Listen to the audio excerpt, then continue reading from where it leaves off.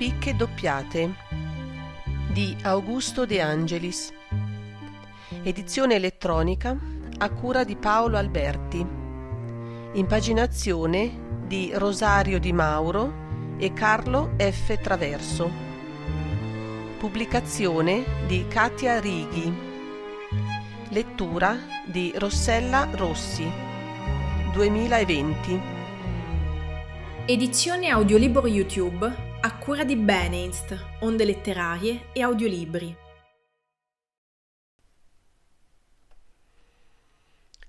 Romanzo poliziesco, con una prefazione sul romanzo giallo e un appendice a uso di chi conosce e di chi non conosce il giuoco del ponte. Le persone del romanzo. I giocatori di Ponte. Donna Maria Viscardi Negroni, direttrice del giuoco, all'Albergo Londra. Marchese Arturo Acrisles. Enrico Acrisles, suo figlio. Conte Ottaviano Merani. Marga, sua moglie. Pearl Selsirca Ader. Fabio Spigeon. Gibbs Broxley. Anthony Blitz. Sir Donald Handel. Antonietta Viscardi Negroni. Fanny Grolli. Viola Manning. Commendator Virgiliano Cohen. Romilde Veronelli. Vladimiro Curti Bo. La Gastloff, cameriera di Pearl Selsirca Ader. Il barman Luciano. Il commissario Carlo De Vincenzi. Il vicecommissario Sani. Il maresciallo Cruni. Il medico. I personaggi di questo romanzo sono tutti immaginari e fittizi. Ogni riferimento a persone vive o morte è puramente occasionale e assolutamente involontario.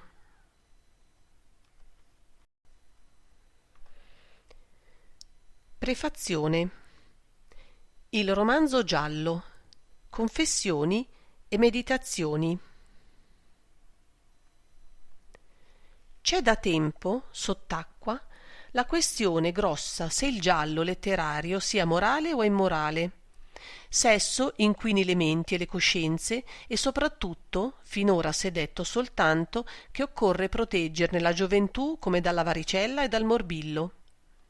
Intendiamoci subito, se per gialli si vogliono gabbare quei romanzi polizieschi a 25 e 50 centesimi e a 1 e 2 lire, che qualche improvvisato editore imprime e smercia su larga scala in edizionacce scorrette e sgrammaticate che fanno legare i denti e accapponare la pelle, ebbene sì, certo, quelli son libri gialli da dare alle fiamme. Essi, pessime traduzioni di testi male scelti e poi sgarbatamente mutilati o paranoiche elucubrazioni di cervelli incolti e privi di materia grigia come di scrupoli, hanno da bandirsi e da inseguirsi senza requie sino allo stanamento.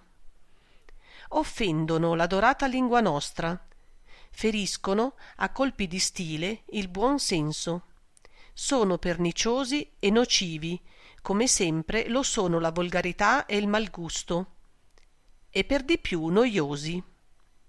Ma per fortuna tal genere di libro giallo è una sottospecie facilmente individuabile.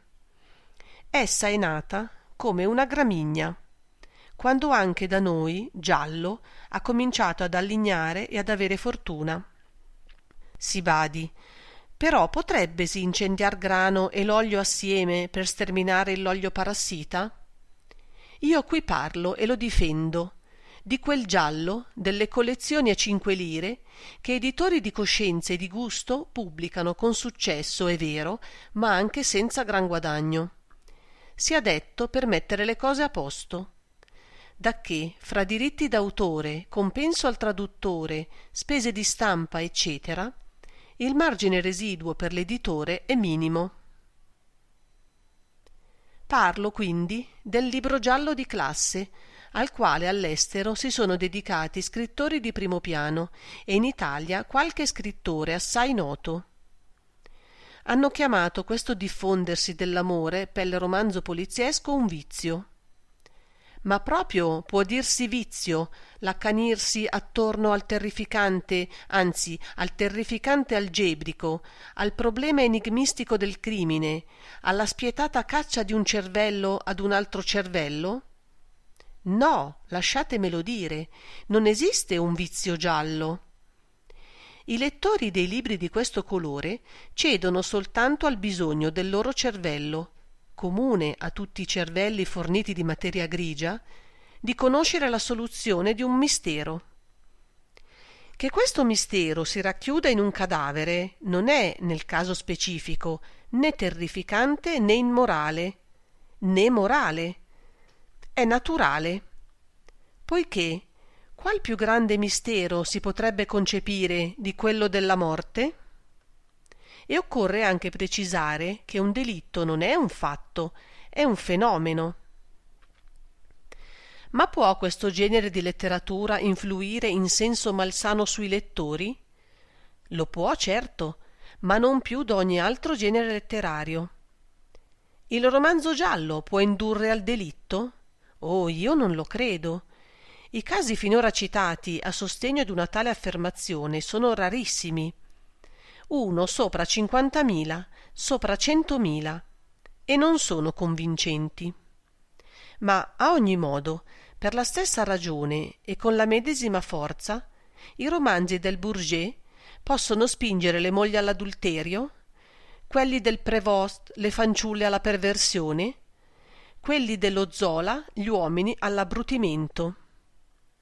E perché non dire che le commedie di Pirandello potrebbero dolcemente, insensibilmente, per un vialetto di rose e di anemoni, condurre qualcuno alla follia?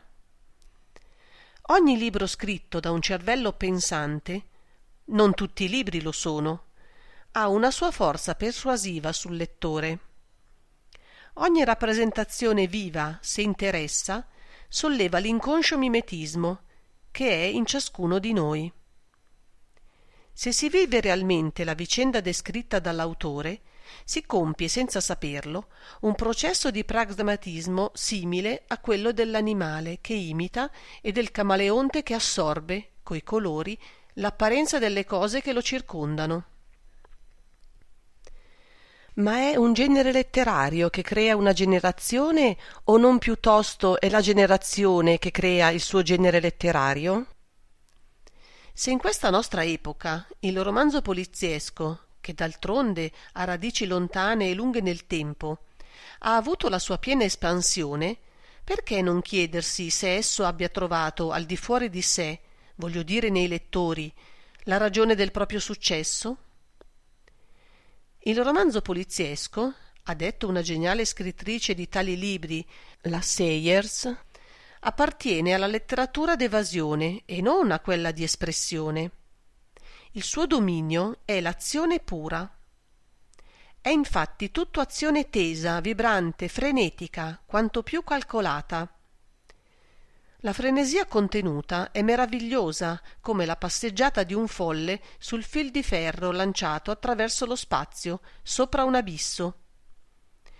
L'audacia logica non è forse uno dei canoni del nostro rinnovamento? Nel romanzo poliziesco tutto si agita.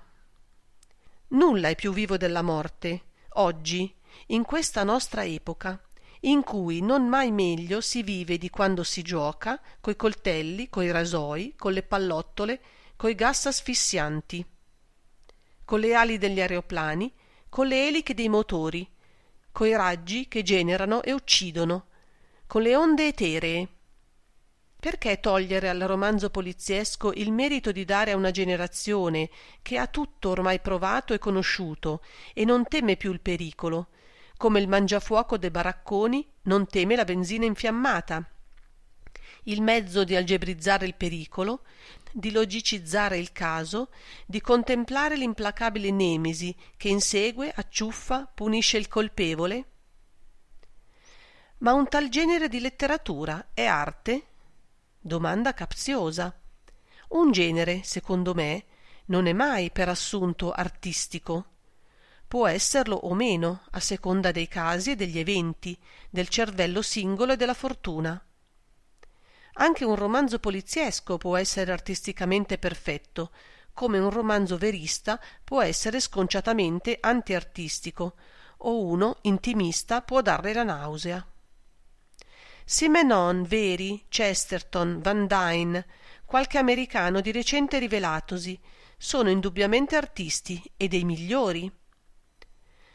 Si racconta che Edgar Poe, letto il principio di un romanzo di Dickens che appariva a fascicoli, scrivesse un articolo in cui prediceva esattamente il corso degli avvenimenti che lo scrittore inglese aveva ancora nel suo cervello, divinando l'intera trama del romanzo. Dickens sembra esclamasse: «Lo ha aiutato il diavolo!» Era d'altronde lo stesso diavolo che suggeriva a lui tipi e figure, casi e vicende, il diavolo del genio. È un fatto, tuttavia, che il dono della divinazione, che è soltanto del resto un esercizio di deduzione e di calcolo, esiste allo stato di subconsciente in ognuno di noi. L'arte dell'autore di romanzi polizieschi consiste appunto nel far passare dall'incosciente al cosciente le facoltà divinatorie dei lettori. Ma poiché io faccio per mestiere lo scrittore di romanzi polizieschi, è necessario parli un poco di me stesso. Facendolo, rispondo a coloro che vorrebbero sterminare il libro giallo. Ebbene, io dico che ho voluto fare e continuo a volerlo un romanzo poliziesco italiano. Impresa ardua. Da noi manca tutto, nella vita reale, per poter congegnare un romanzo poliziesco del tipo americano o inglese. Mancano i detective, mancano i policemen, mancano i gangster. Mancano persino gli ereditieri fragili e i vecchi potenti di denaro e di intrighi disposti a farsi uccidere. Non mancano, sebbene in scala ridotta, purtroppo i delitti. Non mancano le tragedie. Perché non considerare tali ineluttabili fenomeni della vita sociale come materia di vita umana, materia di indagine artistica?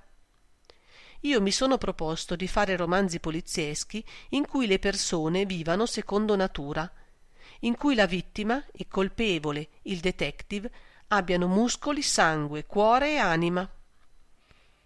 Non nego che l'assenza di psicologia, la quale caratterizza tutti o quasi tutti i romanzi polizieschi stranieri, e la delineazione sommaria dei personaggi, la cui umanità quegli autori non introducono mai sotto pena di sfondarne l'orditura, riescano talvolta, per effetto della loro stessa indeterminatezza, ad essere suggestive.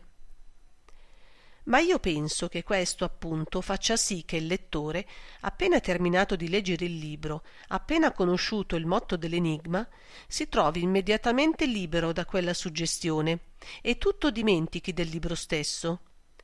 Perché non possono rimanere nel nostro spirito creature d'arte che non hanno spirito, che non hanno anima? L'essenziale inoltre per me è creare un clima, far vivere al lettore il dramma, e questo lo si può ottenere anche facendo svolgere la vicenda in Italia, con creature italiane.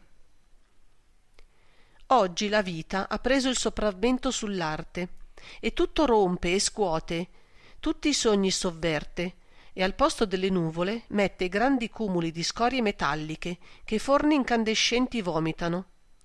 Sopra i vialetti di narcisi e di clematidi fa scorrere la lava livellatrice dei suoi asfalti, abbatte i ruderi ed eleva i grattacieli, spezza le gambe ai bei ginnetti dell'inanellato crine e lancia tra i viali di Citisi e di Larici le sue macchine aerodinamiche, che tagliano le fronde e scortecciano i tronchi col rasoio dei loro parafanghi. Anche le stelle subiscono la vibrazione dei motori e sul cielo azzurro la fanciulla dal cuore puro non vedrà più volo d'angeli e non leggerà più rime tenere, ma gli annunzi pubblicitari dell'ultimo match o della più veloce automobile, tracciati a pennellate effimere dalla coda degli aeroplani. No, non ho rimorsi a scrivere oggi romanzi polizieschi. È un far versi anche questo, che al problema e all'enigma occorrono le rime e non sono facili da trovare. E se il rimario di cui ci si serve è un manuale di criminologia o il trattato di Tardieu sui sintomi e sul decorso dei veleni, si può essere egualmente poeti e moralisti, che si insegna e si mostra come il delitto venga sempre punito e il colpevole sempre scoperto. Augusto De Angelis, Milano, ottobre 1939.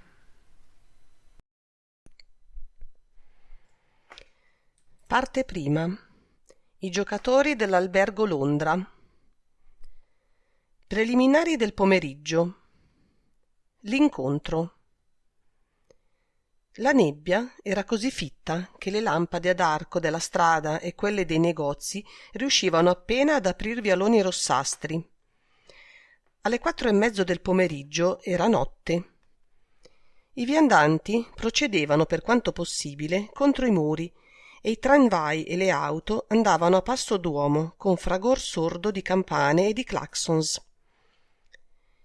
I due uomini si scontrarono sulla soglia illuminata dell'albergo. Erano entrati da parti opposte. L'uno, proveniente da via Monte Napoleone, aveva ridisceso e attraversato via Manzoni. L'altro, da piazza della Scala, s'era subito messo sul marciapiede sinistro, quello dell'albergo. Nell'atrio entrarono entrambi quasi di corsa e si urtarono. Fu allora che, guardandosi, si riconobbero. Il più piccolo e magro dei due emise un sottile fischio. «Per Giove, sono ubriaco oppure sei tu?» L'omaccione massiccio, così interpellato, mandò un sordo grugnito. Era evidente che quell'incontro non lo beava. «Piuttosto rimpannucciato, eh?» «E petulante». Il primo continuò a squadrarlo, con un cattivo ghigno sulle labbra. «Non dubitare, mai visti e conosciuti». Batté le palme guantate come per scuotere ogni invisibile residuo della loro conoscenza ed entrò per primo, facendo girare la bussola a vetri. L'omaccione attese qualche istante.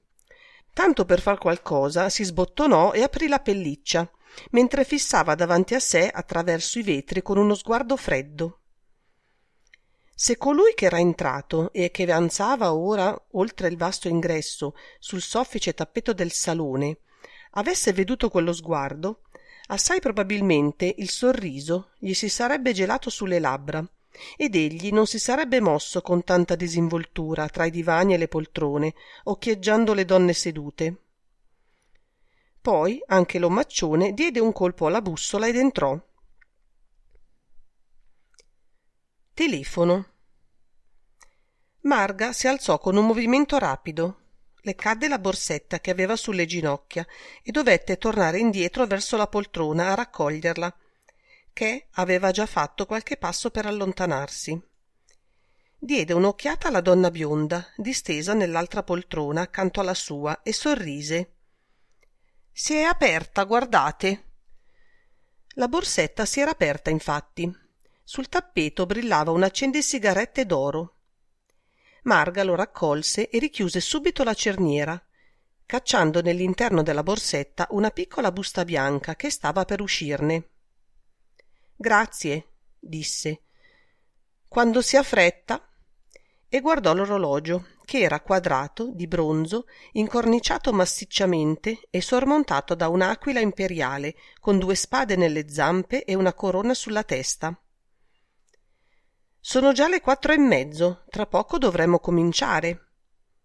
«Naturalmente, cominceremo alle 5. È così che poi si deve giocare fino alle 8 e si va a pranzo alle 9. Una sciocchezza. Ma io debbo telefonare. E attraversò il salone per recarsi nell'atrio dove erano le cabine. La bionda la seguì con lo sguardo. C'era istintiva ammirazione e una punta di acredine invidiosa in quello sguardo.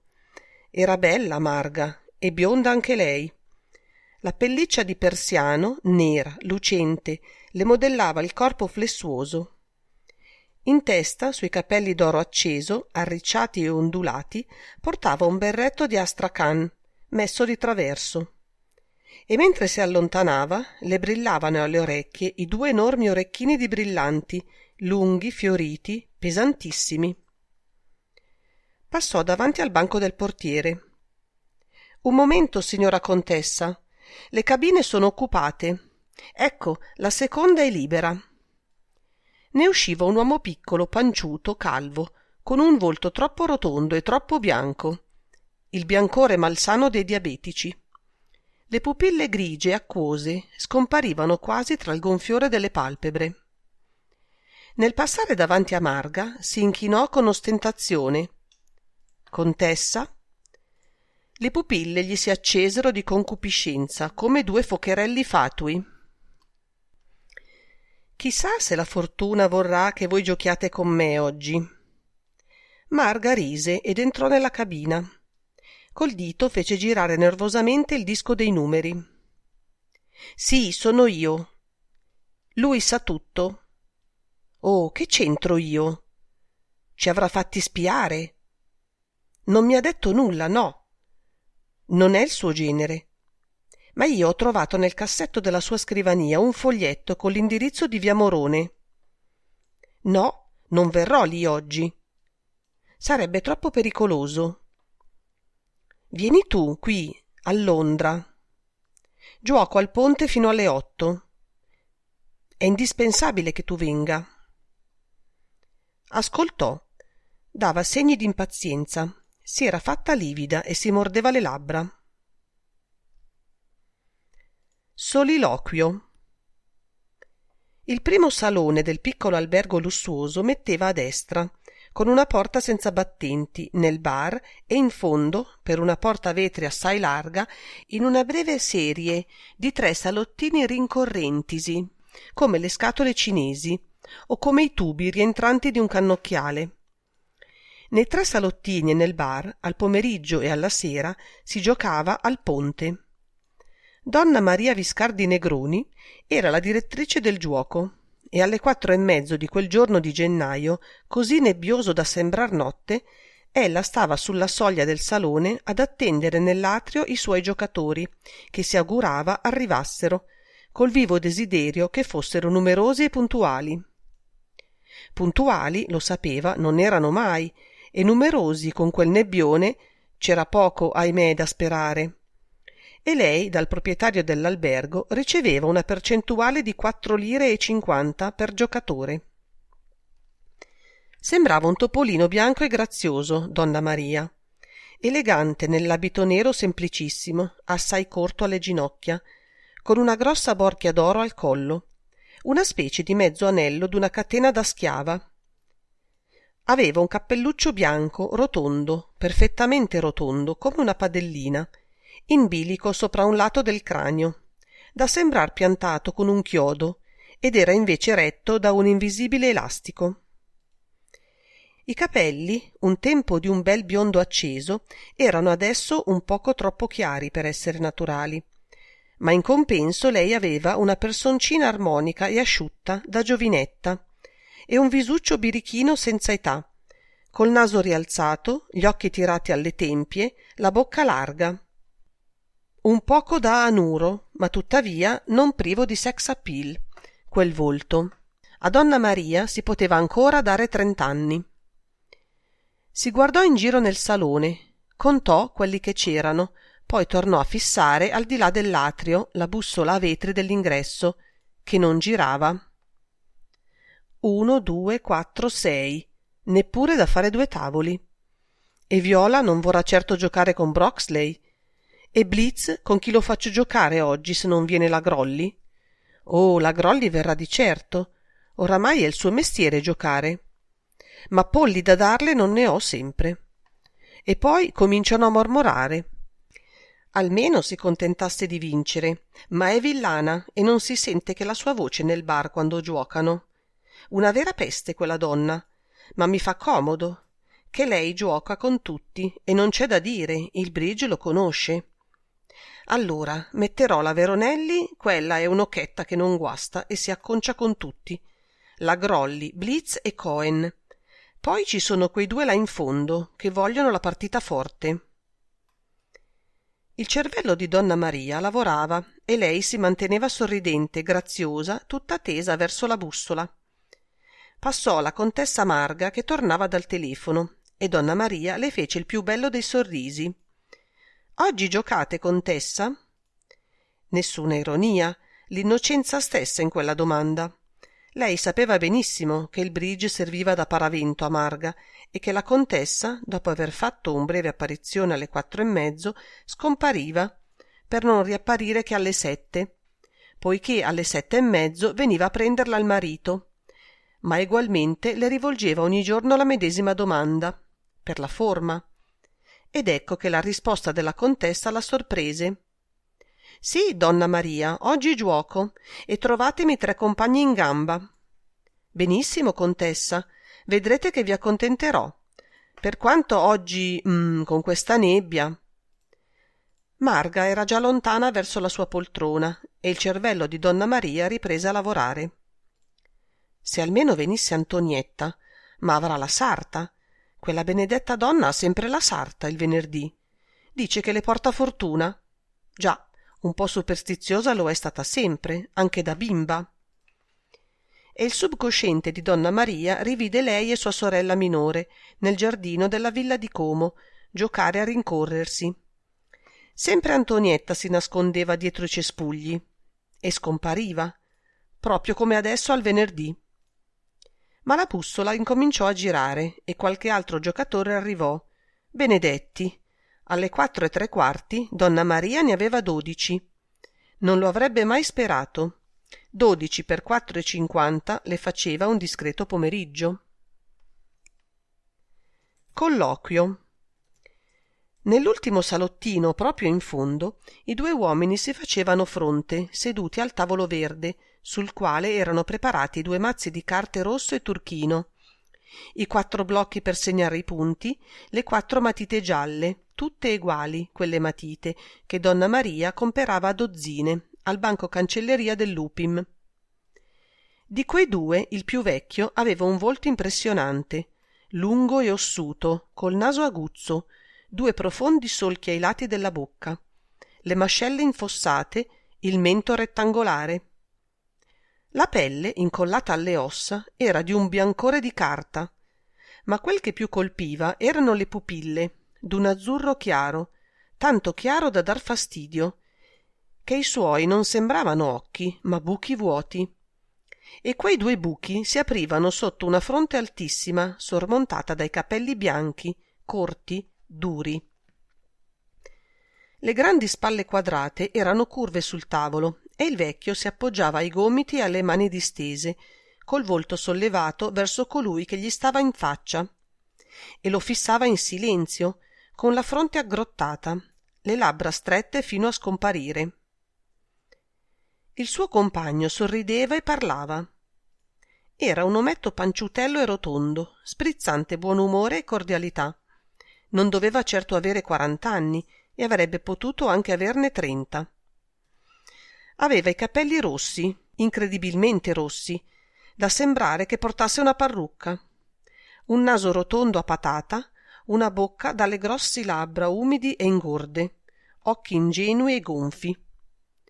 Parlava a voce bassa, come se temesse che potessero udirlo, per quanto là in fondo loro 2 fossero soli.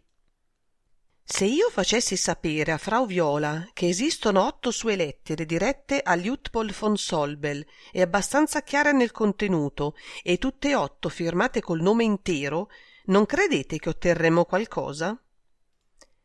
Attese una risposta che non venne. Con la fronte sbarrata dalle rughe, il vecchio continuava a fissarlo. Unico gesto che fece fu di tendere una mano verso il mazzo turchino e di rovesciare una carta. Il 7 di quadri. Carreau, in italiano li chiamano denari, e accennò a una breve risatina. Avete scoperto la carta buona. Denaro?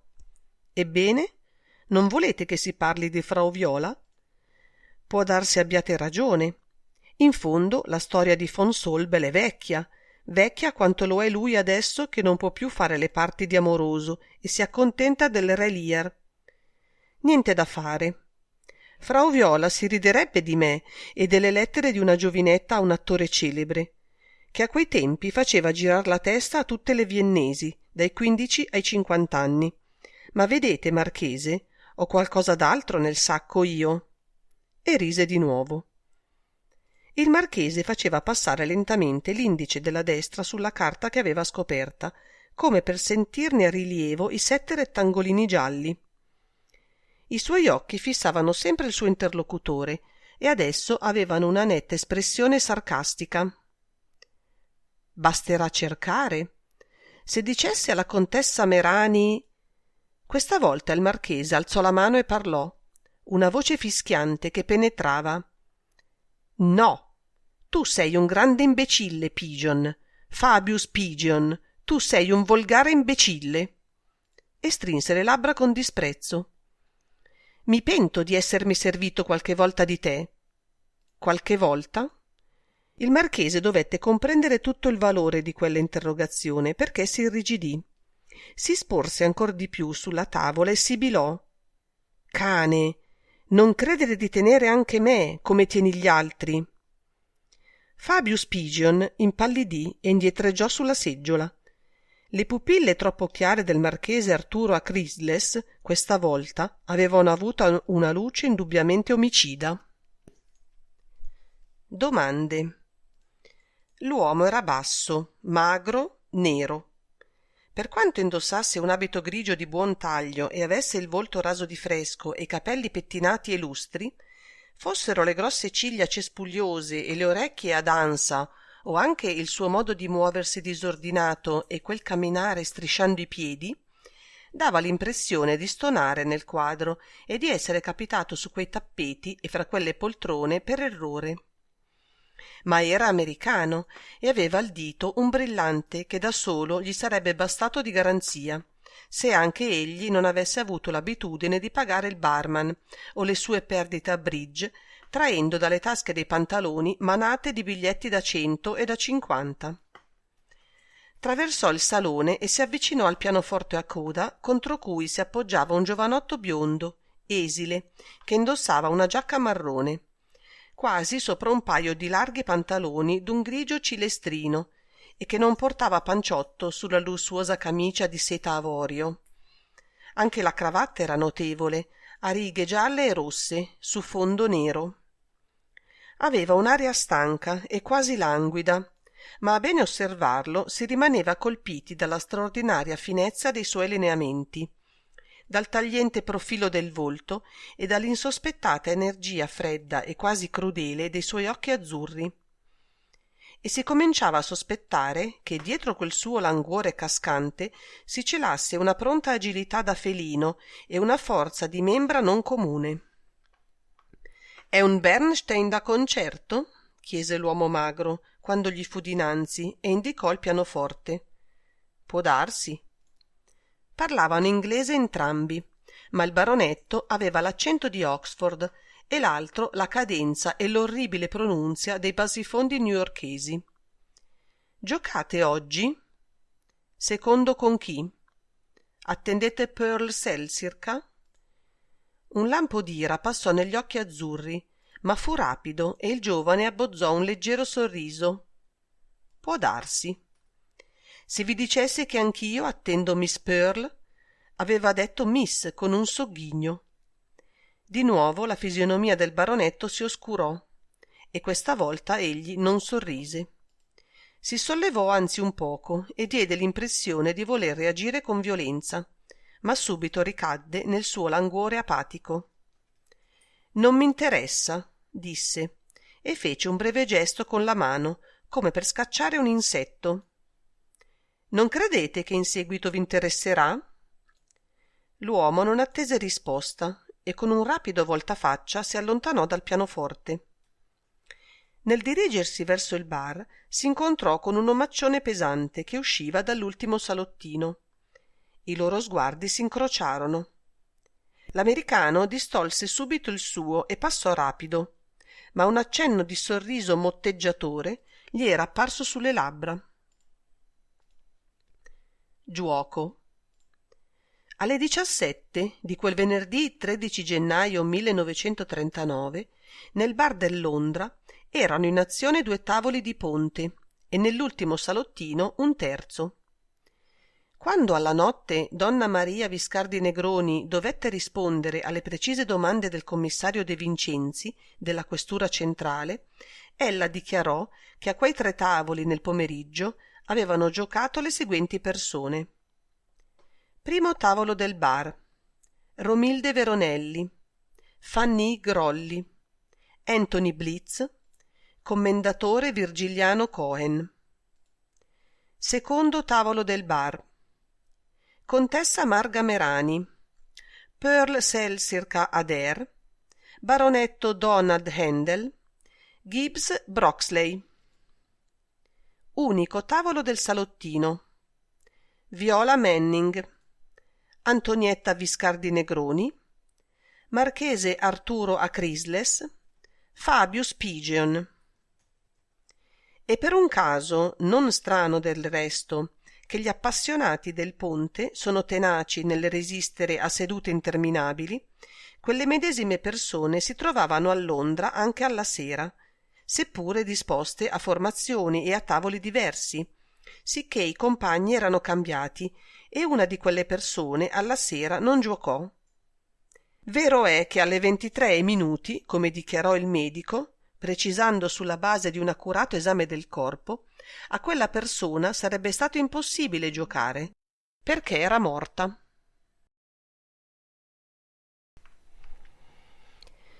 Preliminari della sera. Un nuovo giocatore. Donna Maria aveva lasciato l'albergo alle 20:30, quando finalmente tutti i giocatori se ne erano andati, e vi era tornata alle 21:15. Un boccone in fretta alla sua pensione di Corso Vittorio Emanuele e poi di nuovo alla battaglia in trincea. La sua trincea era costituita dal salone, dal bar e dalle 3 salette del Londra. Il giuoco serale sarebbe cominciato alle 21:30, ma lei aveva telefonate da fare, richiami da lanciare, tavoli da preparare. Non è facile predisporre i tavoli, vale a dire destinare i 4 che debbono giocare assieme a ogni tavolo. I giocatori di ponte sono difficilissimi da accontentare. Vanno a simpatie. Ognuno di essi ha il proprio metodo e le proprie preferenze. Sono sempre pronti a dar la colpa della perdita al compagno e a far nascere discussioni e litigi, che soltanto l'educazione mantiene, quando ci riesce, in limiti onesti. E poi, naturalmente, non tutti sono esperti nel giuoco allo stesso modo, e chi li unisce deve saperli scegliere di pari forza o quasi, che le sorti della partita si equilibrino. Madonna Maria aveva tatto, abilità, conoscenza dei suoi clienti e molta pazienza, sicché quel mestiere lo faceva a meraviglia. Seduta nel bar, ella attendeva e intanto allineava sulla carta i nomi dei giocatori, dividendoli per tavolo. Sapeva già che quella sera sarebbero venuti tutti coloro che avevano giocato al pomeriggio e qualcun altro, sicché avrebbe potuto fare almeno 4 tavoli. Per un venerdì non c'era male e lei ne era soddisfatta. Peccato che la sua serenità non fosse completa, che al pomeriggio ella aveva sentito una certa pesantezza d'atmosfera, una certa tensione fra i giocatori. Nulla di preciso e di concreto, nessun fatto particolare. Eppure donna Maria avrebbe giurato che le cose non andavano lisce. Il barman dietro il banco faceva i suoi conti. Molti giocatori lasciavano da pagare tavolo e consumazioni. Luciano si fidava e faceva credito. anche per vari giorni. Qualcuno, si sa, ogni tanto scompariva, lasciandogli per tutto ricordo un fogliettino col suo nome e qualche cifra. Ma erano infortuni sul lavoro che Luciano prendeva con filosofia, cercando di rifarsi come poteva su coloro che rimanevano e che pagavano. «Luciano? Signora? Come ti sembra che siano andate le cose oggi?» Il barman si strinse nelle spalle. «Come sempre, signora, nessun incidente mi pare. Chi ha perduto ha pagato. La Grolli è stata anzi più tranquilla del solito». «Ne sei sicuro, Luciano?» fece donna Maria con speranza. «Oh, certo che è così». Le sue dovevano essere ubbie, e se anche il conte Merani non era venuto a prendere sua moglie come gli altri giorni, e se anche la contessa aveva dovuto smettere di giocare per una mezz'ora, pregando lei di sostituirla, perché aveva fatto la sua improvvisa comparsa il marchesino Acrisles, figlio del vecchio Acrisles, con cui la contessa si era appartata nel salone. Donna Maria era sciocca a pensare che qualcosa dovesse e potesse turbare la serena vita di quel luogo di scientifico divertimento, dove non doveva regnare altra preoccupazione che quella delle dichiarazioni e degli attacchi, dei doppio e dei ridoppio. E riprese ad allineare nomi 4 a 4. Fu in quel momento che il nuovo giocatore entrò. Il più straordinario giocatore che donna Maria potesse immaginare. Era un omino alto non più di 1,5 metri, con un pesante pastrano color mattone e un tubino nero sul cranio. Sporse prima il capo attraverso la porta del bar e poi avanzò, togliendosi il cappello e tenendo dinanzi a sé un bastone col manico d'osso, quasi ad aprirsi il varco o a proteggersi. Donna Maria e Luciano rimasero senza fiato. L'omino aveva il volto da faina, rugoso e arguto, il naso aguzzo, gli occhi piccini e brillanti. Ma quel che subito colpiva era la sua cravatta, una larga cravatta a fiocco d'un incredibile colore cremisino. Quando fu presso il tavolo sul quale donna Maria faceva i suoi calcoli, egli s'inchinò e disse con voce chiara, sonora, che però si lacerò a un tratto in uno stridore squillante per tornare subito al tono normale, come se quell'acuto fosse stato uno scherzo. Vladimiro Curtibò. Curtibò, in 2 parole. E s'inchinò di nuovo. Donna Maria lo guardava e non trovava il modo di parlare. «Voi non mi conoscete, signora? O forse sì? Avete sentito qualche volta parlare di Curtibò? Di Vladimiro Curtibò? Il mio nome? Oh Dio, è alquanto noto!» Tacque, si volse a guardare il barman, ordinò: «Un cognac, Martel, 3 stelle, per favore, autentico», e sedette. Donna Maria continuava a guardarlo. «Avrete già compreso, signora, perché io sia venuto qui stasera, n'è vero? Perché mai si può venire a trovarvi se non per chiedervi di essere accolto fra i vostri fedeli? E io ve lo chiedo. Sono un appassionato del giuoco del ponte. È un giuoco che richiede l'impiego di ogni nostra facoltà di astuzia, di calcolo, di memoria, di intuizione. L'unico giuoco al quale Vladimiro Curtibò avrebbe potuto dedicarsi. E ci si è dedicato? Da poco, è vero, ma posso dire senza falsa modestia che oramai ne sono padrone e che non mi periterei di misurarmi con Culberson se Culberson fosse quel grande giocatore che dicono, mentre non lo è, dato che si è fatto battere da Claudette Colbert, stella di Hollywood. Donna Maria aveva ritrovato i suoi spiriti. Un nuovo cliente e null'altro.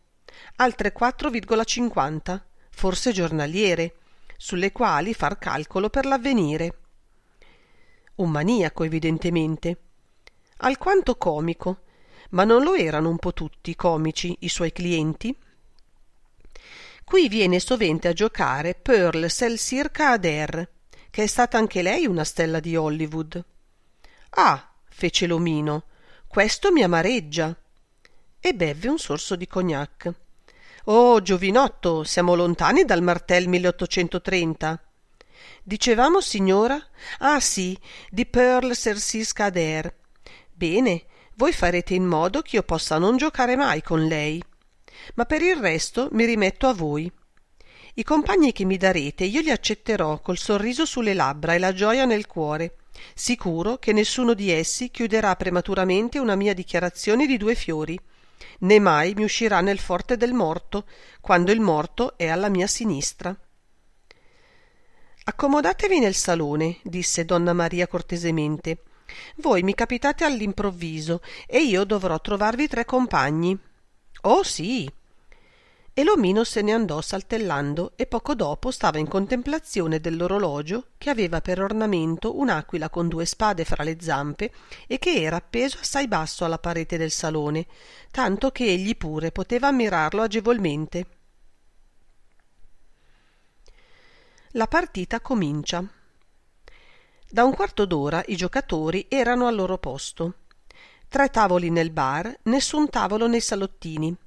I tavoli erano 3, come nel pomeriggio, che il quarto tavolo, sognato da donna Maria, se n'era andato in fumo. Il salone era illuminato e la porta di accesso all'atrio era chiusa. In quel piccolo albergo di gran lusso, dove i clienti venivano contati e sempre gli stessi e le cui abitudini erano note alla casa, il salone, il bar e i 3 salottini formavano un'ala a parte, esclusivamente dedicata al giuoco del ponte. Per accedere al salone e ai salottini non c'era altra porta che quella dell'atrio. Per andare al bar si sarebbe di rigore potuto passare anche dalla porta che dava sopra un largo e breve corridoio, sul quale si aprivano gli usci dei gabinetti di Toletta e che sbucava poi di fianco all'atrio, dalla parte delle cabine telefoniche. Ma nessuno mai se ne serviva, se non appunto i giocatori quando si recavano ai gabinetti di Toletta. Quella sera nel salone era rimasto il vecchio marchese Crisles, il quale non aveva voluto giocare, affermando di essere stanco e di rimanere volentieri a leggere sdraiato in una poltrona. Donna Maria di quella rinuncia era stata lieta, perché così aveva potuto mettere al posto del marchese la nuova recluta capitatale, l'ineffabile omino Curtibò. Nel bar, attorno ai tavoli senza giocare, c'era il marchesino Enrico Acrisles, che stava seduto di fianco a Pearl Cercis Cader, e il conte Ottaviano Merani, appollaiato sopra un alto sgabello, accanto al banco del bar, con un whisky davanti. Per convenienza e anche perché era un uomo simpatico e di gradevole compagnia, donna Maria gli si era seduta di fronte.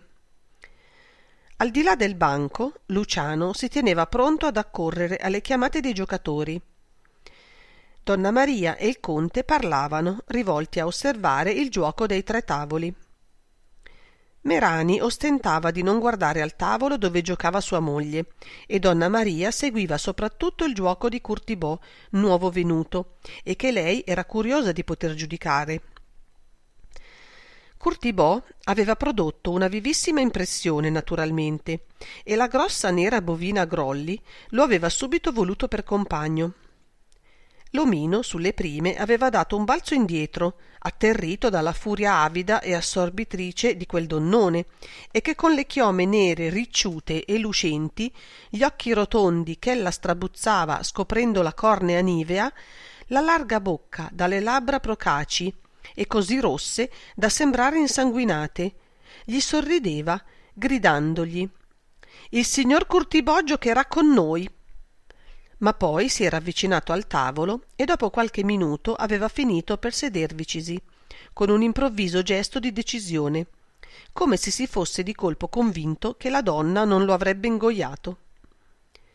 E adesso giocava avendo per compagna Marga Merani e per avversari la Grolli e Anthony Blitz. Il loro tavolo era nel primo angolo del bar, verso la porta di accesso al salone.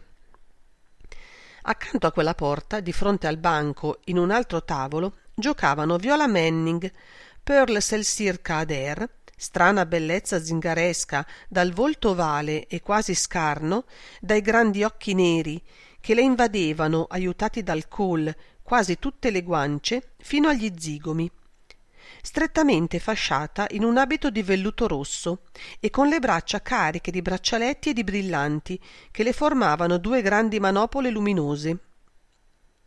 Il baronetto Donald Handel e Fabius Pigeon. Il terzo tavolo era situato nell'angolo opposto, di lato al banco, in una rientranza del muro, laddove si apriva la porta che dava ai gabinetti di Toletta. Adesso giocavano Romilde Veronelli, Antonietta Viscardi Negroni, il commendator Virgiliano Cohen e Gibbs Broxley. 16 persone, esattamente, respiravano, fumavano, vivevano in una stanza larga poco più di 5 metri per 6. E di quelle 16, 12 con un ventaglio di carta in mano, non pensavano più se non alle sequenze dei cuori e delle picche, dei quadri e dei fiori. Un fiori, un quadri, un picche, 4 picche, doppio, un senza a tu, 2 picche, passo, passo, 3 fiori, passo, 3 cuori, passo, 3 senza. Il gioco si svolgeva, seppure appassionante per i giocatori e gli iniziati, uguale e monotono. L'orologio sulla parete del salone faceva girare le sue sfere dorate. Nell'angolo più lontano dalle porte dei salottini e del bar, il marchese Arturo Acrisles leggeva un vecchio Wiener Magazine, preso sul lungo tavolo di quercia dove giacevano gli illustrati e i vari cataloghi delle mostre d'arte. Egli voltava le spalle alla sala e dietro la sua schiena era accesa una lampada sottile e alta da terra, con un enorme paralume di seta a fiorami. Aveva le lunghe gambe accavallate e le spalle e la testa scomparivano alla vista di chi entrasse nel salone, nascoste dall'alta spalliera di velluto. Nell'atrio il portiere di notte e 2 grooms vegliavano in attesa della una. A quell'ora il giuoco sarebbe terminato e i 2 ragazzi se ne sarebbero andati con Luciano, mentre il portiere, chiuso il portone dell'albergo, avrebbe cominciato a far la pulizia del salone e delle salette fino all'alba. Un po' di pace per lui finalmente, perché egli sapeva che finché il giuoco fosse durato, la sua tranquillità era in pericolo. I telefoni squillavano e ogni momento dalle sale del ponte veniva qualcuno a dargli i più inaspettati e noiosi incarichi. E lui adesso, dietro il banco, guardava di tanto in tanto alla porta del salone, temendo sempre di vederla aprirsi. Quella sera la porta si aprì e si richiuse più sovente del solito. Oh, che diavolo avevano di andare e venire come anime in pena! Giocassero infine e non pensassero ad altro, senza adoperare il telefono a quel modo. E brontolava dentro di sé l'uomo, mentre 2 grooms sonnecchiavano, uno presso la bussola a vetri dell'ingresso e l'altro davanti alle cabine telefoniche.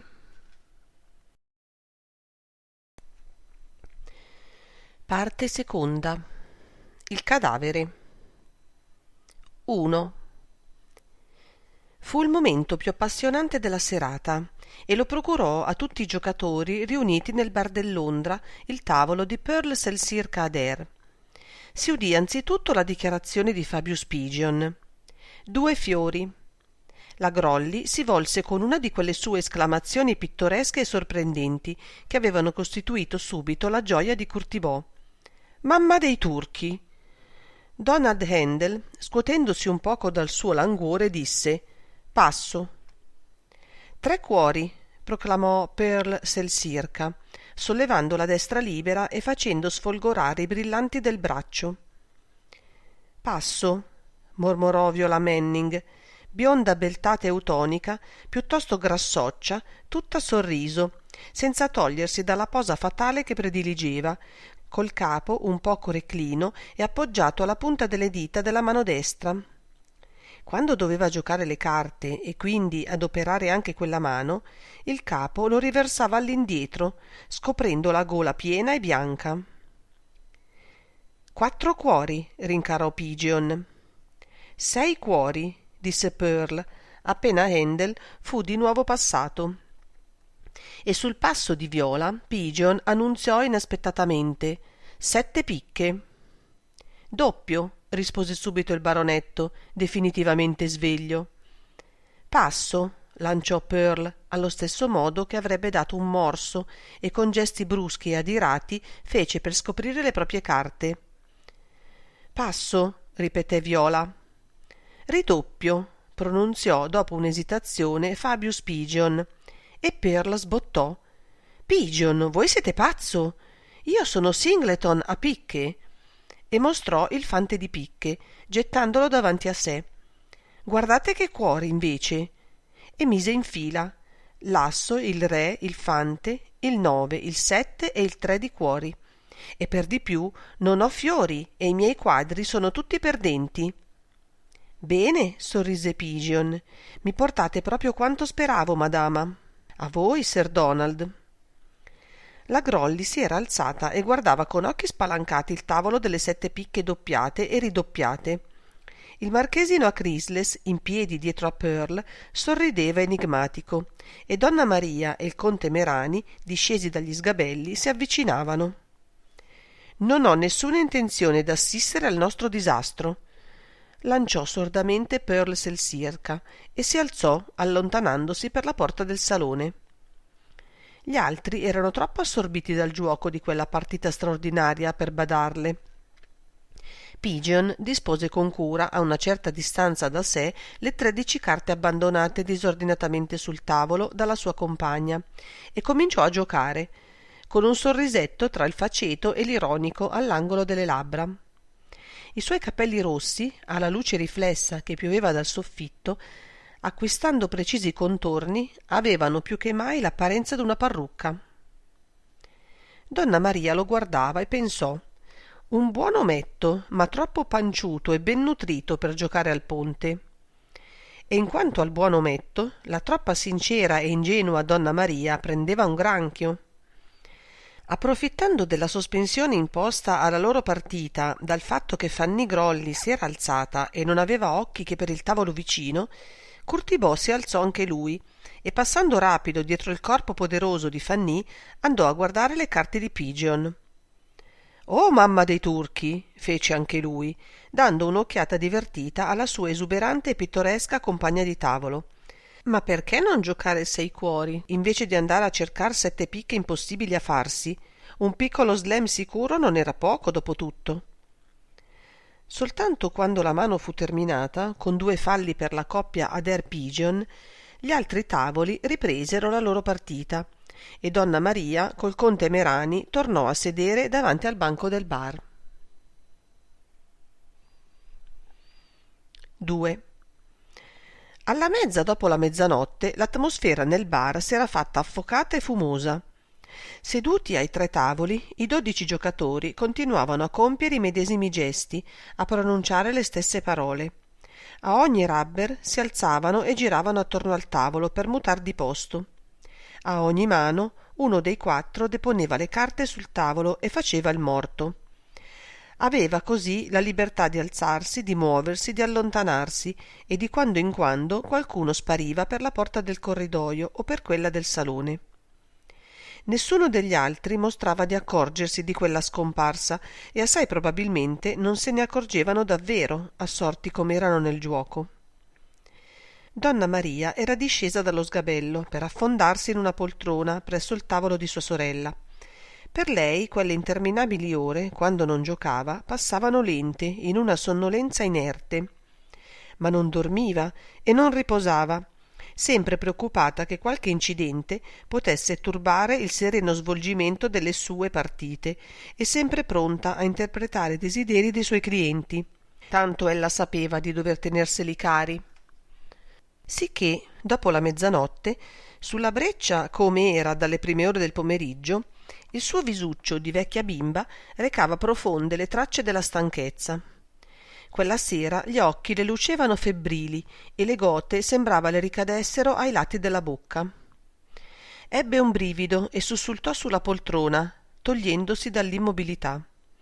A un tratto le era tornata la sensazione già avuta nel pomeriggio, che l'ambiente attorno a lei fosse saturo di onde elettriche, insidiose e perniciose, una sensazione strana e spiacevole, quasi dolorosa, come il presentimento d'una sciagura imminente.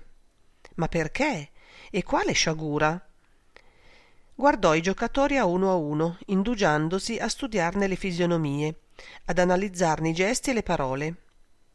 In fondo, di ognuno di essi, eccettuata sua sorella naturalmente, lei che cosa sapeva? I nomi e poco altro. E forse qualcuno di quei nomi non era neppure il vero. Di dove venivano? Quali sentimenti, quali bisogni, quali ansie e tormenti, quali inconfessabili pensieri e propositi si agitavano nel loro cervello? Gente d'ogni specie, razza e nazionalità, che soltanto la passione per un giuoco noto e diffuso in tutto il mondo univa e riuniva, come il vincolo posticcio e convenzionale d'una società segreta. Allo stesso modo di un vizio o dell'abitudine agli stupefacenti. Prolungò l'esame, cercando di leggere dietro quelle fronti. Qual era la parte di ognuno di quegli uomini e di quelle donne nella vita? Il conte Merani era rimasto solo, seduto al bar, e continuava a bere whisky. Il marchesino a Chrysles sedeva sempre accanto a Pearl Circa, la sua nuova passione. O lo faceva per tenersi lontano da Marga, quella sera che il marito era lì? Donna Maria aveva sorpreso qualche occhiata di Marga e non le era piaciuta affatto. Il senso di oppressione e di malessere aumentò in lei tanto da indurla ad alzarsi di scatto e a muoversi da un tavolo all'altro, come per liberarsi dall'incubo, per scacciare l'angoscia di qualcosa di sconosciuto ed imponderabile che la minacciasse. Concretò dentro di sé nettamente tale impressione e rise. Era una sciocca e null'altro. Quale pericolo poteva minacciarla? Ma soffocava e uscì dal bar nel salone. Tutte le luci ardevano ancora. L'orologio segnava i 42 minuti dopo la mezzanotte. Altri pochi minuti e poi sarebbe tornata nel bar ad avvertire che facessero l'ultimo rubber. Mosse qualche passo incerto per la sala, andò alla grande specchiera dorata sopra il caminetto di marmo, che non era acceso, tutto il riscaldamento dell'albergo essendo fatto a termosifone, e guardò la propria immagine. Vide un volto giallastro, con rughe profonde, sul quale la lacca delle labbra metteva una macchia di sangue scuro. Fece una smorfia di orrore. Ecco come si riduceva a far quella vita. Scosse con violenza la testa, agitando i capelli d'oro bianco che le ricadevano abbondanti dietro la nuca, tagliati come quelli d'un paggio trecentesco. Doveva essere lo specchio a darle quel colore, e in quanto alle rughe, in fondo non aveva che quei 2 segni attorno alla bocca. Li aveva sempre avuti anche da bimba, quando le sorelle e le amiche la chiamavano Ranocchia. Quei segni però non le avevano impedito d'essere amata ed amare, di piacere insomma agli uomini, e anche adesso. Un altro sorriso. Improvvisamente la sua attenzione fu attratta dall'angolo del salone che vedeva riflesso nello specchio la lampada alta da terra con l'enorme paralume a fiorami, la spalliera di velluto marrone della poltrona e accanto il piccolo tavolo. E sul tavolo vide un sifone di soda e un grande bicchiere rovesciato. Oh, perché quel bicchiere era rovesciato? Ricordò di aver lasciato in quella poltrona il vecchio marchese a Chrysles. Non aveva voluto giocare e si era messo a leggere. Sempre dentro lo specchio scorse in terra più distante dal tavolo una rivista. Doveva essersi addormentato il vecchio e la rivista che leggeva gli era caduta. Donna Maria si aggiustò la grossa borchia d'oro al collo, si diede una toccatina ai capelli, poi si volse. Nel dirigersi verso l'angolo illuminato dalla lampada, quando fu in mezzo al salone, vide le lunghe gambe del marchese piegate in modo strano contro il tappeto. Poi il corpo del vecchio, che era scivolato e giaceva rovesciato all'indietro, per metà fuori della poltrona. Fu presa da un leggero tremito e fece qualche passo più rapido avanzando. Allora lo spettacolo d'un cadavere le apparve e non poté avere alcun dubbio al riguardo. Il volto già così impressionante da vivo del marchese appariva adesso atrocemente contorto. Gli occhi azzurri troppo chiari erano sbarrati nel vuoto e fissi e vitrei da dare i brividi. Donna Maria dovette mettersi una mano sulla bocca e comprimervela con forza per trattenere un urlo di orrore e di terrore.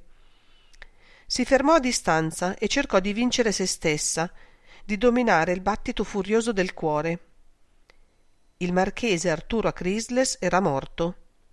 Una disgrazia, certo, ma una disgrazia che avrebbe portato lo sconvolgimento nell'albergo, il turbamento in quel suo ristretto cerchio di giocatori, fino al punto di indurli a disertare il locale. Un senso di egoistica prudenza le aveva impedito di gridare e la tratteneva ora, ferma in mezzo al salone davanti al cadavere.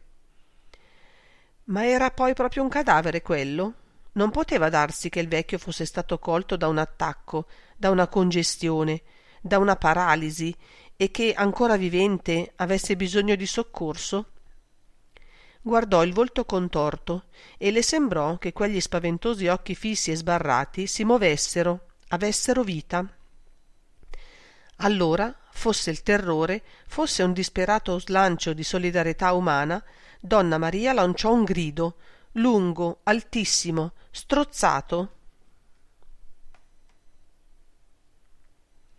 3.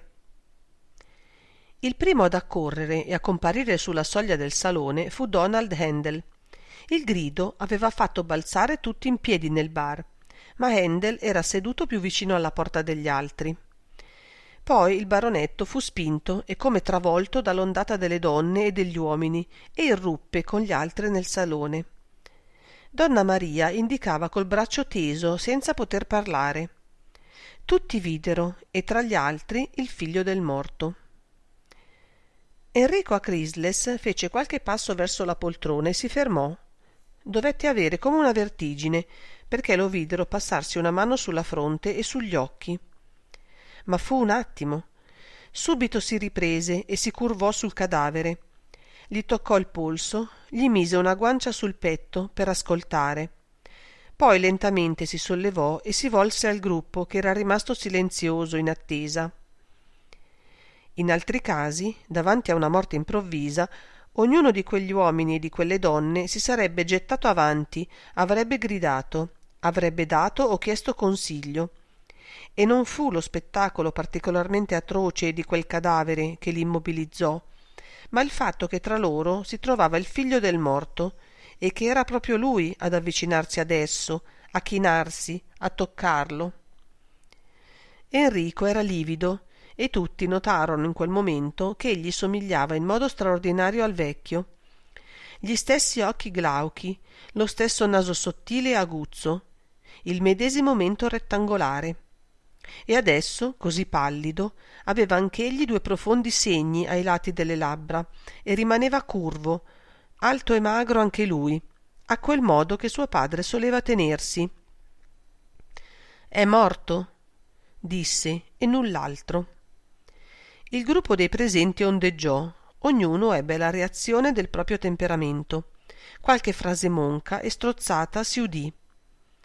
In quell'istante si spalancò la porta dell'atrio e apparve il portiere di notte e due grooms color del caffè e latte.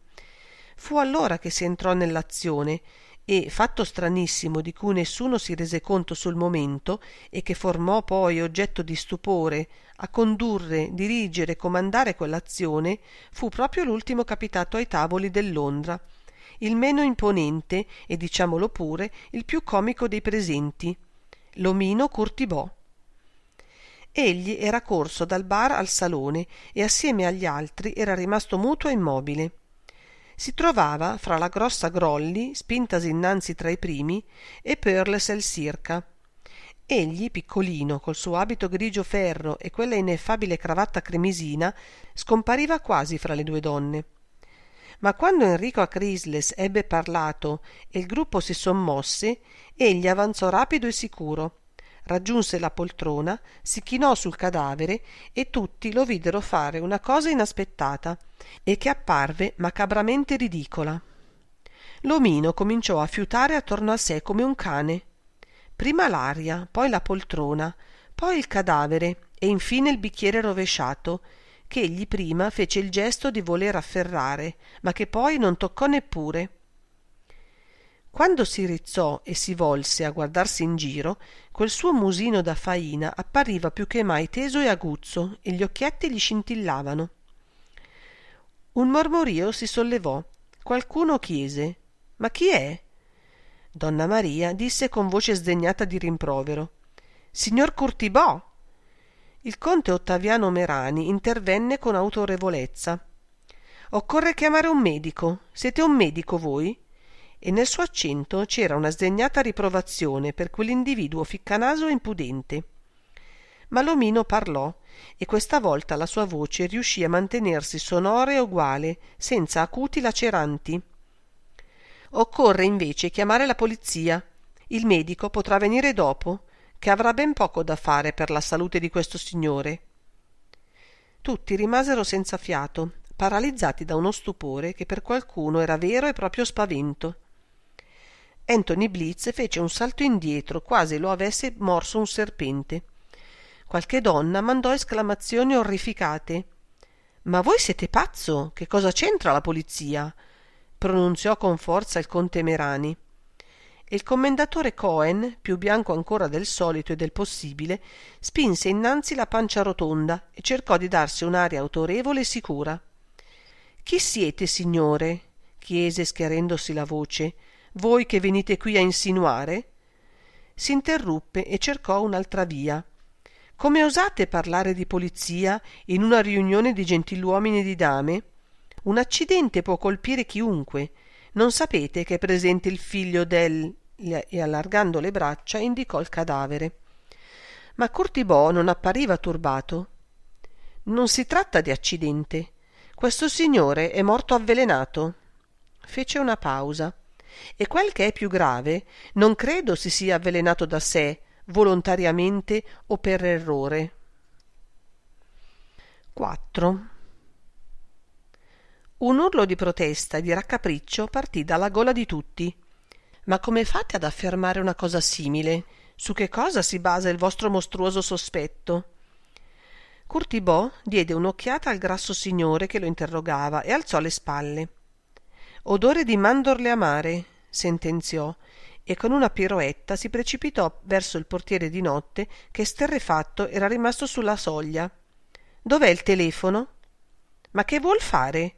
chiese con voce bianca Pearl Selsirca. «È un pazzo pericoloso», ruggì il conte. «Adesso farà venire la polizia davvero». «Mamma dei turchi!» esclamò Fanny, strabuzzando ancor più del solito gli occhi bovini. Donna Maria era riuscita a ritrovare un po' di sangue freddo. «In ogni caso noi non possiamo rimanere così», e guardò ancora il cadavere per portare subito lo sguardo sul marchese Enrico. Il figlio del morto era caduto a sedere in una poltrona e rimaneva inerte, con lo sguardo fisso sulla spoglia del padre, le mani abbandonate fra le ginocchia. «Oh, io me ne vado», esclamò con voce atterrita Viola Manning. «Mi accompagnate, Handel?» Gli altri si scambiarono un'occhiata. Andarsene? Era nel desiderio di tutti. Si operò un movimento verso la porta. I primi furono Blitz e Broxley. Donna Maria alzò le mani, quasi avesse voluto trattenerli. Sapeva benissimo lei che non avrebbero potuto andarsene, ma non riuscì a dir nulla, anche perché sulla porta, prima che alcuno la varcasse, era ricomparso Curtibò. L'ineffabile omino si rizzava sui talloni e allargava le braccia a sbarrare il passaggio. «Impossibile, signori! Nessuno può abbandonare questo locale fin quando non sia arrivata la polizia. Occorre vi rendiate conto che qui dentro è stato commesso un delitto. Dico, un delitto!» I più pronti a tentar di andarsene indietreggiarono. Seguì un istante di silenzio. Curtibò sorrise in modo che voleva essere accattivante. «Non avete nulla da temere in fondo, signori miei. Ciascuno di voi non può non avere la coscienza tranquilla, e in quanto all'assassino, nulla prova che egli si trovi ancora tra noi». Fece una pausa e sollevò le mani al cielo. «Iddio non avrà certo voluto che egli sia uno dei giocatori». Gli altri tacevano. Inconsapevolmente si allontanarono uno dall'altro. Ma poiché la volontà del Signore è imperscrutabile, è necessario riconoscerla attraverso i segni terreni con cui si è manifestata. E per riconoscerla, questa volta, nessuno è più adatto del mio amico commissario De Vincenzi, a cui io, Vladimiro Curtibò, in 2 parole, e l'omino s'inchinò, dato che esercito il nobile mestiere di investigatore privato, sono pronto e determinato a dare tutto il mio aiuto di intelligenza e di azione. Afferrò per un braccio il portiere di notte e lo trasse indietro, spingendolo nell'atrio. Poi mise la mano sulla maniglia del battente aperto e concluse: «Favorite rimanere tutti dove siete. Vado a telefonare e torno a unirmi a voi. In fondo sono un sospetto anch'io e desidero dividere la vostra sorte». Fece un balzo indietro e chiuse prestamente la porta, affrettandosi a farne girare la chiave. «Ecco», sussurrò al portiere, «da questa parte non possono uscire. Rimane la porta del bar e voi andrete subito a piantonarla, e guai a voi se permettete che uomo vivo o donna la varchi». Il portiere era ancora tanto sconvolto e il tono della voce dell'omino così autorevole che egli obbedì senza parlare. I 2 ragazzi color del caffè e latte fissavano Curtibò a bocca aperta. Avevano veduto il morto e non capivano di dove quel curioso fenomeno fosse sbucato. Col gesto entrambi gli indicarono il telefono e Vladimiro si precipitò in una delle 2 cabine, richiudendosene con cura la porta dietro le spalle, prima di formare il numero della questura centrale.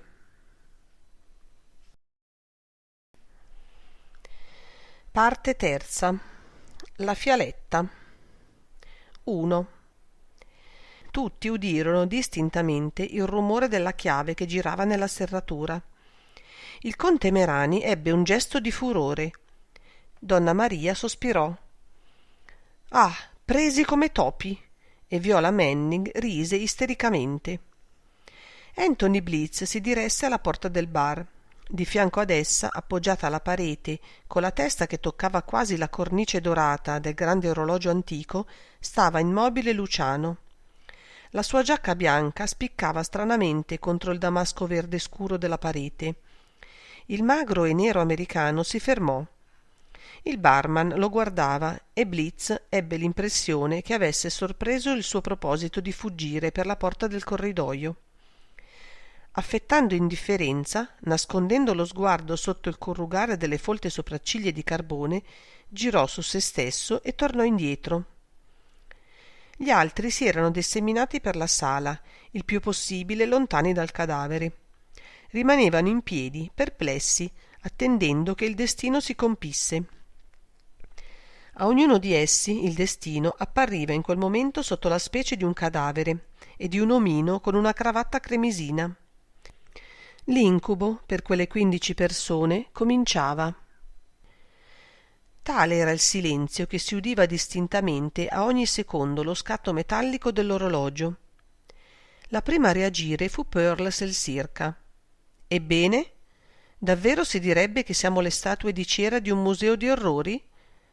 Tra noi c'è un assassino!» «Tacete, Selcirca!» gridò donna Maria. Nello stesso tempo si udì un singhiozzo. Era stata Antonietta e adesso piangeva.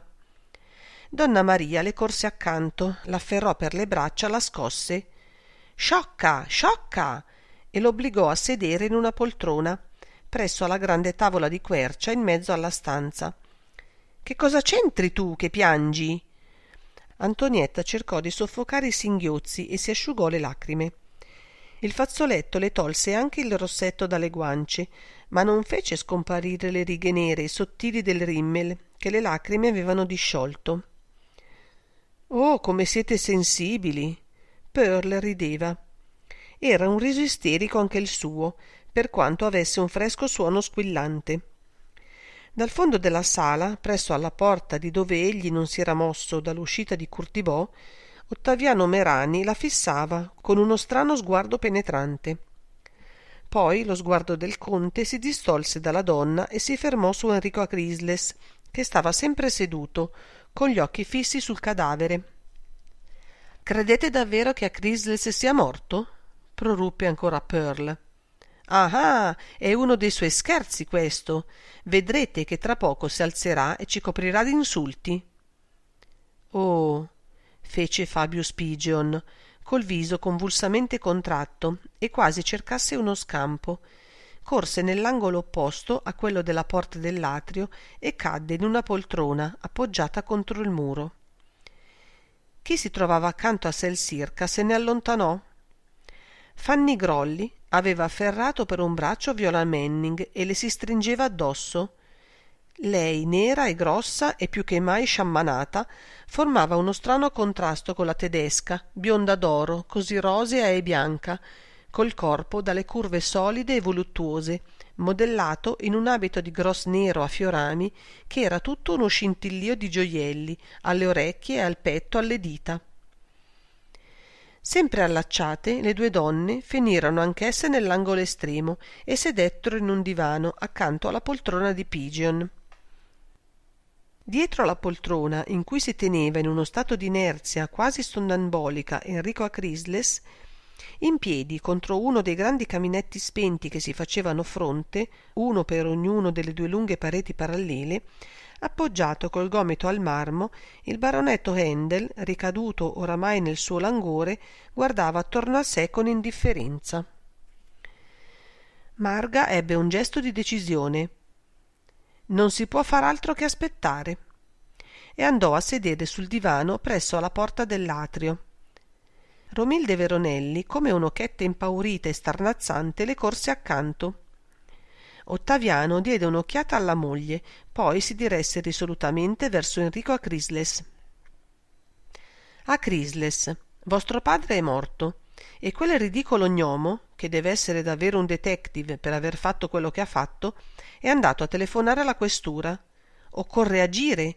Che cosa intendete fare? Il giovane sollevò lentamente lo sguardo su colui che lo interpellava. Sembrò dapprima che non lo riconoscesse, ma a un tratto gli occhi gli lampeggiarono ed egli balzò in piedi. «Perché lo chiedete a me?» disse con violenza. «Non sono io che l'ho ucciso!» I due uomini si facevano fronte e si fissavano.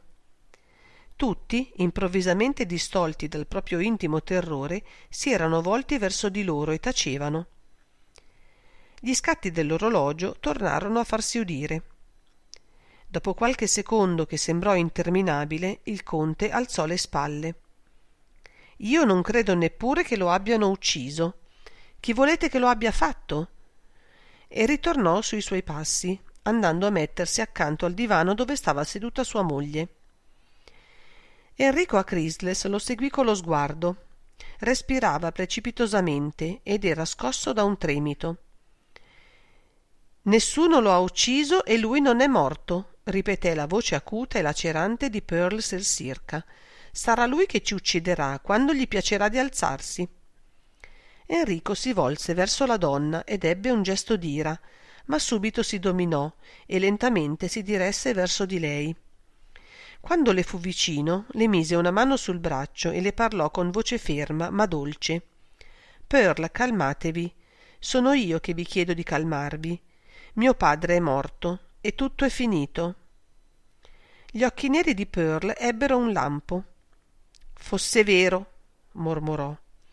Poi si liberò dalla mano del giovane e andò a sedere in fondo presso la porta dei salottini, in un seggiolone antico, sola e separata dagli altri. 2. Si udì il rumore di alcuni passi brevi e saltellanti venire dal bar e sulla porta apparve Cortibò. Egli era sempre senza cappello e senza pastrano, ma brandiva il suo bastone di canna, col manico d'osso ricurvo. Si fermò sulla soglia e guardò in giro i presenti, come se li contasse. E dovette contarli, infatti, perché a rassegna terminata sembrò soddisfatto. «Tra poco sarà qui il commissario De Vincenzi, è un gentiluomo».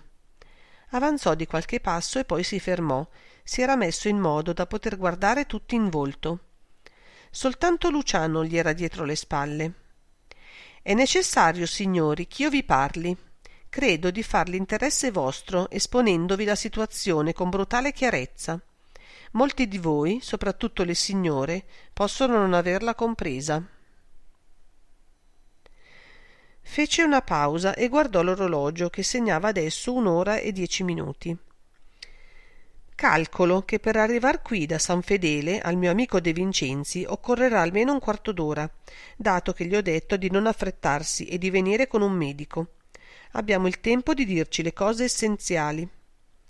Guardò coloro che erano tuttora in piedi e suggerì con soavità: perché non sedete? Ho bisogno, per farmi comprendere, che ognuno di voi abbia i nervi distesi e la mente calma. Sedete, vi prego. Enrico Acrisles fu il primo a tornare alla sua poltrona di fronte al cadavere e a sedere. Gli altri quasi incoscientemente lo imitarono, raggiungendo le poltrone più vicine. Soltanto il conte Merani rimase in piedi e l'unico movimento che fece fu quello di appoggiarsi alla parete tra il divano dove erano sedute sua moglie e la Veronelli e la poltrona dove si era lasciato cadere il commendatore Cohen. Aveva incrociato le braccia al petto, assumendo un atteggiamento di sarcastica rassegnazione. «Bene, meglio seduti che in piedi», dice un proverbio arabo. È vero che quel proverbio aggiunge «meglio morti che seduti», ma la filosofia orientale non è la nostra e certo il marchese Acrisles sarebbe stato assai più soddisfatto se lo avessero lasciato soltanto seduto. «Non mi permetto di scherzare, signori, dico le cose puramente essenziali.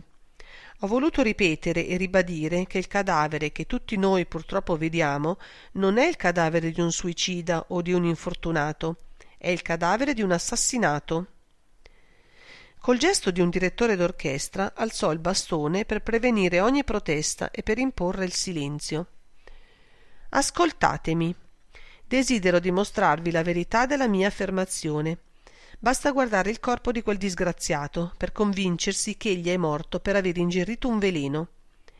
Nessuna morte naturale, tranne forse quella per tetano, dà convulsioni così violente e tali da contorcere le membra a quel modo». E la punta del bastone fu diretta verso la poltrona contro cui giaceva il corpo del vecchio Acrisles. Nessuno seguì l'indicazione del gesto e qualcuno anzi si volse dalla parte opposta del cadavere. Antonietta piangeva sempre e la Grolli aveva gli occhi fuori dall'orbita. «Quale veleno? Io non sono medico, ma ho avuto più volte occasione di occuparmi di veleni. Basta avvicinarsi al cadavere del marchese per sentire odor di mandorle amare. Era per questo che io fiutavo. Orbene, c'è un solo veleno che tramandi quell'odore: l'acido cianidrico, volgarmente chiamato acido prussico. Sono pronto a scommettere la testa, oh, sicuro, essa mi è carissima e mi serve molto, contro un pacchetto di tabacco dolce che il medico tra poco confermerà le mie parole. Dunque, acido cianidrico. Andiamo avanti. L'azione di tale veleno è fulminante. Dopo un massimo di 80 o 90 secondi, chi ha ingerito l'acido cianidrico cade senza conoscenza e dopo 1 minuto o 2 le convulsioni cessano e sopravviene la morte. È quindi materialmente impossibile all'individuo avvelenato compiere un qualsiasi gesto ragionevole dopo aver ingerito il veleno. Che cosa se ne deduce, signori miei? Che il marchese Acrisles, se si fosse avvelenato volontariamente o per errore, avrebbe dovuto di necessità essere stato lui a vuotare l'acido nel bicchiere per poi sorbirlo. Ma l'acido prussico intendo, dove si può tenere?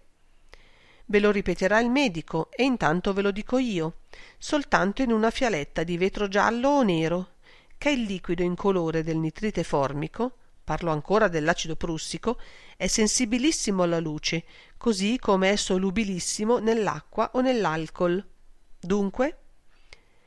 L'omino guardava in volto i presenti a uno e non tentava neppure di nascondere l'aria di trionfo che gli illuminava il visuccio aguzzo e lo faceva sollevare sui tacchi. Dunque è evidente che se il marchese si fosse avvelenato da solo, noi avremmo dovuto trovare accanto al suo cadavere o poco distante la fialetta che aveva contenuto il veleno. Ma la fialetta non c'è, guardate, la fialetta non c'è. Questa volta l'interesse e la curiosità vinsero l'orrore e tutti si volsero verso l'angolo del morto. Enrico Acrisles si gettò a terra e cercò ansiosamente sul tappeto. Quindi passò le mani sul corpo del padre. L'omino lo guardava fare e sorrideva scuotendo il capo. «Ho già cercato io». E gli occhi di Vladimiro Curtibò non fallano. La fialetta non c'è. Senza togliersi dalla sua posizione e ostentando di non guardare Vladimiro, il conte Merani disse con calcolata lentezza: «Può essere caduta sotto il corpo. Quando rimuoveranno il cadavere la troveranno». «No, signor conte, è impossibile». «Ma come lo sapete voi, per Dio?»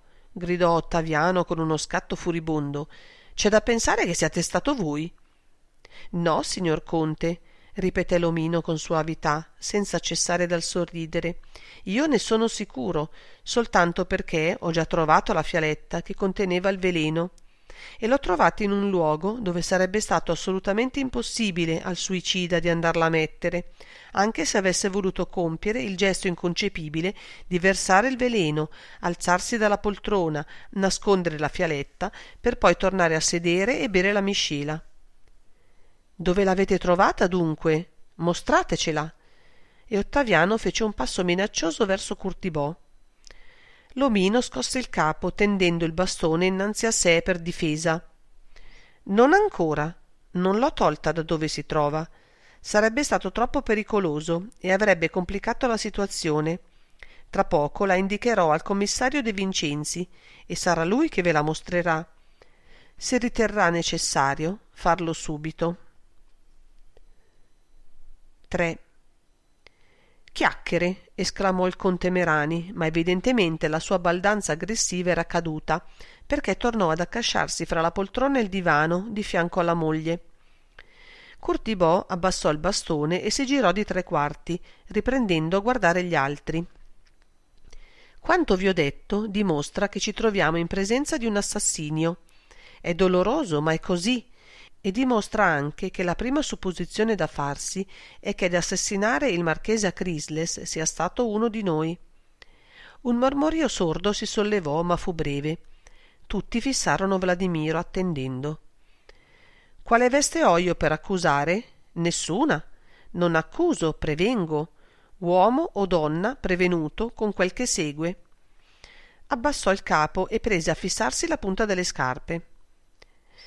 «È vero che questa volta prevenire non vuol dire salvare, ma insomma io penso che, se tra noi c'è il colpevole, costui toglierebbe tutti gli altri da una grossa sequela di guai, se volesse parlar subito». Fece una pausa, poi diede una sbirciatina attorno a sé e chiese con innocenza: «Che ne dite?» Nessuno gli rispose e lui sospirò. «Bene, lasciamo andare. Dopotutto può darsi che il colpevole non sia qui». E sorrise. «Attendiamo dunque che l'inchiesta cominci». Gli occhietti irrequieti e penetranti di Curtibò osservavano la scena. Non uno dei movimenti delle donne e degli uomini seduti gli sfuggiva, e tutta la sua attenzione era tesa a sorprendere i sentimenti e i pensieri dietro il giuoco delle fisionomie. Si trovava nel suo elemento. Quando quella sera umida e nebbiosa, dopo aver mangiato alla solita trattoria di via Pattari, aveva improvvisamente deciso di andare a giocare al ponte, non avrebbe davvero immaginato che il destino gli serbasse un delitto bell'e pronto. E che delitto! E che assortimento di personaggi! Doveva confessare a se stesso, e certo lo avrebbe detto fra poco anche al suo amico De Vincenzi, che lui si era deciso di fare il suo ingresso a Londra perché della direttrice del giuoco e delle persone che lo frequentavano aveva sentito parlare. Di donna Maria Viscardi Negroni assai bene, dell'ambiente in modo da destare la sua curiosità. Un'accolta di donne che erano o che erano state assai belle e che avevano avuto una vita avventurosa, in quanto agli uomini provenivano da ogni parte del mondo. Avventurieri? Qualcuno gli aveva detto di peggio. Ad ogni modo egli, appena veduto il cadavere, aveva pensato a un delitto, appunto perché la sua diffidenza era già desta e il suo spirito di osservazione durante quelle 3 ore di giuoco aveva lavorato. Oramai le sue cellule grigie erano in pieno fermento. Sentiva che quella sarebbe stata la più interessante, La sua vanità e il suo cinismo, frutto del mestiere, gli facevano pensare la più bella di tutte le avventure criminali da lui vissute. L'uccisione del vecchio gentiluomo straniero si presentava con tutti i caratteri di un delitto minutamente studiato e perfettamente eseguito. La scelta del luogo e del momento indicavano nel criminale un sangue freddo e un'intelligenza superiori. Curtibò non dubitava, e non avrebbe dubitato neppure se il caso non gli avesse fatto trovare la fialetta dell'acido cianidrico là dove l'aveva trovata. Che l'autore dell'avvelenamento fosse una di quelle 15 persone. Quale? Troppo presto per avventurarsi in supposizioni, ma chiunque fosse di quegli uomini o di quelle donne, lui avrebbe avuto un avversario degno di sé e che gli avrebbe dato filo da torcere. Ebbe un sorriso di sfida. Ah, che disgrazia per quell'individuo che proprio quella sera Vladimiro Curtibò si fosse recato a Londra. Il suo sguardo si fermò su Pearl Celsir Cader. Donna Maria gli aveva detto che era stata una vedetta di Hollywood. Magnifica donna, un temperamento e un cervello. Adesso si teneva tranquilla sul seggiolone di legno in fondo al salone, un poco appartata dagli altri, ma il suo volto era contratto. A ben osservarla si sarebbe potuto cogliere il sussulto dei muscoli sotto la pelle. Non vi è donna criminale che non sia nello stesso tempo una perfetta commediante, e forse non v'è donna che non lo sia almeno un poco. Certo, quegli enormi occhi neri potevano essere quelli di un'avvelenatrice. Ridicolo. Niente come l'apparenza inganna. Quasi tutte le avvelenatrici della storia avevano un volto angelico e un'aria da monachella. E poi, quale motivo avrebbe avuto Pearl Celsirca per uccidere il vecchio marchese? Oh, il motivo. No, Vladimiro non doveva ancora neppure avvicinarsi a un'ipotesi. Che cosa sapeva lui di quella gente? I nomi appena, e neppure di tutti. Come parlare del movente? Neanche del marchese Arturo Crisles sapeva nulla, ed era lì, morto, malamente morto. Il figlio guardava sempre il cadavere del padre. Che strana forma di fissità nel dolore. Si sarebbe detto che il giovanotto stesse imponendo a se stesso il martirio di quella contemplazione. Era una punizione che aveva scelta, una forma morbosa o forse ascetica per placare i rimorsi? Ma perché pensare subito a un parricidio? Tic-tac, tic-tac, le sfere dorate giravano a scatti. L'incubo continuava. Eppure le cellule grigie dell'omino lavoravano. Il centro focale di quanto era avvenuto e stava per avvenire doveva essere Perla, Celsir Cader, un nome da cinema. O forse almeno uno di quei due cognomi era legittimo? La guardò di nuovo. Sì, una donna interessante, turbevole persino, ma troppo amazzone da tiro alla freccia. Curtibò pensò alla regina Cristina di Svezia, come l'aveva veduta sullo schermo, impersonata da Greta. Qualcosa di perverso era in Pearl, di perverso e di evanescente, di impreciso. Anche le occhiaie le invadevano mezzo volto, come un'ombra. E tutto il suo contegno adesso era ambiguo. La donna aveva ricevuto un colpo. O lo aveva dato? Ma perché un colpevole si sforzerebbe di apparire colpevole? Senza dubbio, soltanto un'assassina poteva avere quegli occhi allucinati, quel volto contratto. Un sorriso apparve sulle labbra di Curtibò. Sapeva benissimo lui di farneticare. Ma sarebbe venuto De Vincenzi a rimetterlo in carreggiata. De Vincenzi era un sensitivo, ma si faceva sempre guidare dalla logica e dalla ragione. Lui, Curtibò, era un emotivo soltanto e lasciava che la fantasia corresse. Molte volte la fantasia gli aveva permesso di arrivare dove la logica non lo avrebbe condotto mai. Questo non voleva dire però che Pearl fosse un'assassina, soltanto perché lui aveva trovato la fialetta là dove l'aveva trovata. Anzi, semmai... E lo sguardo dell'omino si distaccò da Pearl per correre rapido sugli altri. E tutti lo sapevano, adesso, che ognuno poteva essere sospettato d'esserlo, perché altrimenti l'incubo e il silenzio non avrebbero pesato su di essi così come pesavano. Il silenzio. Nessuno più osava parlare. Aspettavano. E il tic-tac dell'orologio continuava. C'era di che far diventare pazzo l'uomo dei nervi più solidi. Perché tacevano tutti a quel modo? Perché? E Curtibò si disse a un tratto che nessuno aveva pensato a coprire il morto. Lui ci aveva pensato e non lo aveva fatto di proposito, per lasciare che l'assassinato continuasse a vivere in mezzo a coloro tra i quali si trovava il suo assassino. Ma gli altri?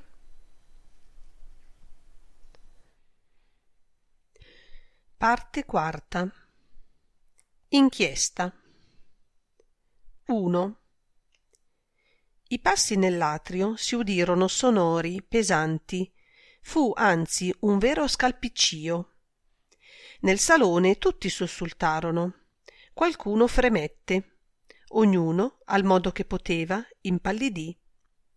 La porta si spalancò. Quando videro l'uomo che apparve per primo, precedendo un piccolo gruppo di pastrani e di cappelli, spalancarono gli occhi dalla sorpresa. Era un uomo ancor giovane, bruno, dal volto assai fine, dallo sguardo mobile e leale. Ma quel che più meravigliò quella gente fu di vedere che sotto il pastrano nero di ottimo taglio e quasi troppo elegante egli fosse in abito da sera. Ed entrò col cappello in mano, togliendosi i guanti.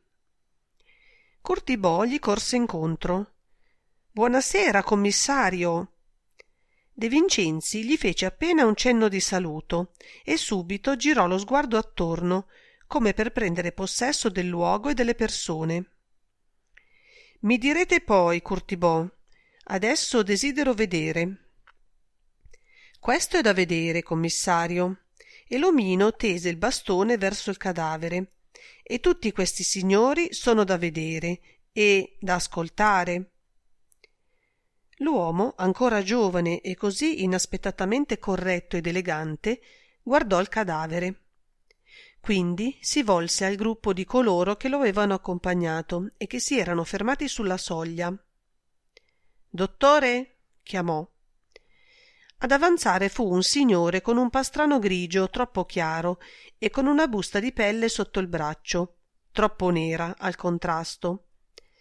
Portava il cappello e non se lo tolse neppure davanti al cadavere, soltanto si diede una manata in testa per ricacciarselo sulla nuca. Subito si mise in ginocchio ed afferrò il polso del morto. Anche lui per prima cosa fiutò. «Mi volete spiegare, commissario, perché gli assassini adoperano di preferenza l'acido cianidrico, che è il veleno più facile da individuare?» «Nessuno vi ha detto ancora che si tratta di un assassinio, dottore». La voce di De Vincenzi era chiara, eguale. Non suonava rimprovero, precisava un fatto. «Siete voi che forse potrete dirmelo». «Ma no, se questo signore ha bevuto il veleno volontariamente si tratta di suicidio. Che volete che ne sappia io?» Era lapalissiano. Toccò le membra del morto, gli passò le mani sul volto, tirandogli in basso le palpebre inferiori, per scendere a palpargli le vene del collo. Strinse con le dita a tenaglia le ginocchia piegate, le gambe contorte. Si alzò, riprendendo la busta nera che aveva deposta sul tappeto e che non aveva neppure aperta. In piedi vide il bicchiere rovesciato sul piccolo tavolo di fianco alla poltrona. Si curvò e fu un movimento lento e difficile il suo, che egli era eccezionalmente alto e il tavolo assai basso, e annusò il vetro. Sollevandosi sorrise. «Vedete che prendo anch'io le precauzioni necessarie a non confonder le impronte?» De Vincenzi ebbe un gesto evasivo. «In ogni caso su quel bicchiere non si troveranno che le impronte del morto e quelle del barman. Quale necessità per l'assassino, se di assassinio si tratta, di toccarlo?» «Già, e dimenticavo che voi cercate soltanto gli indizi psicologici». «Non soltanto, dottore, ma di preferenza». «Come volete. Sì, il veleno è stato versato in quel bicchiere, nessun dubbio. Non potrei dirvi altro. Ah, l'ora della morte. Diede un'altra occhiata al cadavere. Non direi meno di 2 ore, anche tenendo calcolo che questa sala è assai riscaldata. De Vincenzi guardò l'orologio che aveva al polso. È l'1:40 adesso. Beh, direi che è morto verso le 11. E io ho finito. Posso andarmene? De Vincenzi accennò a un sorriso, assentendo col capo. Buon riposo, dottore. Se vegliare alla guardia medica per voi vuol dire riposare, il mio è un riposo. Si calcò il cappello e fece un largo gesto di saluto. Buonanotte, commissario. Tutti nel salone s'erano alzati e avevano seguito l'esame del medico con attenzione concentrata. Adesso lo guardavano uscire senza portar via con sé neppur uno dei loro crucci. Un momento, dottore, dovrei pregarvi di dare un'occhiata di qua. La voce di Curtibò aveva suonato in falsetto e aveva colpito gli astanti come una frustata. Si udì ancora la risata isterica di Viola Manning e Antonietta, aggrappandosi al braccio di donna Maria, ricominciò a piangere. De Vincenzi diede un'occhiata in giro, fissò in volto le donne e dopo aver guardato Curtibò disse con voce tranquilla: venite allora, dottore, per cortesia. L'omino si avviò verso la porta del bar. De Vincenzi fece un cenno rapido ai 2 uomini che, primi di un gruppo di 5, stavano sulla soglia e, accompagnato dal dottore, lo seguì. 2. Nel bar Curtibò attese i 2 e quando se li vide accanto indicò loro una delle poltrone che erano attorno al primo tavolo presso la porta del salone. Sul velluto grigio ferro spiccava una borsetta a rete d'oro assai fitta con un rubino contornato da brillanti per fermaglio. Ebbene? Apritela, commissario, io l'ho già aperta. A chi appartiene? Apritela, ve lo dirò. E io che c'entro? Borbottò il medico. L'omino afferrò lui la borsa, la aprì e la porse aperta al commissario. Un portasigarette d'oro, una bustina di fiammifero, un portamonete e un piccolo portafogli di pelle rossa, una scatola d'argento, un fazzoletto. Tra la pelle del portafoglio e l'oro del portasigarette una fialetta rotonda di vetro giallo, col tappo smerigliato. Prendete quella fialetta, dottore, e annusatela. Fu De Vincenzi a prenderla e a porgerla al medico. Questi se l'accostò appena alle narici e mandò un leggero fischio. Sacripante, allora! L'acido cianidrico stava qui dentro. La fialetta era vuota e l'odore di mandorle amare che mandava era acutissimo. De Vincenzi la rimise nella borsetta d'oro e fece scattare la molla della cerniera. A chi appartiene? A una stella. Pearl Selsyr Kader, stella di Hollywood. La conoscerete subito tornando di là. Quando vi ho detto al telefono che si trattava di un delitto, non avevo ancora scoperto quella fiala. L'ho trovata tornando nel salone dopo telefonato.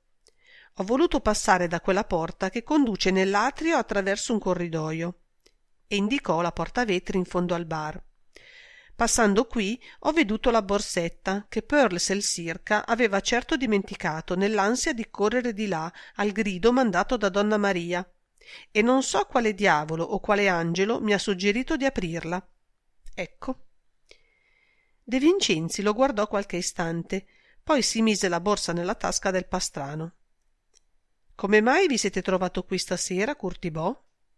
Il caso, rispose l'omino con un sorriso pieno di malizia e di fatuità. Non sapete che adesso adoro il ponte? E questo, caro commissario, è un luogo dove non si fa altro che giocare al ponte. Conoscete le persone che son di là? Se aver giocato con 3 di esse dalle 9:30 a poco dopo la mezzanotte vuol dire conoscerle, ne conosco 3. Le altre, e anche quelle 3, mai viste prima di stasera. Bene. Si volse al dottore, ma un'idea improvvisa lo fece tornare a Curtibò. E perché avete subito pensato a un delitto anche prima di trovare la fialetta? Ah, questo è un altro affare. Vi dirò. Questione di atmosfera. Posizione del tavolo sul quale è posto il bicchiere rovesciato. Scetticismo istintivo per un suicidio compiuto nel salone di un albergo, mentre 16 persone si trovano nella stanza accanto. E infine il fatto preciso che il recipiente che aveva contenuto il veleno non si trovava accanto o addosso al cadavere, come logicamente si sarebbe dovuto trovare se l'uomo avesse compiuto da sé volontariamente il gesto di versare il veleno nel bicchiere e poi bere. Lo avrebbe gettato in terra o deposto sul vassoio, no? Ho pensato, è vero che poteva esserselo messo in tasca e mi riserbavo di chiedervi che lo frugaste, ma adesso è inutile. Strano, mormorò De Vincenzi. L'autore di questo delitto non è certo persona di scarsa intelligenza, eppure ha rinunciato al mezzo sicuro di camuffarlo in suicidio. Perché non ha lasciato la fialetta accanto al cadavere? Oh, rispondere a questa domanda è facile, commissario.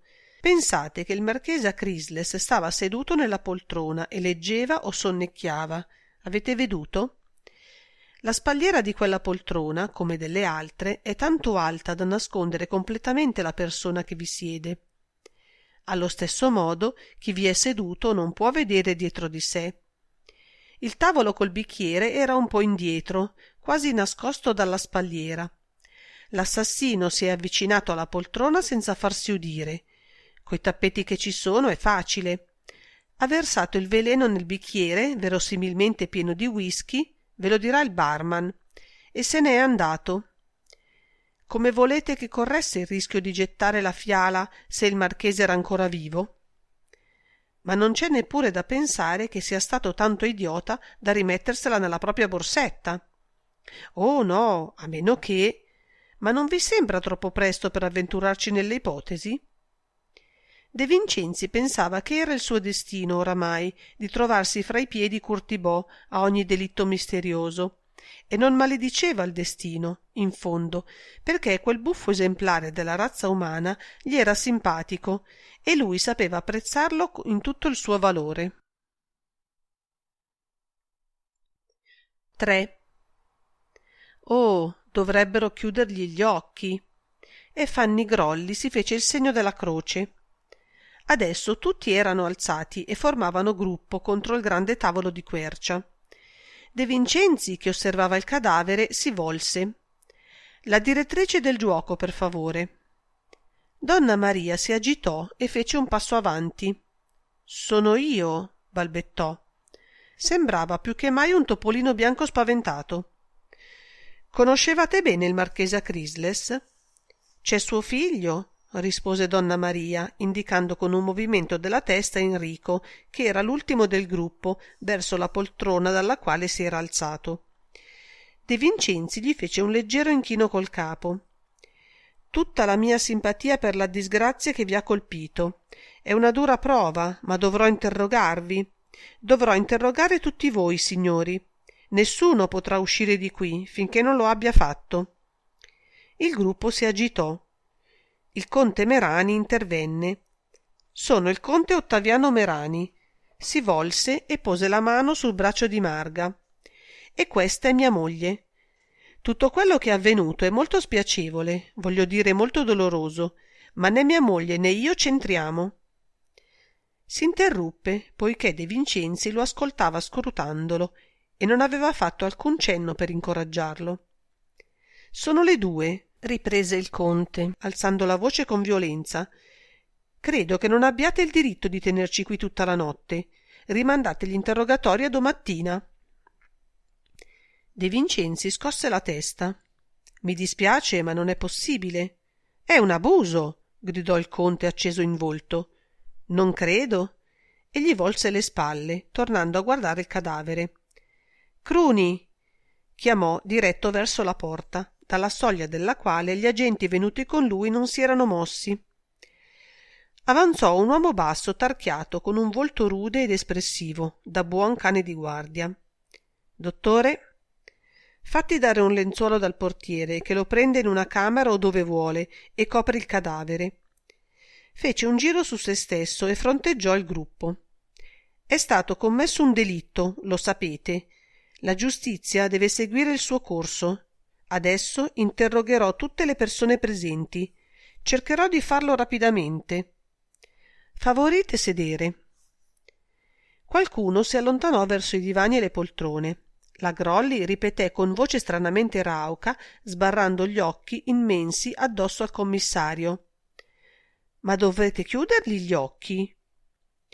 Se c'è qualcuno che voglia e sappia farlo, io non mi oppongo. E si guardò in giro.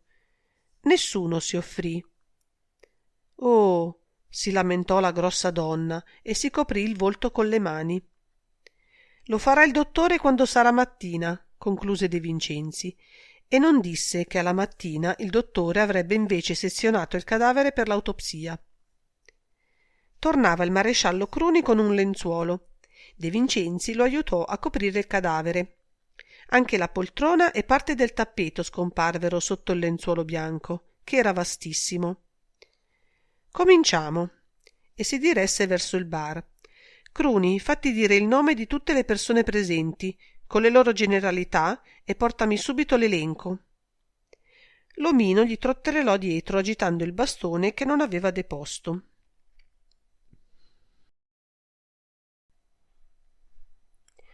4. Sedettero al tavolo di fondo, presso la porta dai gabinetti di Toletta, nella rientranza del muro. Sul tappeto verde erano ancora le carte abbandonate dai giocatori, le matite e i blocchi per segnare i punti. I portacenere erano colmi di mozziconi. Curtibò, questa volta non saprei a che titolo farvi seguire l'inchiesta, se non a quello di sospetto. Non vi illudete che possa lasciarvi le mani libere, come per l'assassinio di Walter, e non crediate di poter agire a modo vostro, complicandomi il lavoro come faceste per il caso Drake. Quella volta non sapevate ancora chi fossi, commissario, e io non avevo un'agenzia di polizia privata. È vero, sorrise De Vincenzi, ma è anche vero che a uccidere il marchese Crisles potete essere stato voi, come qualunque altro di quei signori e di quelle signore. L'omino scosse il capo. Difficile. Io non mi sono mosso di qui dentro, giocavo a questo tavolo, e indicò il tavolo dietro di sé nell'angolo. E gli altri, allora? Quasi tutti sono usciti. Sapete, commissario, al ponte il morto non ha nulla da fare e può benissimo alzarsi e andarsene per qualche minuto. Oh, allora una qualsiasi di quelle 15 persone può aver versato il veleno nel bicchiere? Precisamente, sospirò l'omino, e nessuno saprà dirvi, me compreso, in quale momento preciso sono uscite e chi è uscito, a meno che... Oh, un'impresa improba. Bisognerebbe ricostruire tutte le partite giocate e fissare con una certa approssimazione, che sarebbe però vicino alla verità, il momento preciso in cui ognuno dei 12 giocatori ha fatto il morto. E gli altri 4? Già. Il barman credo che sia da escludere. Rimangono Donna Maria, la direttrice del giuoco, il marchese Crisles, figlio dell'ucciso, e il conte Merani. Tutti e 3 non giocavano. De Vincenzi tamburellò con le dita sul tavolo. Era il suo tic di quando la perplessità gli gravava addosso. Sarà impossibile ricostruire tutte le partite. Oh, sarà atrocemente difficile. Ma sarà invece possibile, disse De Vincenzi con un lampo, far sedere tutti ai posti che hanno occupato durante la serata e chiedere ad essi il momento in cui si sono alzati e perché lo hanno fatto. Non mentiranno, dato che ci sarebbero gli altri a smentirli. Oh sì, mentiranno, e ne deriverà una babele di contestazioni. Ma la vostra è un'idea geniale e credo che sarà l'unica che possa aiutarvi in un certo modo. Vedremo, mormorò De Vincenzi e tese la mano a prendere il foglio che Cruni gli porgeva. Qualche nome ho dovuto farlo scrivere da loro stessi, che sono nomi ostrogoti per me. Va bene così, Cruni. Va di là e rimani davanti a questa porta. Gli agenti rimangano nell'atrio e non facciano uscire nessuno. Mandami il barman e poi il portiere di notte. Scorse rapidamente la lista. Nessun nome conosciuto in modo particolare. Dagli archivi, volete dire? Oh, non credevo o speravo di capitar di primo acchito su qualcosa del genere. Un assassino di professione non si fa acchiappare sul fatto in un ambiente come questo. E in ogni caso non avvelena, e non avvelena a quel modo. Ma insomma sono nomi per me proprio sconosciuti. Domattina farò far de ricerche dall'ufficio per gli stranieri. Forse il mio collega Riboldi saprà dirmi qualche cosa. Si alzò. Dunque, amico Curtibò, in un affare come questo, e con tutta quella gente che cercherà di difendersi coi denti e le unghie, non mi posso permettere imprudenze. Tornatevene di là insieme agli altri e assumete la vostra parte di sospetto. Lo fissò e rise. Non credete che potrete giovarmi assai di più così? Lo credo, commissario, e ve lo avrei proposto io se voi non lo aveste fatto. Verrò da voi nella mattinata a San Fedele. E uscì dignitoso e impettito, facendo la sua comparsa tra gli altri col volto atteggiato alla più amara disillusione e al più forte sdegno. Luciano entrò subito, appena uscito Curtibò. De Vincenzi lo accolse in piedi. La mattina a che ora prendete servizio? Alle 11.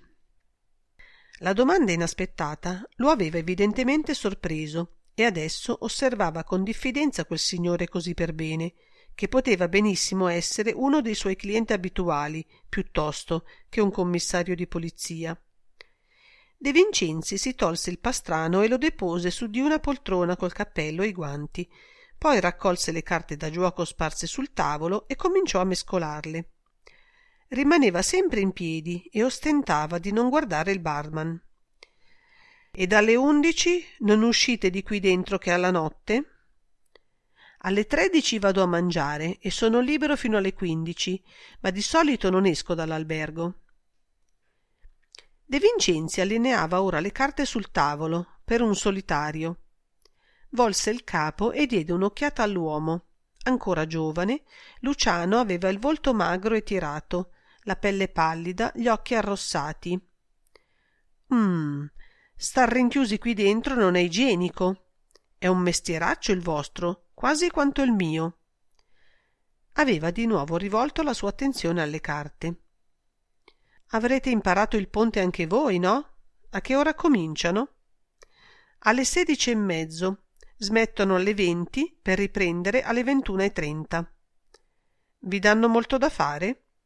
Secondo, il servizio in fondo è leggero, ma non ci si può muovere di qui. Naturalmente. Voi però dovrete pure andare al salone e nelle altre sale. Luciano sorrise e si raddrizzò nella persona. Aveva capito finalmente dove l'altro voleva arrivare, con tutte le sue chiacchiere innocenti.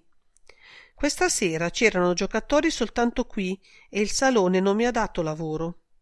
Nessuno nel salone? Nessuno, tranne il marchese Acrisles, che non ha voluto giocare. Giocava sempre? Questa è la prima sera che ha rifiutato la partita. Non ricordo di averlo mai veduto fermarsi a leggere nel salone.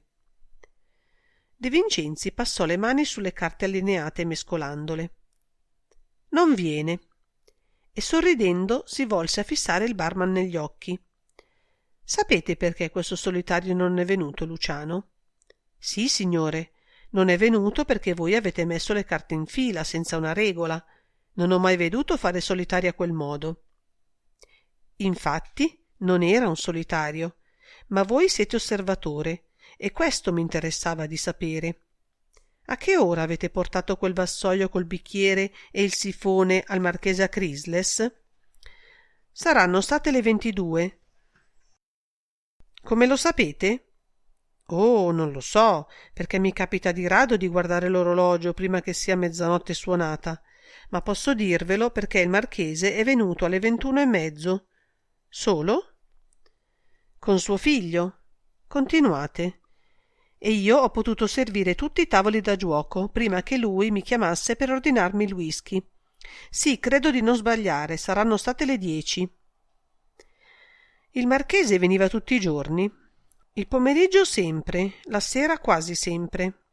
Da quanto tempo? Non potrei dirvelo con precisione. Qui tutti i giorni sono uguali e ci si confonde. A me capita di non saper neppure che giorno sia talvolta. Saranno 2 mesi, forse più. Ricordo che lo vedemmo comparire dopo 2 o 3 giorni che era arrivata la signora Adair. De Vincenzi fece mostra di consultare la nota dei nomi datagli da Cruni. Pearl Circa Adair? Precisamente, signore. Avete detto arrivata? Sì, la signora Adair alloggia nell'albergo. Capisco. E si conoscevano? Non so, signore.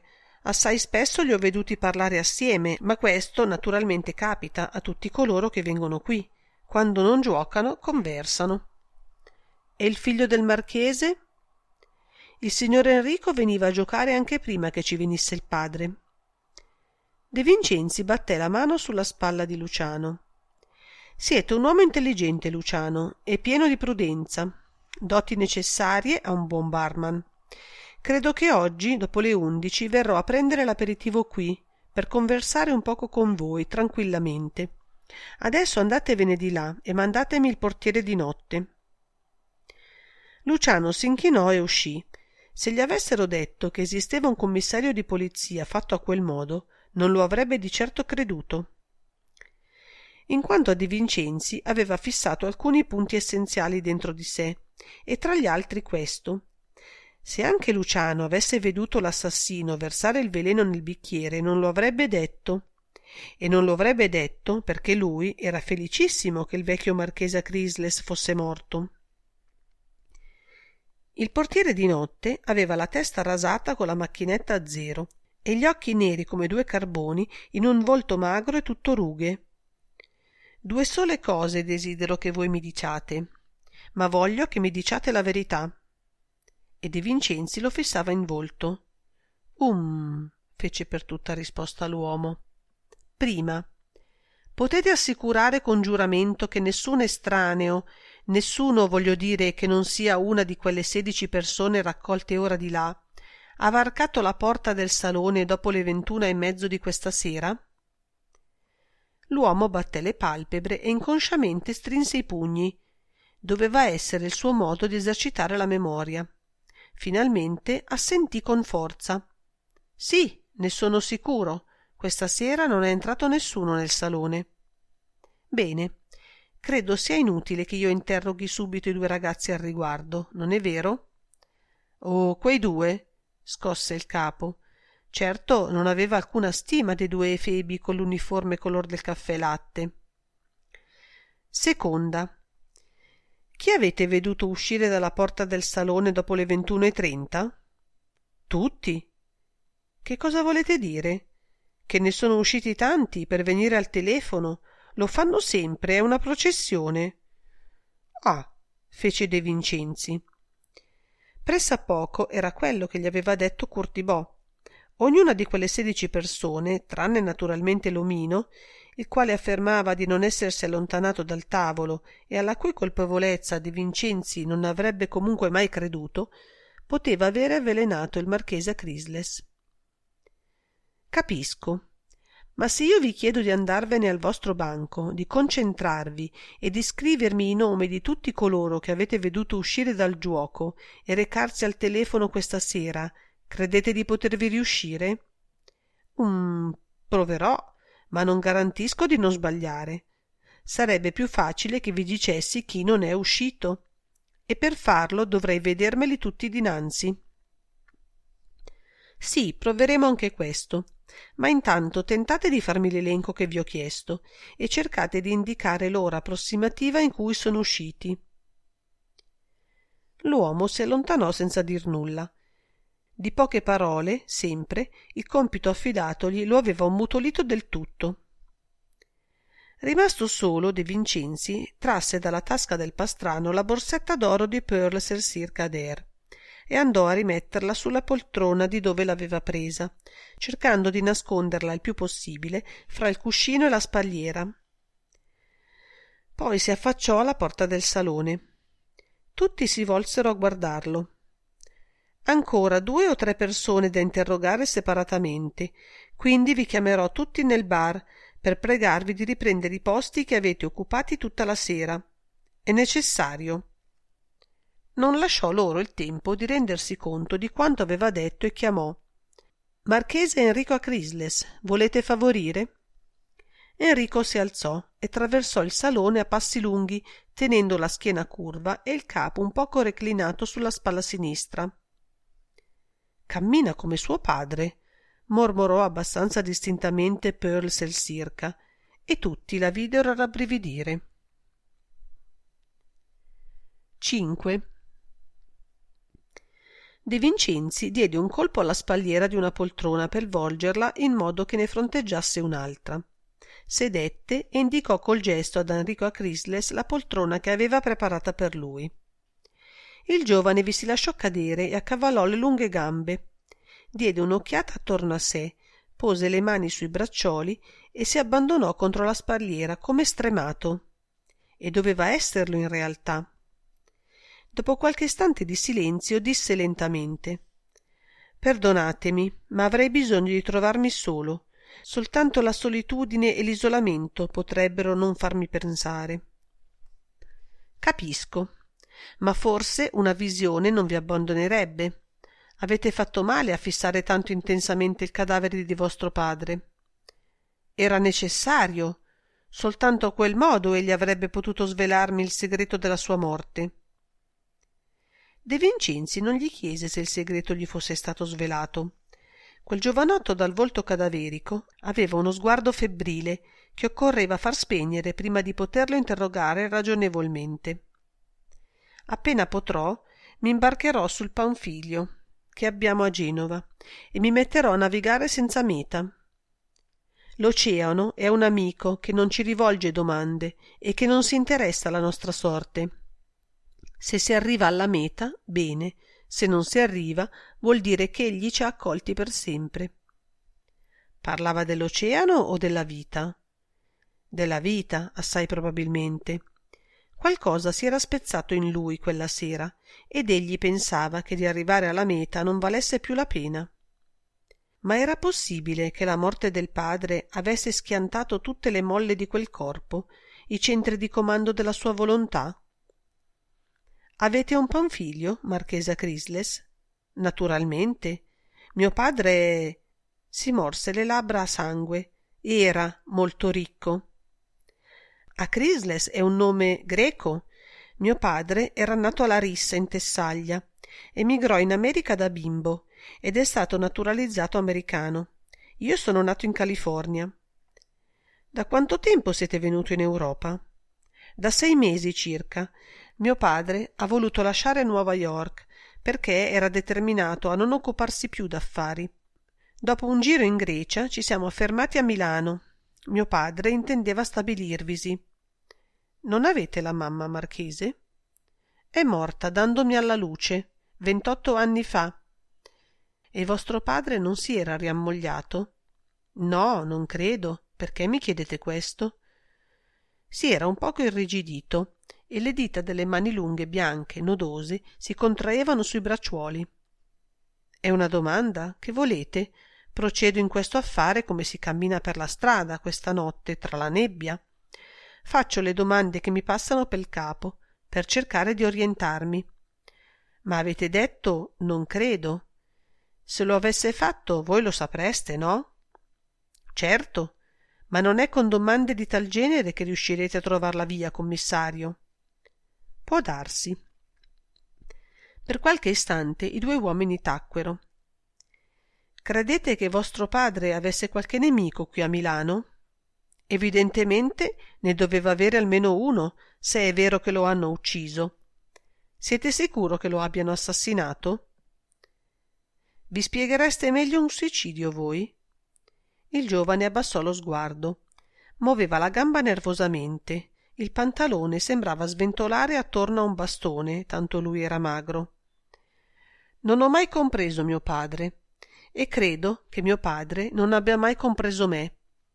Vivevamo assieme come due estranei, l'abitudine ci univa, però strettamente. Non mi sembra possibile che sia morto. Parlava adesso con meditazione, facendo uno sforzo per leggere dentro di sé e per dire soltanto cose ragionevoli, esatte. Quindi vi spieghereste anche un suicidio? Ma ho sentito voi, il medico e quell'altro signore affermare che il suicidio era impossibile. Infatti, e non sapreste dare un nome a chi lo ha ucciso? Era un uomo bizzarro. Chi? Mio padre si faceva un merito con se stesso di agire senza che nessuno conoscesse le sue azioni, o perlomeno gli scopi di esse. Se mi domandaste in qual modo egli era divenuto ricco, io non saprei dirvelo, o perlomeno dovrei ripetervi quel che a Nuova York e in California si diceva di lui, che aveva il dono di conoscere il luogo dove si può raccogliere denaro. Altro non so. È strano? Forse anch'io sono bizzarro quanto lo era lui. Non ho mai sentito il bisogno di conoscere a fondo la sua vita. Adesso erediterete le sue ricchezze? Fece un gesto con la mano. Non so, assai probabilmente no. Egli mi aveva fatto una forte donazione in vita, tale da bastare ai miei bisogni. Dove alloggiate qui a Milano? 2 appartamenti separati, al Continentale. Io non sono mai entrato nelle stanze di mio padre. Diceva la verità? Le sue affermazioni erano così strane, tanto incredibili, che certo doveva dire la verità. Nessuno inventa una menzogna che non sia credibile, a meno che non voglia sconvolgere le idee di chi lo ascolta. Questa sera vostro padre era del suo solito umore? Qual era l'umore solito di mio padre? Chi potrebbe dirvelo? Egli passava dall'allegria alla collera, allo sdegno, all'amabilità, alla scontrosità, senza transizione. Così talvolta compiva un atto di generosità persino eccessivo e tal'altra sapeva essere crudele con perfidia. Che egli amasse sinceramente qualcuno non mi sono mai accorto, mentre assai spesso ho temuto che egli odiasse tutti. Eppure credo che, se io fossi morto prima di lui, gli sarei mancato, come oggi lui manca a me. Sembrò a De Vincenzi che alle ultime parole la voce di Enrico Acrisles si fosse spezzata bruscamente, ma il volto del giovane era rimasto impassibile. Di tutti coloro che si trovano qui stasera e che quindi possono aver ucciso vostro padre, chi conoscevate prima che il caso ve lo facesse incontrare ai tavoli del ponte? Aveva formulato la domanda con precisione per non lasciargli scappatoie. Sentiva che il giovane si abbandonava a quelle sue mezze confessioni brutalmente sincere per non esser condotto a dir quel che non voleva. Fabius Pigeon era una specie di segretario di mio padre. Lo era stato anche a Hollywood e ci aveva seguiti in Europa. Hollywood? Pearl Elsir Kader? De Vincenzi sentiva di bruciare. E poi? Io personalmente avevo stretto amicizia coi conti Merani. Alloggiano nel nostro medesimo albergo, perché hanno soltanto una villa in Brianza e la contessa desidera passare l'inverno in città. E poi? Credo che siano capitati qui 2 americani, uno di essi oggi per la prima volta, che mio padre doveva conoscere. I nomi? Blitz e Broxley. Non sapreste dirmi null'altro di loro? Vi sarà facile saperne assai più di me. Basterà che telegrafiate alla polizia di Nuova York. Io non so altro. Capisco. E poi? Donald Handel è stato nostro ospite in California. È un baronetto inglese che giuoca meravigliosamente al golf, al polo e anche al ponte. Vedo. È strano che tante persone di conoscenza si siano ritrovate per caso attorno ai tavoli del ponte di un albergo di Milano.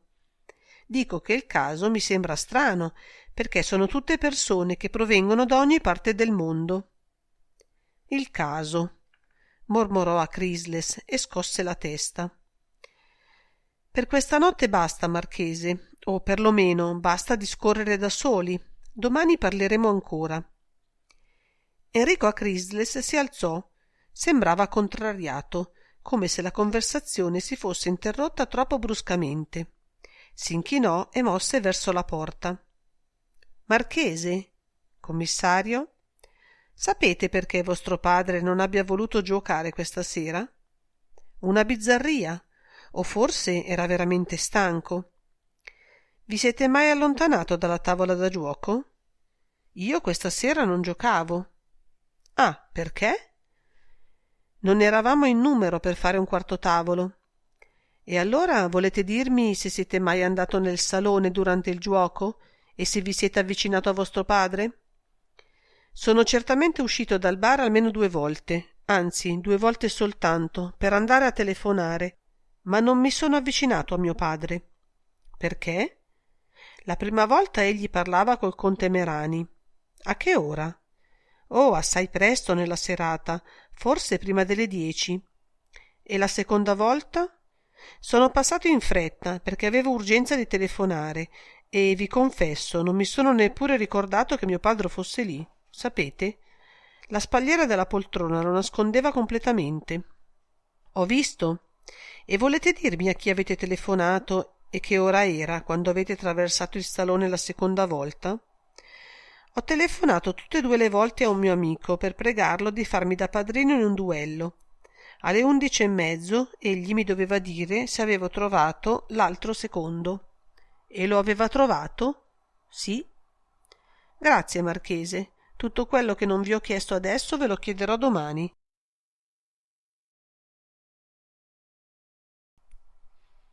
Sei. Psicologicamente, e cioè potenzialmente, tutti costoro sono capaci di un delitto. Perché pensava questo lui? Non ne aveva il diritto? Egli non poteva dire di conoscere quella gente, ancora. Certo, l'ambiente, l'atmosfera, si sentiva avvolto da una nebbia pesante, tutta aghi. La medesima sensazione che aveva provato uscendo da San Fedele 1 ora prima. 1 ora? Da quando aveva varcato la soglia del salone e aveva contemplato il cadavere, non era trascorsa che 1 ora, ed egli aveva la convinzione che fosse passata un'eternità. Tutti quei volti gli erano familiari oramai, eppure li aveva appena guardati. Enrico Acrisles, sì, quello cominciava a conoscerlo davvero, e attraverso lui si era fatta un'idea di suo padre. Oh, quanto imprecisa! La personalità del morto gli appariva avvolta in una nube bianca come l'ectoplasma delle rievocazioni spiritiche. E non era appunto una rievocazione quella che lui avrebbe dovuto fare? Il figlio del morto stava per avere un duello. Un duello. A De Vincenzi il fatto sembrava soltanto comico. Poteva avere importanza? Anche il padre aveva avuto un duello mortale con un avversario ignoto. Di proposito, egli si era studiato di non andare a fondo, di non chiedere tutto.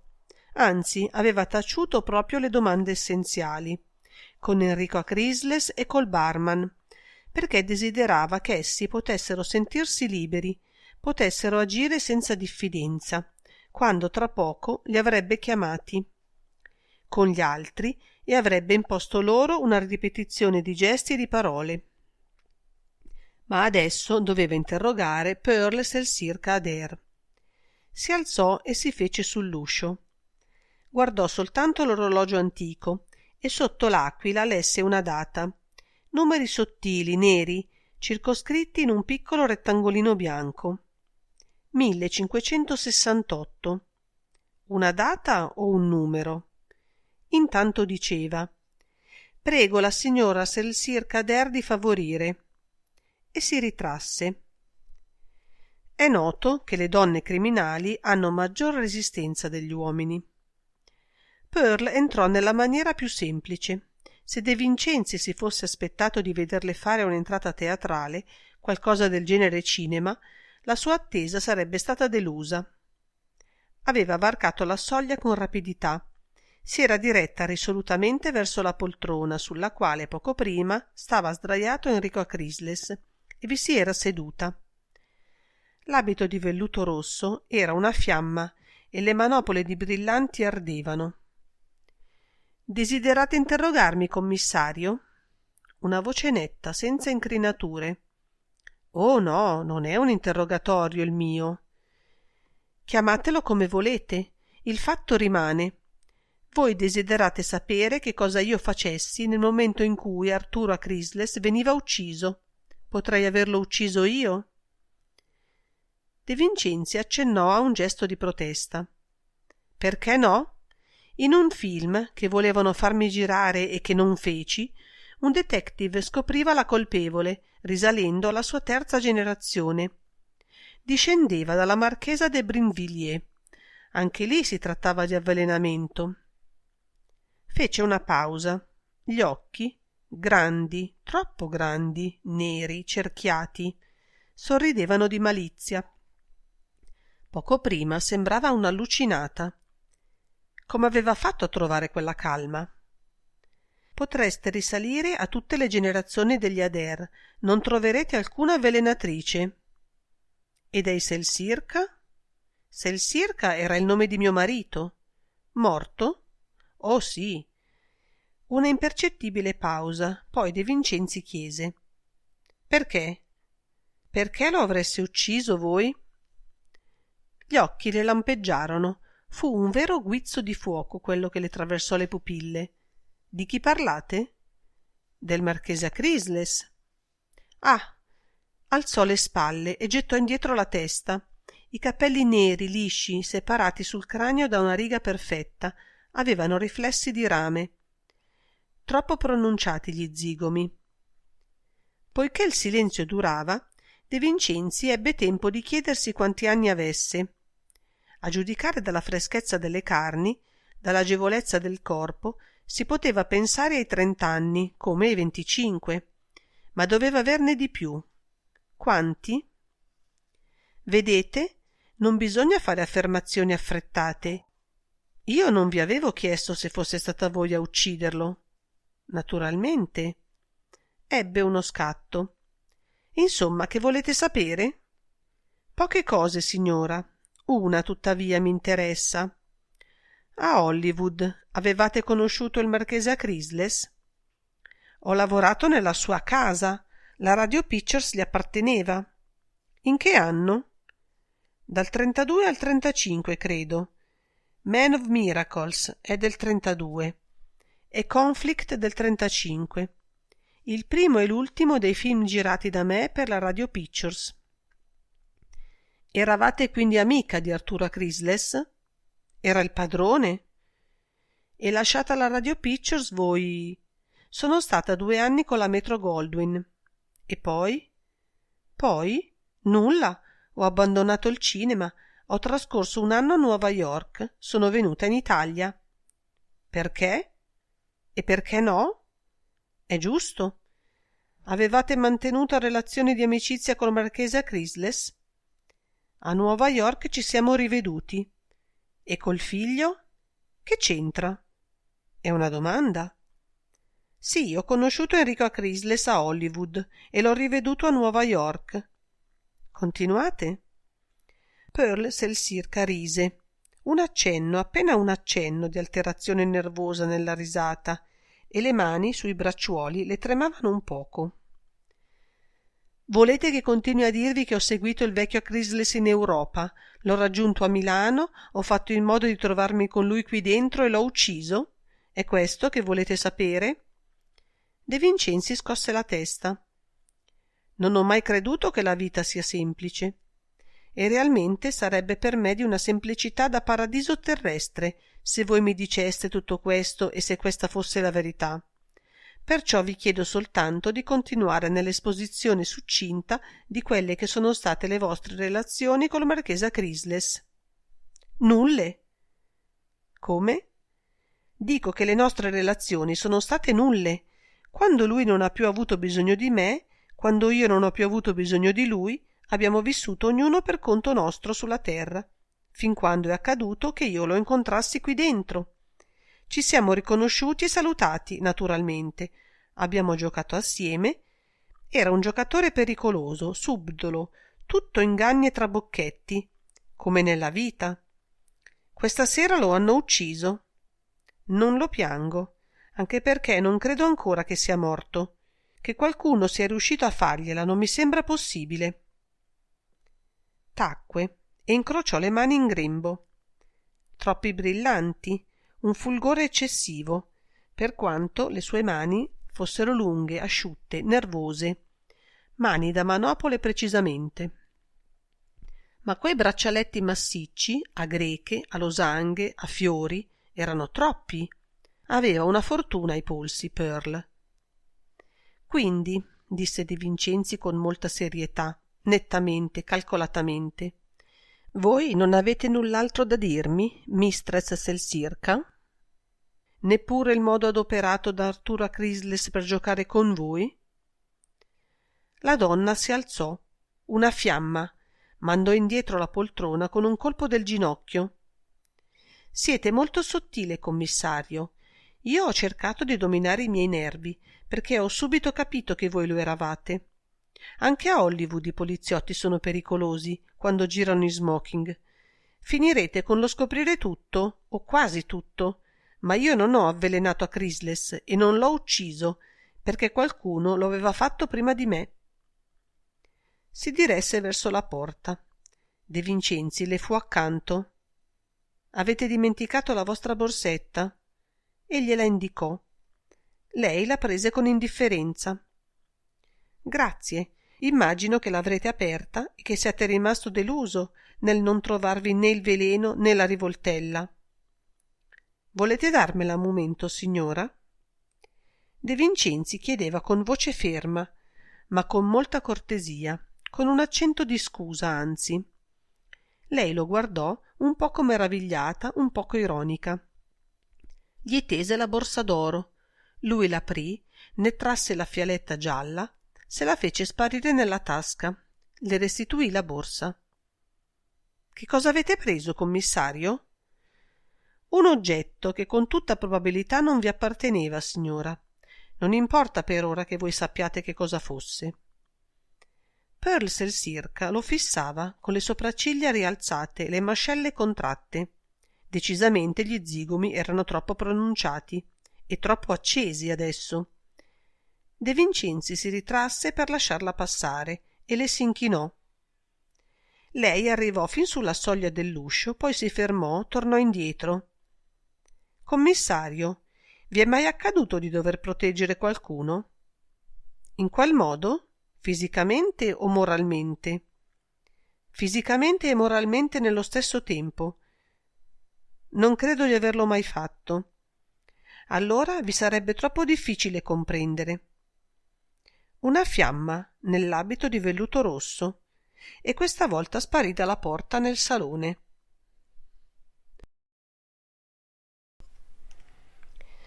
Parte quinta. Ponte. 1. L'orologio antico, 2 spade fra gli artigli dell'aquila e una corona imperiale sulla testa, a ogni secondo scattava con un rumore metallico. La lugubre notte sgranava i suoi minuti interminabili. Il salone si era vuotato. Tutte le luci vi ardevano sempre, anche quella della lampada alta da terra, sotto il grande paralume a fiorami, che illuminava la sagoma bianca irregolare della poltrona e del cadavere coperti dal lenzuolo. Cruni, seduto sulla sponda dell'ultima poltrona, proprio accanto alla porta dell'atrio, le corte gambe piantate sul tappeto a ginocchia aperte, il corpo eretto, gli occhi vigili, faceva la guardia. Al di là dei vetri della bussola e del portone aperto, la nebbia schiacciava tutte le luci della città, comprimendole contro il suolo, e nulla più di materiale e di tangibile rimaneva in quella massa fluida e opaca. Nel bar le 16 persone riunite attendevano che De Vincenzi parlasse. Egli aveva detto loro soltanto di riprendere i posti occupati durante la serata. Avevano ubbidito tutti, senza comprendere, sul principio, ma adesso dovevano chiedersi che cosa significasse quella farsa macabra. Qualcuno sogghignava. «Riprendiamo la partita», esclamò con sarcasmo Margamerani, e la Grolli meccanicamente fece per raccogliere le carte. «Dal momento che debbo star qui, tanto vale che continui a bere. Un whisky, Luciano». E il conte Merani, seduto sullo sgabello presso il banco, si volse a donna Maria, che aveva ripreso il suo posto accanto a lui. «Posso offrirvi qualcosa, signora?» Donna Maria fece di no col capo. Aveva la gola serrata in una morsa e non avrebbe potuto parlare. Era allo stremo. Gli occhi spalancati e vitrei del morto la ossessionavano. E quel che stava per accadere adesso? Nebbia, anche attorno a lei, che le accecava la ragione. La atterriva. Che cosa voleva da lei e dagli altri quel signore elegante in abito da sera, che rimaneva fermo in mezzo alla stanza a guardarli? De Vincenzi interrogò con lo sguardo Curtibò. L'omino assentì con gli occhi. Tutti avevano ripreso il loro posto, ma ad un tratto fece un gesto e si alzò. «Marchese, mi sembra che voi fosse seduto accanto alla signora Selsirca». Enrico Acrisles si era gettato nella poltrona che per un momento aveva occupato donna Maria e si trovava accanto a Handel. Guardò l'omino che lo interpellava.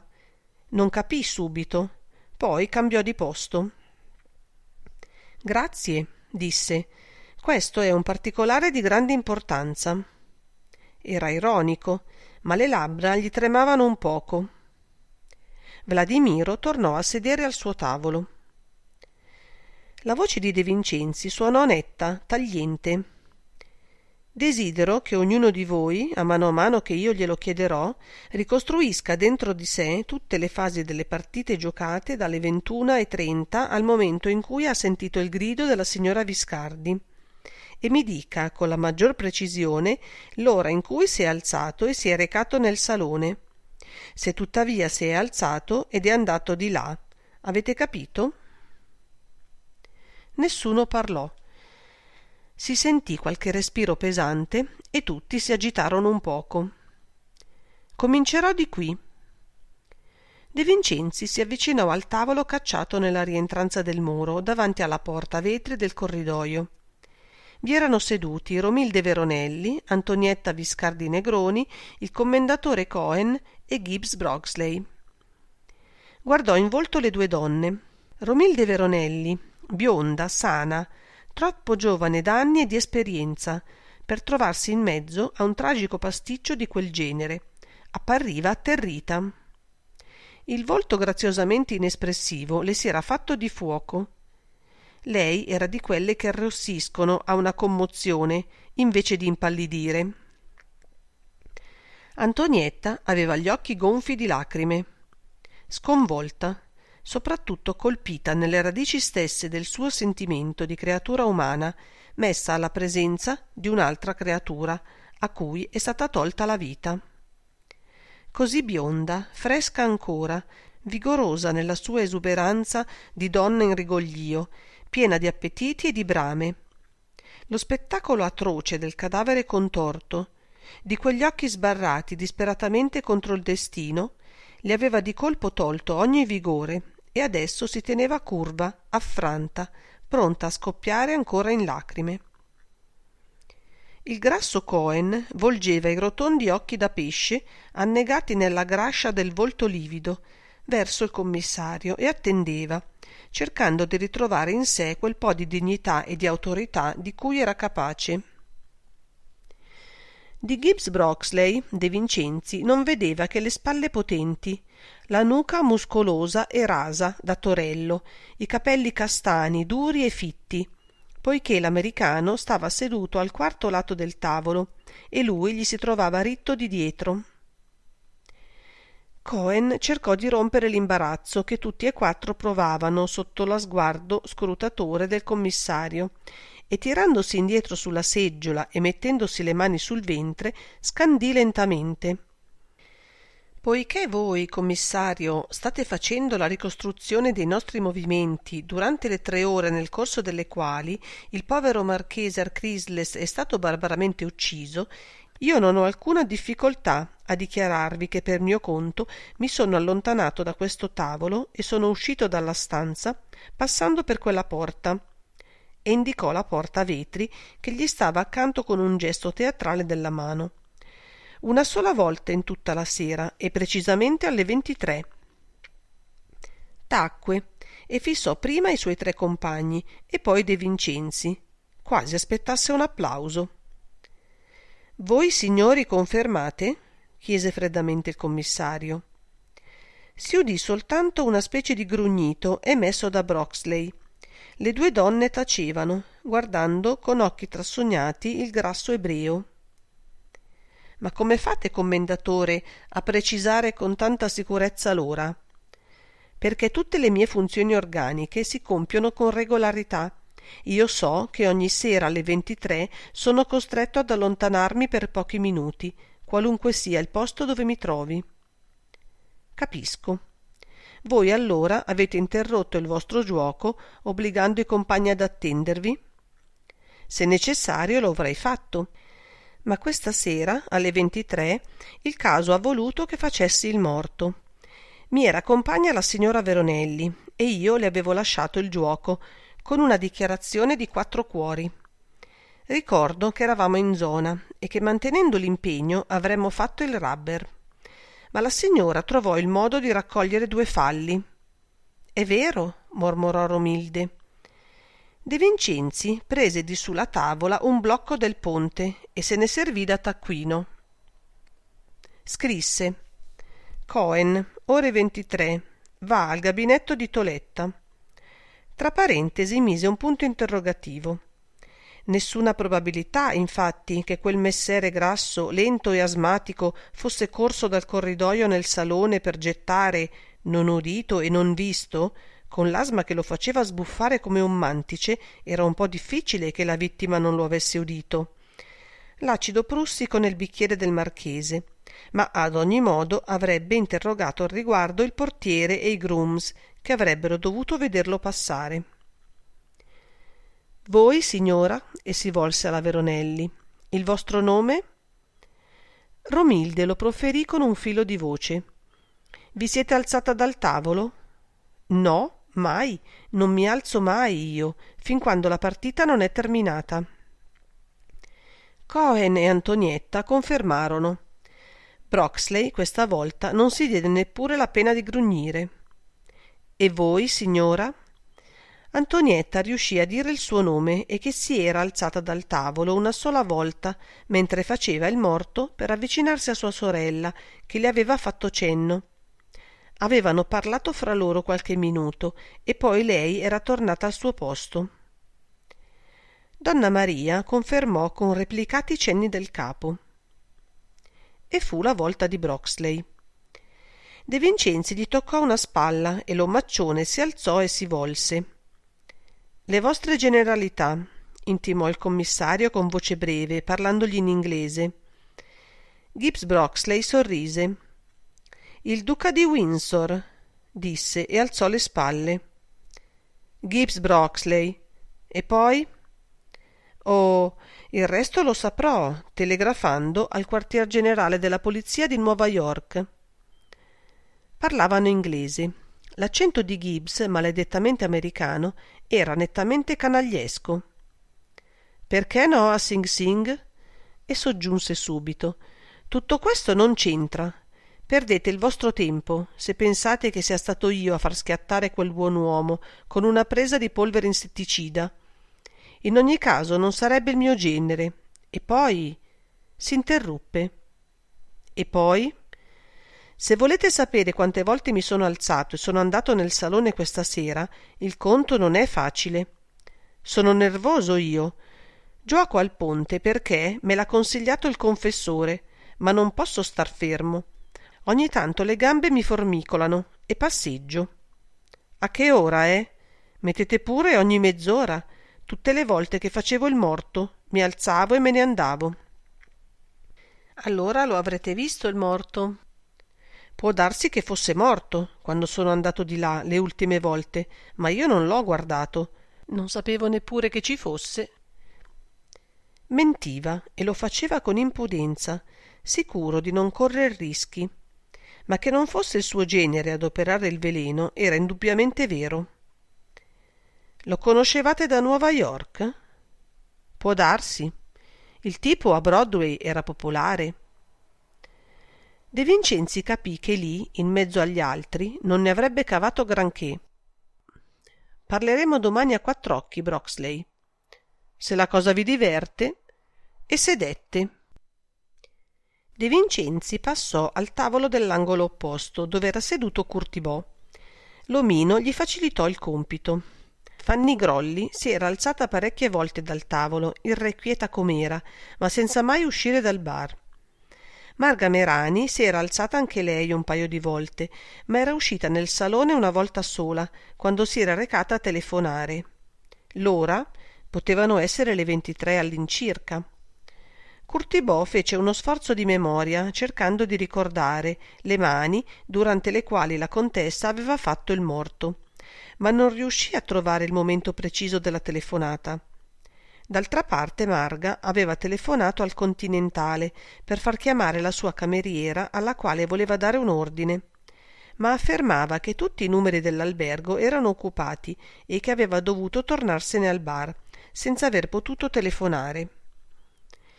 De Vincenzi pensò che quella telefonata poteva benissimo essere un pretesto, ma non insistette. Venne la volta di Blitz. Era il secondo nome fattogli da Enrico Acrisles. Il magro e nero americano rispose alle domande di De Vincenzi rimanendo seduto, ma si agitava sulla poltrona e faceva un gran giuoco di smorfie, corrugando le folte sopracciglia di carbone e ammiccando. Anche lui parlava inglese, con l'accento americano dei bassifondi.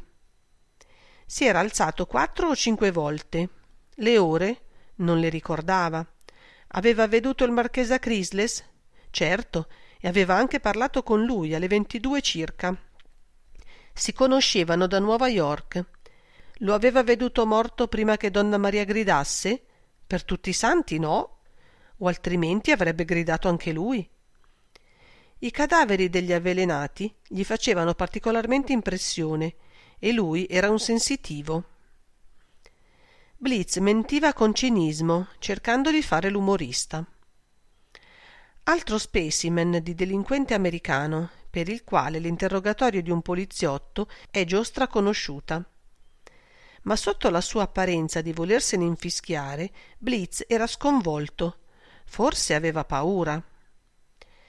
Domani vi rivedrò, Anthony Blitz, e perché possiate dormire tranquillo, dopo l'impressione avuta guardando il cadavere dell'avvelenato, quando ve ne andrete vi farò accompagnare da uno dei miei uomini.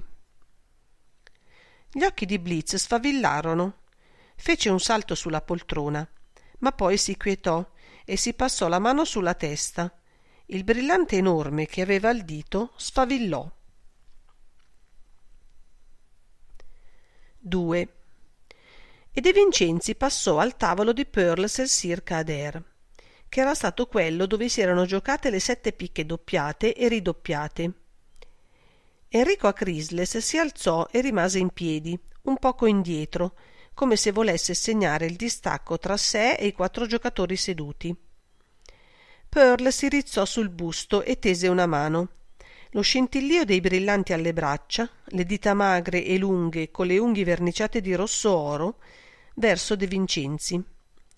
Cominciate da me, commissario. Io mi sono alzata 2 volte. Alle 22:15, quando quel signore improvvisamente impazzito volle dichiarare 7 picche sui miei 6 cuori, e alla mezzanotte circa. Tutte e 2 le volte ho attraversato il salone. Bene, signora, fece semplicemente De Vincenzi e guardò Pigeon. I capelli rossi una parrucca, il naso rotondo un tubero, le grosse labbra tumide e ingorde una mostruosa ferita aperta, che aveva impallidito e si agitava sulla poltrona. Io ero convinto di poter fare 7 picche con le mie carte e con la dichiarazione affermativa della mia compagna, balbettò. E non le avete fatte? No. Il baronetto Donald Handel alzò le spalle. Non era possibile che le facesse, almeno 2 quadri doveva darli.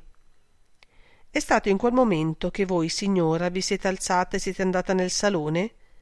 Sì, la dichiarazione di Pigeon mi aveva esasperata e non volevo assistere al suo giuoco. Come fate a sapere che erano le 22:15? Nell'alzarmi ho visto l'orologio davanti a me, anche di dove sono seduta adesso lo si vede.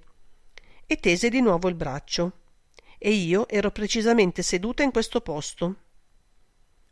Nel salone avete veduto il marchese Crisles? Oh, certo, gli ho parlato. Enrico fece un passo avanti, quasi avesse voluto impedire alla donna di proseguire, ma strinse i pugni, si morse le labbra e tacque. De Vincenzi fece mostra di nulla. Sicché avete parlato col marchese e poi siete tornata qui, senza uscire dal salone? Naturalmente. E il marchese che cosa vi ha detto?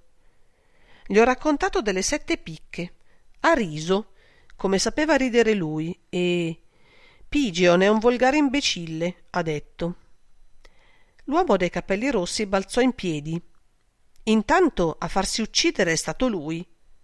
C'era un odio velenoso nelle sue parole, tremava tutto.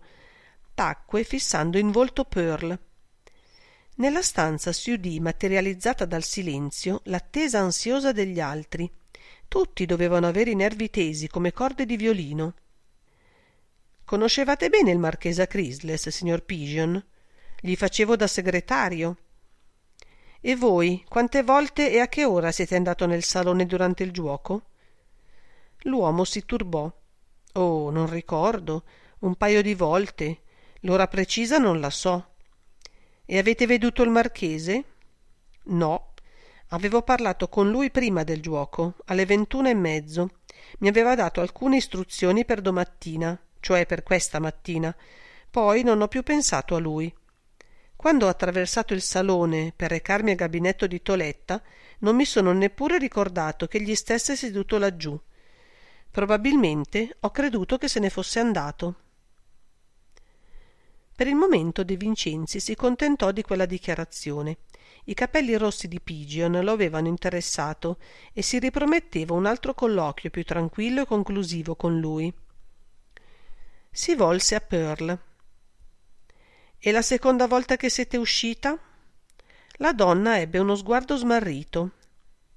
«La seconda volta», disse con voce bianca, «non mi sono neppure accorta di lui». «Doveva essere già morto a mezzanotte», osservò De Vincenzi. «Sarete passata assai in fretta per non averlo veduto».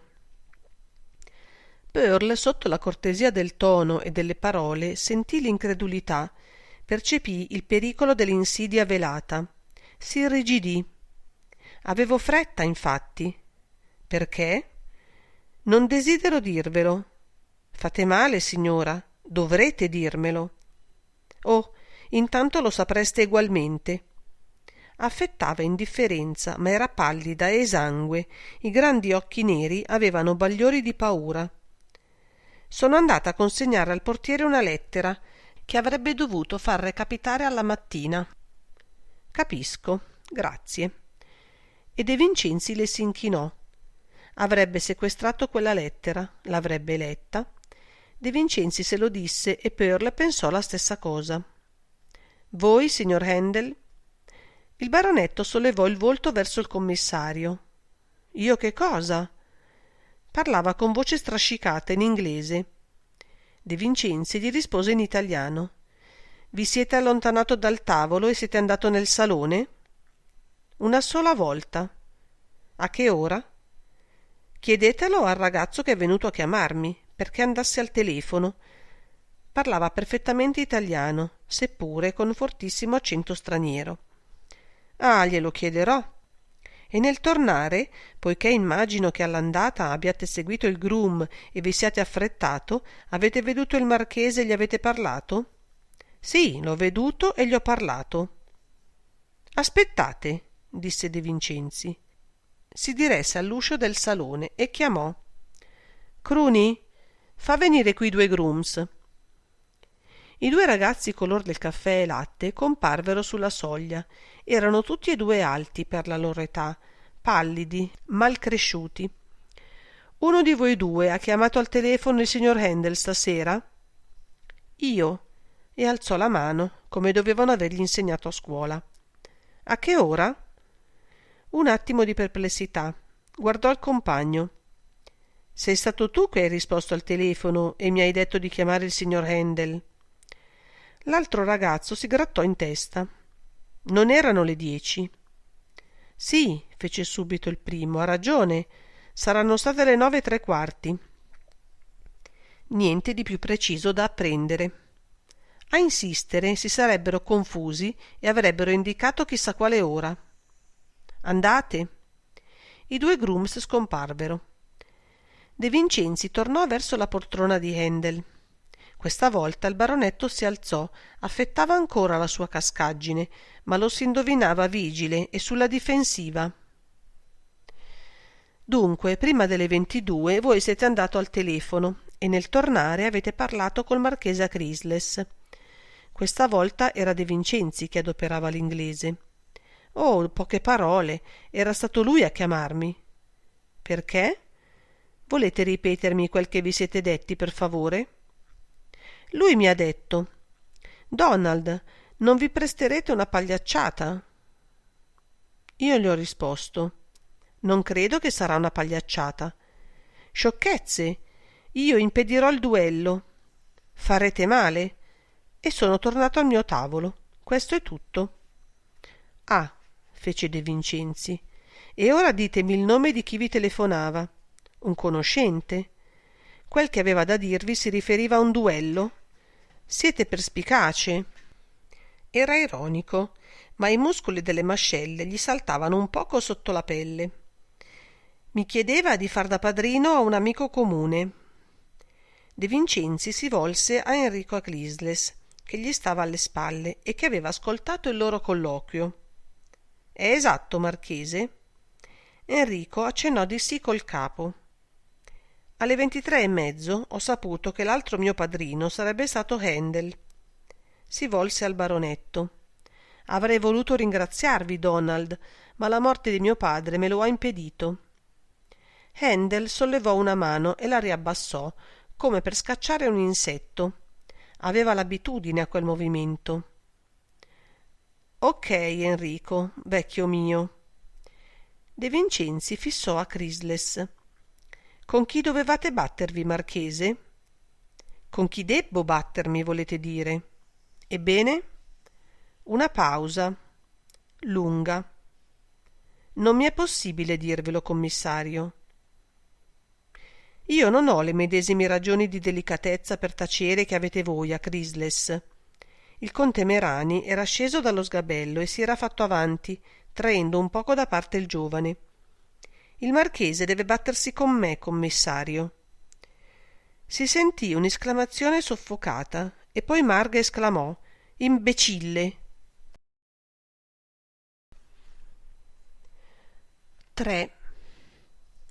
De Vincenzi aveva terminato l'interrogatorio dei giocatori. Guardò i fogli che aveva tra le mani e sui quali aveva segnato le ore dei movimenti di ognuno. Gli era necessario riflettere, impossibile continuare senza fare il punto. L'orologio segnava le 4 del mattino. Uscì nel salone e diede alcune rapide istruzioni a Cruni. Il maresciallo disse: «Va bene, dottore», e si avviò nell'atrio. «Andiamo, ragazzi, uno di voi vada di là e rimanga di guardia al cadavere». Poi si fermò e tese la mano verso uno degli uomini. «Rimani tu, sei il più giovane». La gente borbottò qualcosa e andò nel salone. La bussola girò e Cruni e gli agenti furono inghiottiti dalla nebbia. De Vincenzi era tornato nel bar. Tutti erano ancora seduti attorno ai tavoli. Merani terminava di bere il suo terzo whisky. Donna Maria, discesa dallo sgabello, era caduta affranta in una poltrona. Enrico Chrysles stava sempre accanto a Pearls el Circa. Ottaviano Merani udì il rumore dei passi di De Vincenzi, che tornava, e depose il bicchiere per farglisi incontro. titubava leggerissimamente e mandava un forte odore di alcol. «Avete intenzione di arrestarci tutti?» De Vincenzi sorrise. «Oh no, Iddio me ne liberi! Sapete la quantità di prove che bisogna riunire per poter accusare qualcuno? È fantastico! Finora non c'è neppure un testimonio oculare e manca l'evidenza circostanziata». Era ironico, perché i nervi gli dolevano oramai. «E allora? Che cosa intendete fare? Dovremo continuare a star qui dentro e a rispondere alle vostre domande più o meno idiote?» «Neppure per sogno!» Si volse in giro. «Siete tutti liberi di tornare a casa vostra, signore e signori». Le parole risuonarono nel silenzio e ne seguì un leggero sussulto sonoro, come se avessero battuto contro il cristallo. Merani gli era accanto e sorrideva sarcasticamente. De Vincenzi gli toccò il braccio. «Volete dirmi quante volte siete andato nel salone? Voi non giocavate e per quel che vi riguarda sfuggite in un certo modo al controllo degli altri». «Oh, so benissimo che avrei avuto ogni opportunità per assassinarlo. Ma voi lo avete detto? Dove trovare l'evidenza circostanziata?» E rise rumorosamente. La sfilata dei giocatori che se ne andavano era cominciata. Enrico Chrysler aiutava Pearl a mettersi la pelliccia. Viola Manning aveva afferrato Handel per un braccio e lo pregava di accompagnarla. Fanny Grolli e la Veronelli si erano attaccate a Cohen. «Tuttavia vi sarò grato se vorrete rispondere alla mia domanda». «Certo, ho parlato col marchese Chrysler, il vecchio, intendo, di prima sera, poi sono venuto di qua a sedermi a quel banco e sono disceso dal mio sgabello una volta sola, quando ho veduto mia moglie uscire per andare al telefono». «Sicché l'avete accompagnata?» «No, ho lasciato che andasse sola. Sono uscito nel salone proprio nel momento in cui tornava. Siamo rientrati assieme». «A che ora?» «Saranno state le 23, a meno che non fossero le 24». De Vincenzi prese qualche appunto. Il conte chiese con insolenza: «Vi basta?» «Grazie», e gli volse le spalle per raggiungere Enrico Chrysler, che stava già sulla soglia. «Marchese?» «Commissario?» «Non tentate di entrare nell'appartamento di vostro padre questa notte. Ho disposto perché venga piantonato. Ve lo dico per impedirvi di farvi rimandare indietro». A Chrysler alzò le spalle e riprese a camminare. Andava così curvo da sembrare un punto interrogativo. Quando furono usciti tutti, De Vincenzi fece un cenno a Luciano. «Potete andarvene anche voi e dite al portiere che mandi a casa i 2 grooms, chiuda il portone e poi venga qui». Luciano s'inchinò e si diresse alla porta. «I 2 ragazzi dormiranno qui questa notte. È troppo tardi per mandarli a casa». De Vincenzi sedette al tavolo più lontano dalla porta e consultò gli appunti presi. Dalle dichiarazioni che aveva raccolte risultava questo: Enrico Chrysler, ore 21:45, si reca al telefono. Vede il padre parlare col conte Merani. 23:30, va di nuovo al telefono. Non fa attenzione al padre, che a quell'ora doveva essere già morto. Virgiliano Cohen, ore 23, va al gabinetto di Toletta, passando per la porta vetri del corridoio. Romilde Veronelli non è uscita dal bar. Antonietta Viscardi Negroni, idem. Gibbs Broxley ammette di essere andato nel salone di frequente, forse ogni mezz'ora. Afferma di non essersi neppure accorto del marchese. Mente, ma non ha la capacità dell'avvelenatore. Se uccide, uccide con la rivoltella. Fanny Grolli non è uscita dal bar. Marga Merani si è recata a telefonare alle 23 circa. Nessun controllo sicuro alla sua telefonata. Vedi dichiarazione del marito. Anthony Blitz si è alzato ed è andato nel salone 4 o 5 volte durante la serata. Non ricorda le ore, ma ammette di aver parlato col marchese alle 22 circa. Afferma di non essersi accorto che era morto. Deposizione soggetta a tutte le cauzioni. Pearl Selcirca Adair si è recata nel salone 2 volte, alle 22:45 e alle 24 circa. La prima volta afferma di aver parlato col marchese, la seconda non si è accorta che era morto. La seconda volta dice di essere andata a consegnare una lettera al portiere. Fabius Pigeon aveva parlato alle 21:30, prima del giuoco, col marchese, di cui era il segretario. È andato nel salone un paio di volte, ma non ricorda le ore e dice di non aver fatto attenzione al marchese, di cui neppur ricordava la presenza. Donald Handel è andato nel salone una volta alle 21:45 circa perché chiamato al telefono. Nel tornare ha parlato col marchese. Ottaviano Merani ha parlato col marchese alle 21:30 circa, poi è uscito dal bar per incontrare sua moglie che tornava dal telefono. Conferma l'ora indicata dalla moglie, ma è volutamente vago al riguardo. Prese un altro foglio del blocco e sulla base delle dichiarazioni ricevute compilò uno specchietto delle ore. Si trovavano nel salone. Ore 21:30 Arturo Acrisles e Merani. Ore 21:45 Arturo Acrisles, Merani ed Enrico Acrisles. Ore 21:50 Arturo Acrisles e Donald Handel. Ore 22 circa Arturo Acrisles e Pearl Selcirca. Ore 23 circa Arturo Acrisles e Marga Merani, poi Ottaviano Merani. Ore 23:30 Arturo Acrisles morto ed Enrico Acrisles. Ore 24 circa Arturo Acrisles morto e Pearl Selcirca. Poiché Anthony Blitz affermava di aver parlato col marchese alle 22 circa e poiché nessuno dopo di lui aveva detto di aver parlato col marchese o di averlo veduto comunque vivo, ne derivava che Arturo Acrisles doveva essere stato ucciso tra le 22 e le 23. Il limite delle 23 era suggerito a De Vincenzi dal giudizio del medico. Il cerchio dei sospetti si restringeva quindi a Pearl Selcirca Adair, Marga Merani, Ottaviano Merani, a cui erano da aggiungere Anthony Blitz, Fabius Pigeon, Gibbs Broxley, i quali ammettevano di essere entrati nel salone a ore diverse durante la serata, senza saperle precisare. Naturalmente tutti questi dati erano discutibili. De Vincenzi aveva dovuto accettare le dichiarazioni così come gli erano state fatte. Alcune apparivano attendibili, altre meno.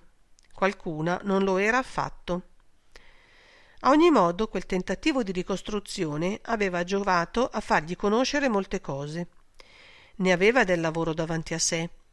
Quell'inchiesta si presentava delicata, molto delicata. Un delitto era stato commesso. Come dubitarne dopo la scoperta della fiala nella borsetta di Pearl Selcirca? Un delitto premeditato? C'era da supporlo, anche ad ammettere che l'assassino avesse colto l'occasione presentataglisi per caso, dacché nessuno porta con sé una fialetta di acido prussico se non è determinato ad avvelenare qualcuno o ad avvelenarsi, il che non era il caso. Tutto molto semplice. A gettar l'acido nel bicchiere di Arturo Acrisles era stata una di quelle 16 persone, forse una di quelle 6 che dichiaravano o ammettevano di essersi trovate nel salone tra le 22 e le 23. Ma come procedere? Anzitutto occorreva ricercare il movente. Ora, per quel che riguardava il movente, De Vincenzi vedeva qualche bagliore, ma come incerto e fatuo. Quasi tutte quelle persone avevano sottili legami nascosti che le univano. Nascosti e qualcuno inconfessabile. Un paio di telegrammi alla polizia di Nuova York per chiedere notizie di Broxley e di Blitz. Questa era l'azione più semplice e comoda da compiere, Ma le altre? Nebbia. Tutto un sudario di nebbia attorno a lui. Alzò il capo perché sentì che qualcuno lo stava osservando. Che fate lì voi? È stato Luciano a dirmi di venire. Ah sì? Era il portiere di notte, recava un foglio. Mi portate quel che vi ho chiesto? Sì, ma non ne garantisco l'esattezza. De Vincenzi prese il foglio e scorse i nomi e le ore. Sì, le affermazioni di Enrico Acrisles, di Marga Merani, di Donald Handel erano confermate dal portiere, anche per quel che riguardava le ore, con lo scarto di qualche minuto, ma questo non aveva importanza. In più c'erano 2 telefonate fatte da Anthony Blitz alle 22:15 e alle 23:50, ore approssimative, una fatta da Gibbs Broxley alle 23:15. Anche Pigeon aveva telefonato, ma prima delle 21:30 e poi quasi alle 24. Decisamente i sospetti possibili erano 6 e non meno. Alzò il capo e fissò l'uomo. Anche il commendatore Cohen ha telefonato? Sì, saranno state le 23. L'ho visto arrivare dal corridoio ed è tornato da quella parte. Dunque non era passato pel salone. Ma perché aveva mentito, parlando della regolarità delle sue funzioni organiche? Vi ringrazio. L'uomo fece per allontanarsi. Un momento. La signora Selsirca vi ha consegnato questa sera una lettera da far recapitare? Sì? Portatemela. L'uomo esitò. Ma, signore, portatemi quella lettera. Ne assumo io la responsabilità. Quando l'ebbe fra le mani, vide che era diretta a Sir Donald Handel, albergo Cavour. Mio caro, ho assoluto bisogno di vedervi. Vi attendo alla solita pasticceria alle 10. Un nuovo pericolo ci minaccia. Credo che non avrò più la forza di lottare. P.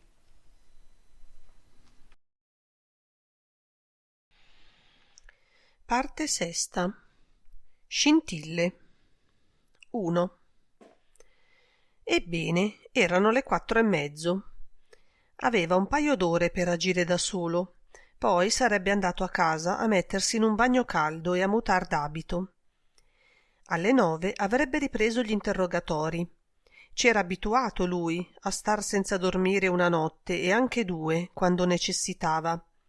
E questa volta, come pei delitti dell'albergo delle Tre Rose, sentiva che non doveva lasciar respiro a nessuno, o altrimenti non sarebbe riuscito. Indossò il pastrano, si mise il cappello e uscì dal bar nel salone. Il giovanotto lasciato a vegliare il cadavere si era cacciato più lontano possibile dalla macabra poltrona. Al comparire del commissario balzò in piedi. De Vincenzi lo guardò, lo vide molto giovane e molto pallido. È la prima volta che veglio un morto? Signor sì. Non soltanto giovane, ma meridionale. Il suo accento era irrimediabilmente napoletano, purché non fosse superstizioso. Ti fa impressione? Il giovanotto da pallido si fece scarlatto. Diede un'occhiata di sfuggita all'angolo dove il lenzuolo apriva una larga macchia livida. No, signor cavaliere. De Vincenzi detestava sentirsi chiamare con quel titolo, che gli ricordava tutti i pesi burocratici del suo ufficio. Tagliò corto. Bene, e poi le ore da star qui sono poche ancora. Appena sarà venuto il giudice istruttore lo porteranno via. Fece per andarsene, ma una macchia bianca sul tappeto presso alla lampada, un'altra macchia incomparabilmente più piccola di quella del lenzuolo, attrasse la sua attenzione. Era il fascicolo di una rivista, il Wiener Magazine. Lo sfogliò macchinalmente e lo sguardo gli cadde sopra una pagina che sul margine recava varie cifre. Era un'addizione di grossi numeri. 115.000, 50.000, 60.000, totale 225.000. Sotto 2 lettere maiuscole, O.M., seguite da 4 esclamativi. Rifletté qualche istante. Poteva essere un appunto preso dal marchese. In tal caso il vecchio aveva segnato quelle cifre mentre stava seduto sulla poltrona quella sera. Perché lo aveva fatto? A chi e a che cosa pensava? Quelle 2 lettere O-M, seguite da tutti quei punti esclamativi. O-M. Ottaviano Merani. Il conte aveva parlato col marchese verso le 9:30, 9:15, e doveva battersi a duello col figlio. Imbecille. De Vincenzi aveva ancora nelle orecchie il suono della voce di Marga quando aveva pronunciato quella parola. Il tono era stato freddo, conclusivo. Imbecille. Non un'ingiuria, una constatazione. E la parola era diretta al marito. Stracciò la pagina con le cifre e se la mise in tasca. Domattina porterai questa rivista a San Fedele e la metterai sul mio tavolo. Sì, signor cavaliere. De Vincenzi uscì in fretta dal salone. Il portiere si alzò dal banco e si diresse ad aprirgli il portello. La bussola a vetri era stata fermata e per uscire si passava da un lato, attraverso l'apertura di una grossa lastra di vetro che girava sui cardini come una porta. Buonanotte, fece la voce rude del portiere. De Vincenzi non poté rispondere, che la nebbia lo assalì, lo avvolse, lo assorbì come un risucchio. Ma lui era ancora troppo turbato per rendersene conto. Turbato è parola inesatta. Egli si sentiva il cervello imbevuto di sensazioni, di immagini, di parole, alcune tangibili e penetranti, altre fluide e fosforescenti. Il delitto per De Vincenzi non era un fatto, era un fenomeno di cui gli incombeva il dovere di ricercare la causa. Questa volta la causa gli sfuggiva per segreti sentieri, per tangenti fuggevoli. Il numero di quei sentieri era impressionante. Pearl Selsir Kader ed Enrico Acrisles erano stati in parte esplorati, o in minima parte. Poi c'era Fabius Pigeon coi suoi capelli rossi.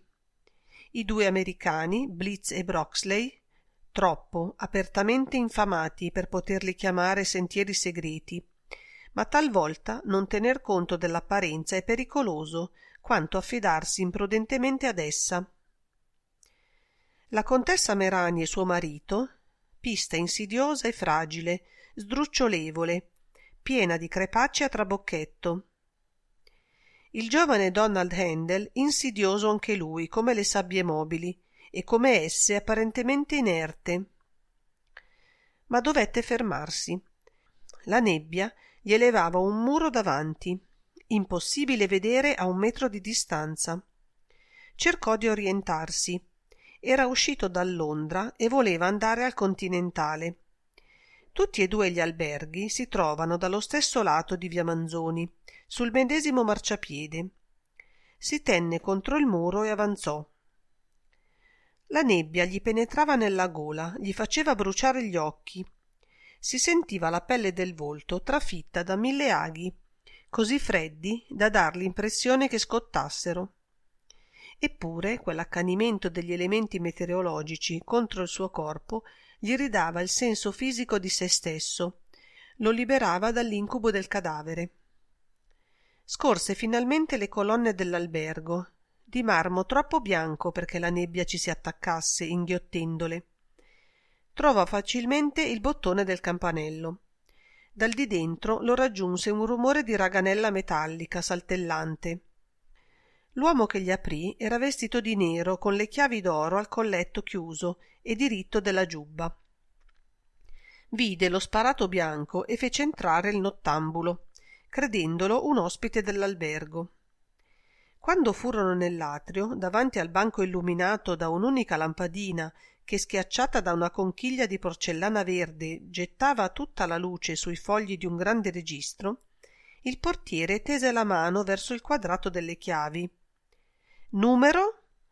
Me lo dovete dir voi. Che numero aveva il marchese Acrisles, il vecchio?»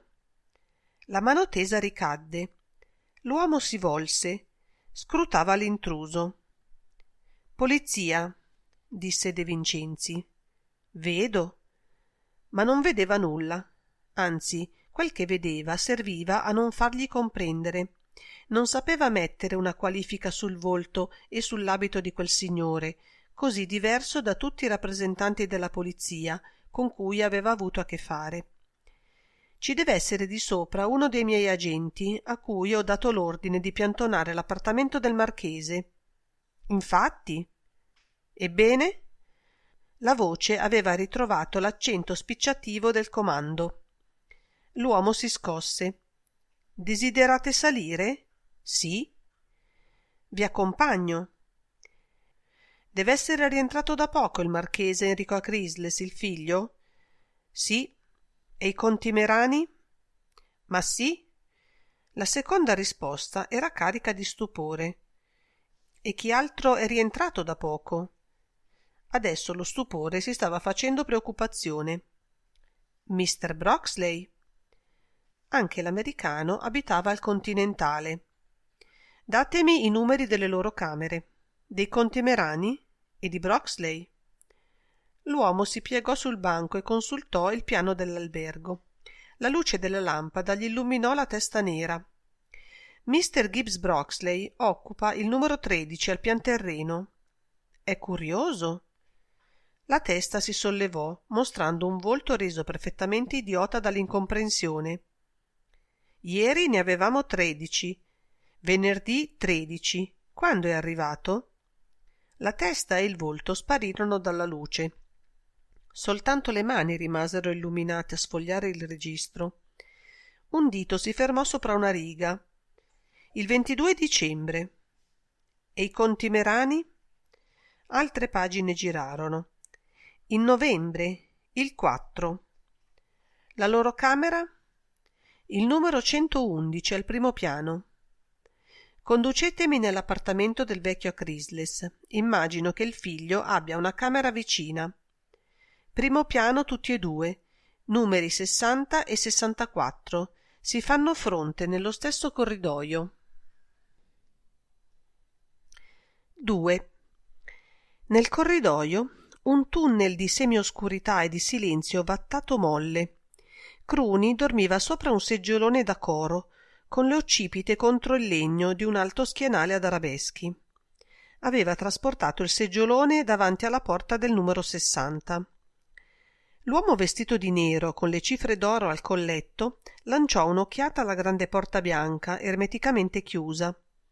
Un'occhiata di curiosità compressa. E si allontanò sul tappeto che smorzava ogni rumore di passi. Cruni aprì gli occhi, balzò in piedi. «Nulla di nuovo?» «Nulla, dottore, mi ero addormentato». «Non potevi far niente di diverso?» «Gli altri sono stati seguiti?» «Sì, dottore, per quanto con la nebbia». «Allora?»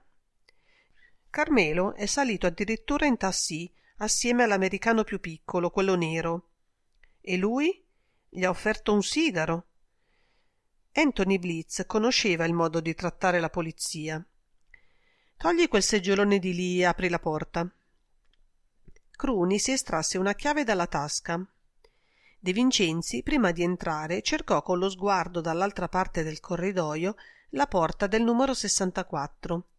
Si trovava proprio di fronte al 60, come gli aveva detto il portiere. «Puoi andartene.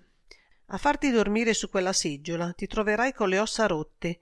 Chiuderò io e porterò via la chiave». «Grazie, dottore».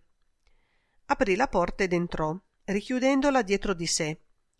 Accanto al letto ardeva una piccola lampada da veglia. Il letto era preparato per accogliere il vecchio, che non vi si sarebbe coricato.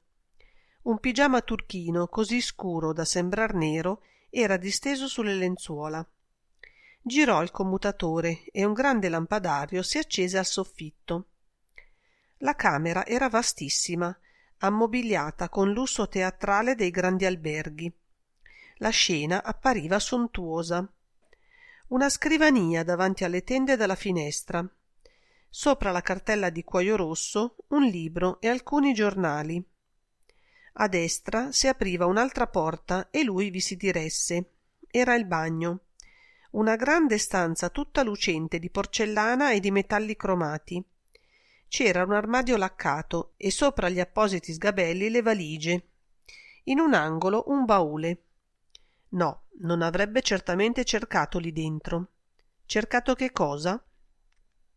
Si mise le mani nelle tasche del pastrano e si guardò attorno indeciso.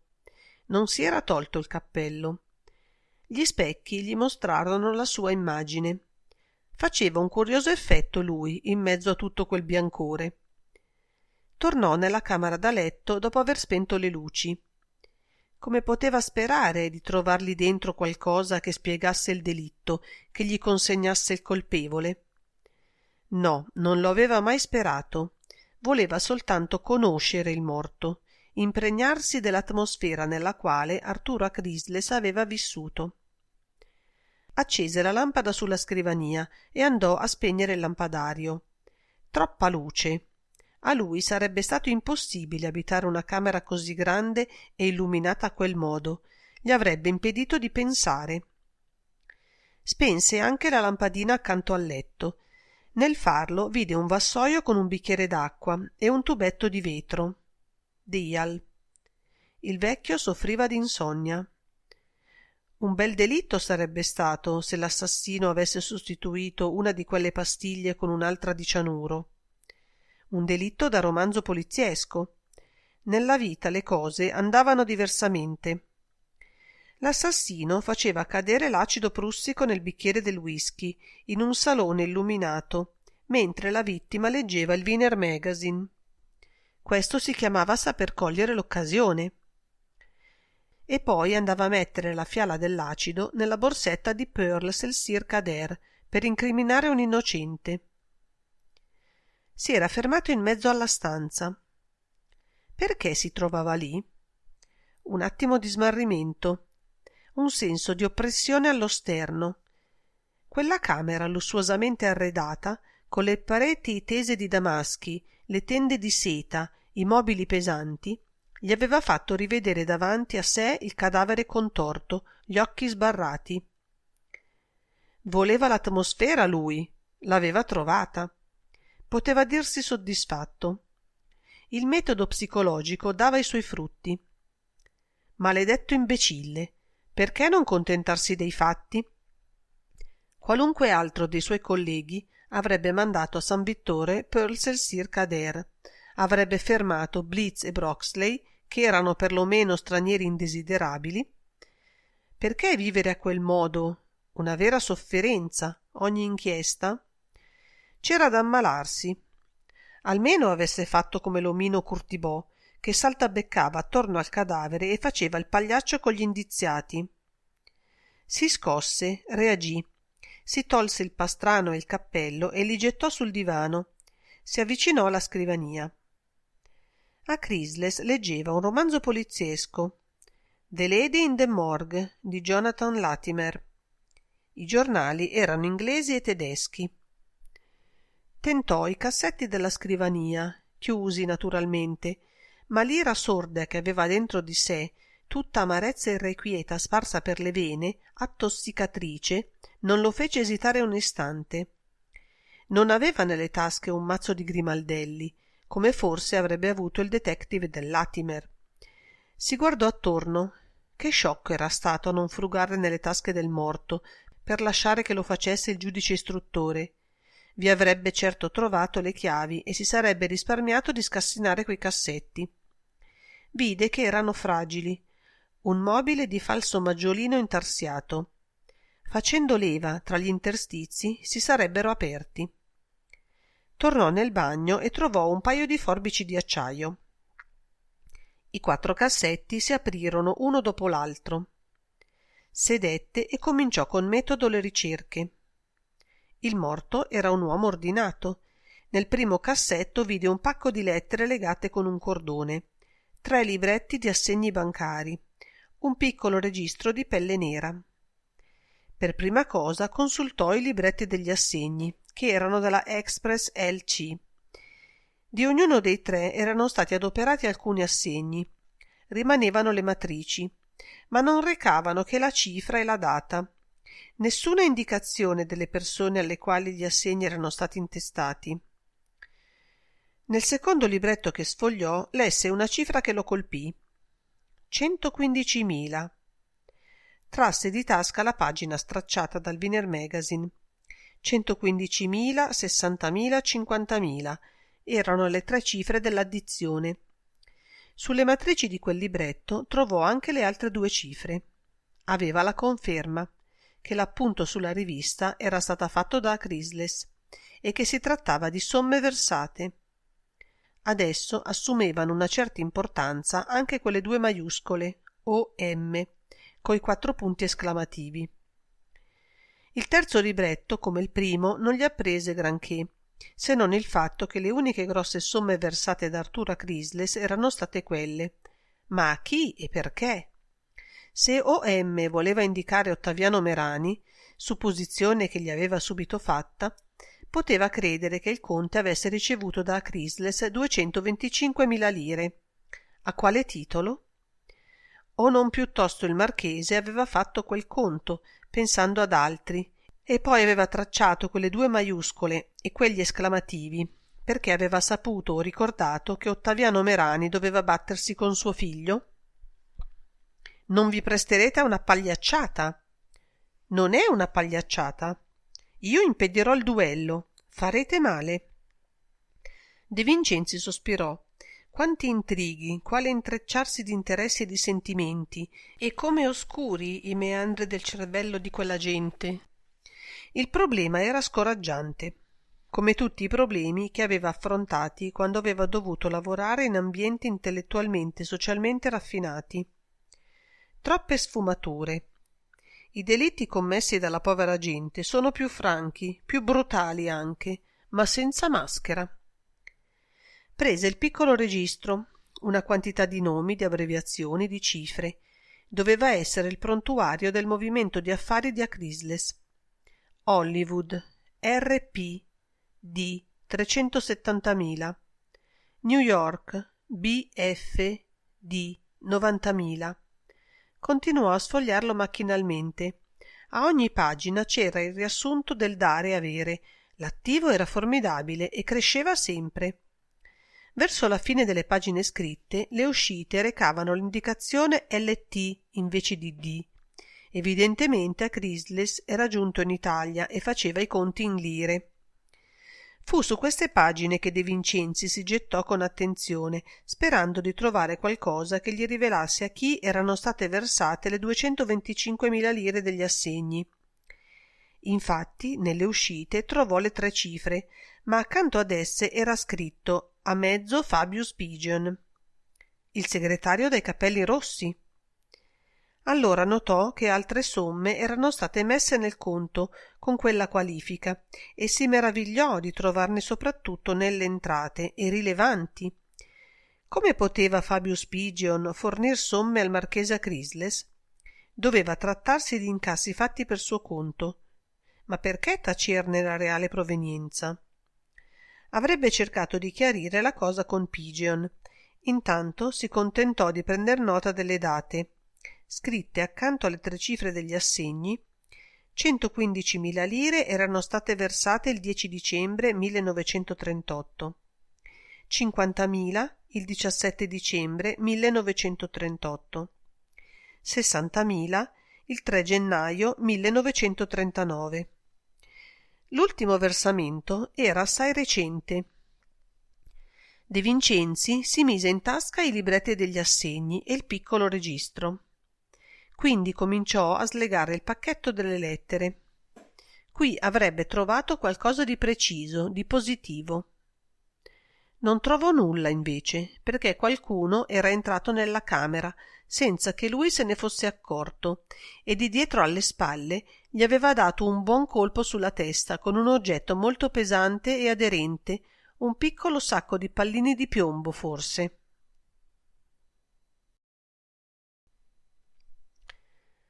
3.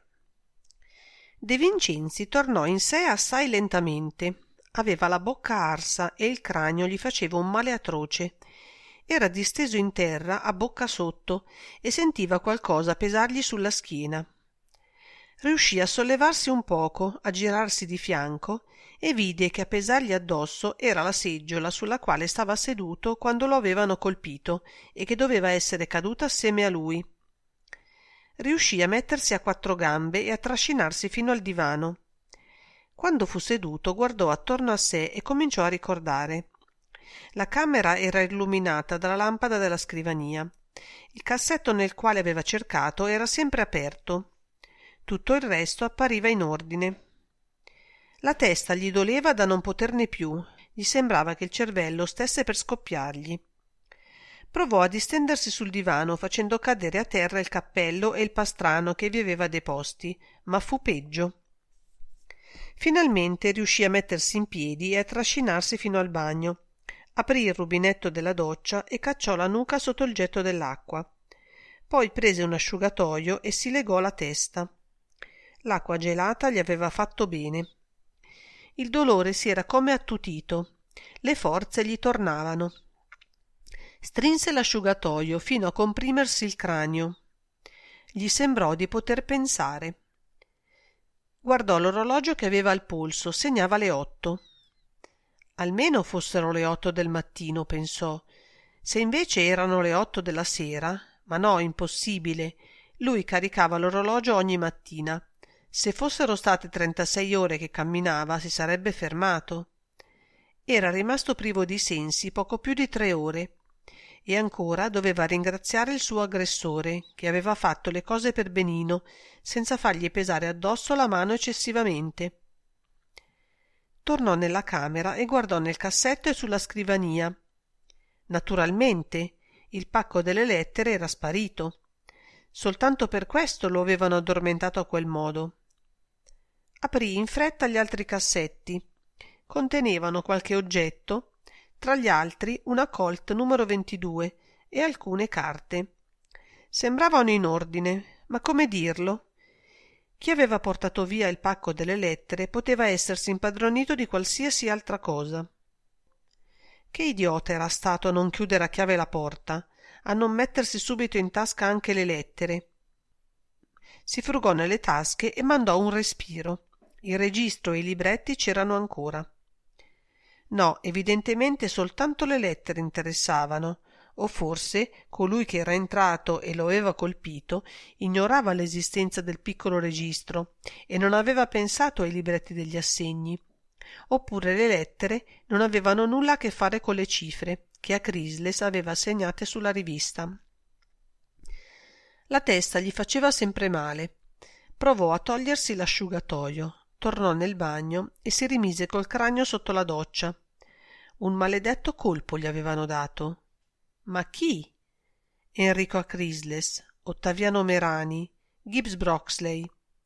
Quei 3 alloggiavano nell'albergo. Soltanto uno di essi aveva potuto penetrare nella camera e uscirne senza esser veduto dal portiere. Quale dei 3? E non poteva essere stata la contessa? Difficile, troppa sicurezza, e a ogni modo, se fosse stata lei, avrebbe dovuto avere il marito per complice. Si guardava nello specchio del lavabo, una faccia da cadavere aveva. Si palpò leggermente la nuca e sentì uno spaventoso gonfiore. Eppure bisognava agire.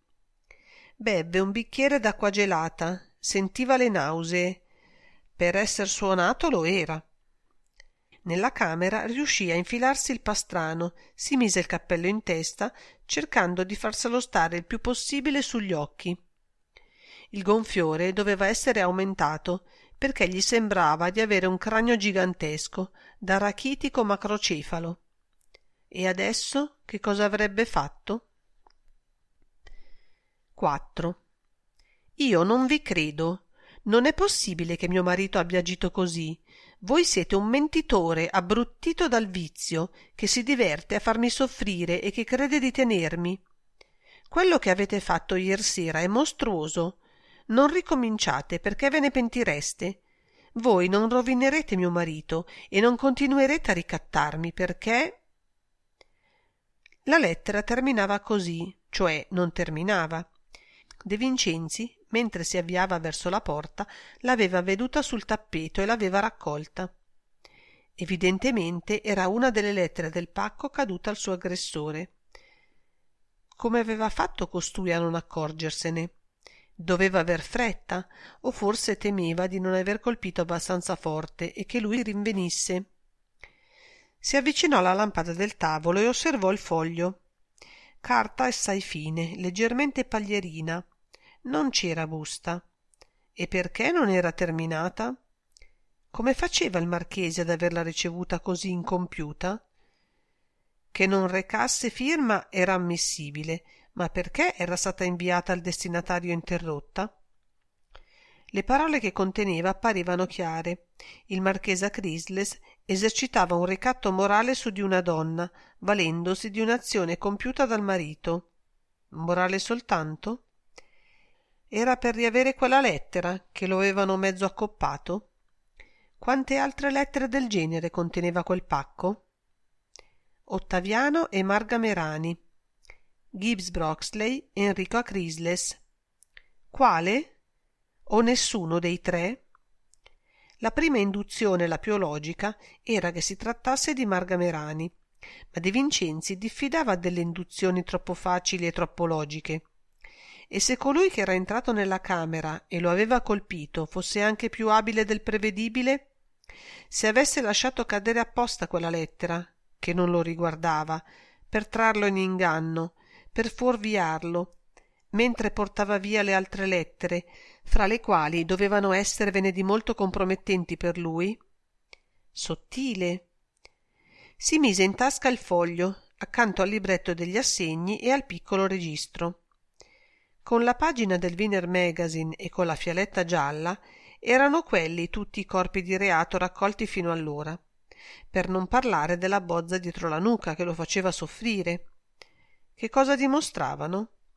Oh, tante cose, ma non erano sufficienti ancora a mandar qualcuno alle assise. Per raggiungere tale scopo egli doveva interpretare tutti quegli oggetti disparati, farli parlare. Per il momento, con le scarse facoltà di riflessione che gli erano rimaste, preferiva far parlare le persone vive. 5. Ci volle qualche minuto prima che Enrico Crisles di dietro alla porta chiusa gli rispondesse: «Entrate!» Lo trovò in mezzo alla camera, appena disceso dal letto. Col pigiama rosso cupo sembrava anche più alto, anche più magro. De Vincenzi entrò e richiuse la porta. «Siete voi, commissario?»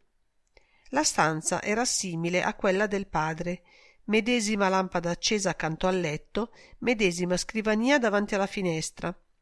Soltanto la disposizione dei mobili era rovesciata e la porta del bagno si trovava a sinistra invece che a destra.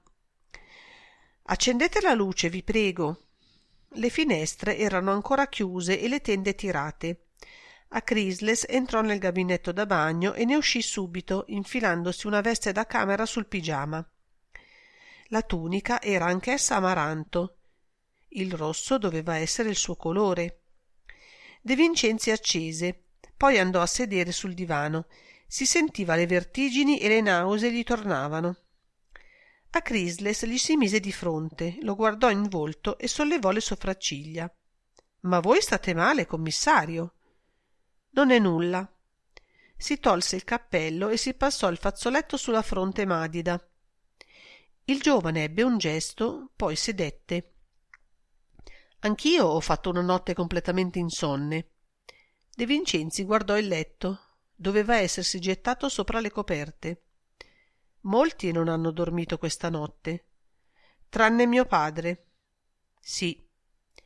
Non c'era stata amarezza, dolore, sarcasmo in quella sua constatazione, ma piuttosto un senso di rimpianto, quasi di sconforto, per non esser lui a dormire a quel modo. «Io esco ora dalla camera di vostro padre». «Non ne dubitavo». Ma gli occhi lo scrutavano, si erano fatti inquieti, allarmati. «Perché non ne dubitavate?» «Era naturale che la polizia perquisisse. Che cosa avete trovato?» «Quasi nulla. Quel che avevo trovato mi è stato portato via da qualcuno che mi ha colpito alle spalle. sulla testa, facendomi perdere i sensi. Non volete dire sì? Ma è incredibile! La parola non era quella che avrebbe voluto pronunciare. Sì, diciamo che è audace. Colui che ha corso un tal rischio deve sentirsi alle strette, come una belva che si vede stanata. Una pausa. Che cosa avevate trovato? Un pacco di lettere. Il pallore aumentò. Egli si rovesciò un poco all'indietro sullo schienale. Le avevate lette? No. Che cosa credete che contenessero? Un gesto vago.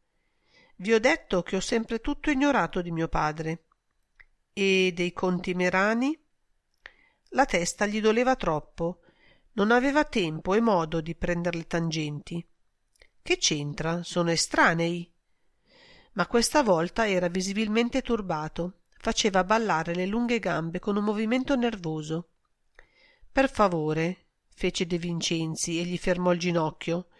Non sono estranei se voi dovete battervi a duello col conte e se vostro padre avrebbe voluto impedire quello che lui chiamava una pagliacciata. Mio padre aveva idee fatte, pregiudizi. De Vincenzi non sorrise. Lasciamo andare. Vi ho detto quel che è avvenuto. Ci troviamo di fronte a un assassino che conosce l'esistenza di punti di riferimento, di tracce, e che non rifugge da alcun mezzo per assicurarsi la salvezza. Da alcun mezzo, nemmeno da un altro assassinio. E io mi domando chi sarà la prossima vittima. Ogni minuto conta. Vi chiedo di non farmene perdere più del necessario. Il giovane si irrigidì. Non posso dirvi quello che non so. Guardate. Gli porse la lettera trovata in terra. Che cos'è questo? L'ha perduta il mio aggressore nell'andarsene. Perduta, o lasciata cadere di proposito. Le dita, aprendo il foglio, tremavano. La lesse e strinse convulsamente le mascelle. De Vincenzi udì distintamente lo scricchiolio dei denti. A Crisles trovò tuttavia la forza di dominarsi. Ripiegò il foglio e lo restituì al commissario. Non basta la morte per cancellare un'esistenza. E guardò in volto De Vincenzi. Gli occhi avevano un'espressione di infinita tristezza, ma erano gelidi.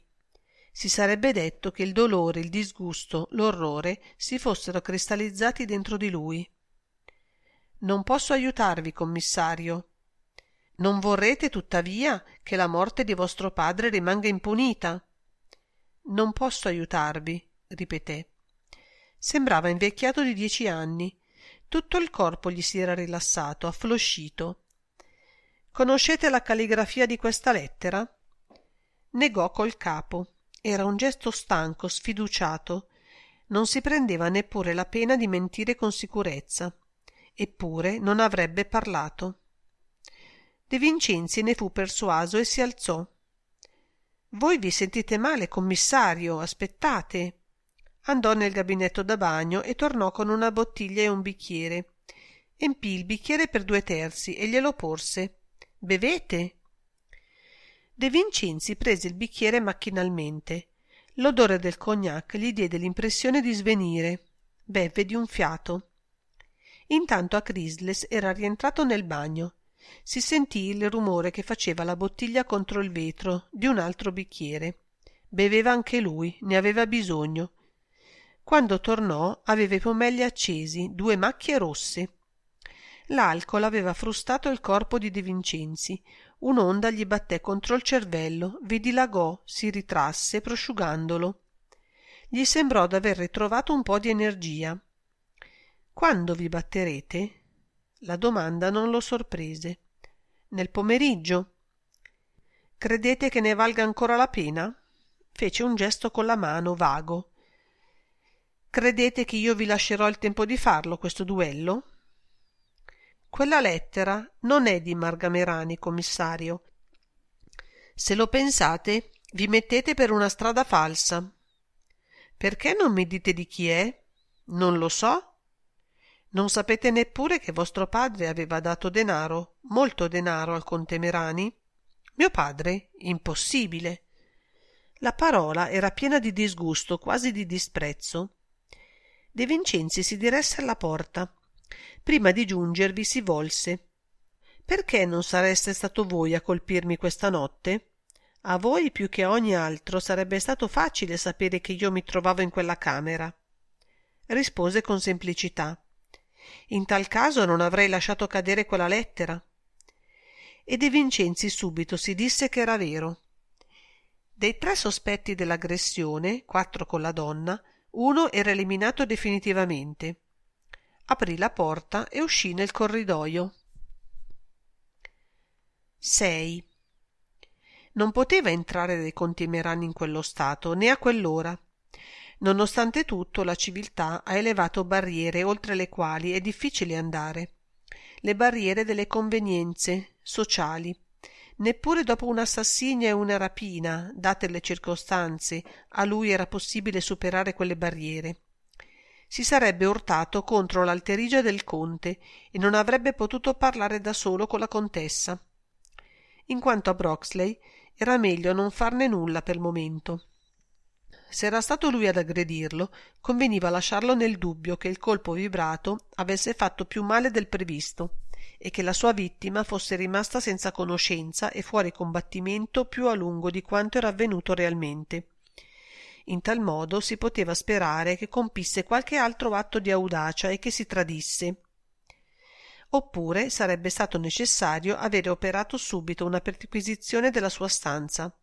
Subito, in 3 ore, che tante lui ne aveva passate nel limbo dei sogni. L'americano aveva avuto tutto il tempo di far sparire lettere e corpo contundente. Più che mai De Vincenzi era convinto che si trattasse di un sacchetto di pallini di piombo, a meno che non si fosse trattato di un oggetto duro di cuoio. Ecco, un bastone di cuoio lo avrebbe stordito senza ferirlo. Ma se l'aggressione contro di lui aveva tutte le caratteristiche dei metodi impiegati dai delinquenti americani, il veleno nel bicchiere di Acrisles non ne aveva alcuna. Come conciliare i 2 modi di agire?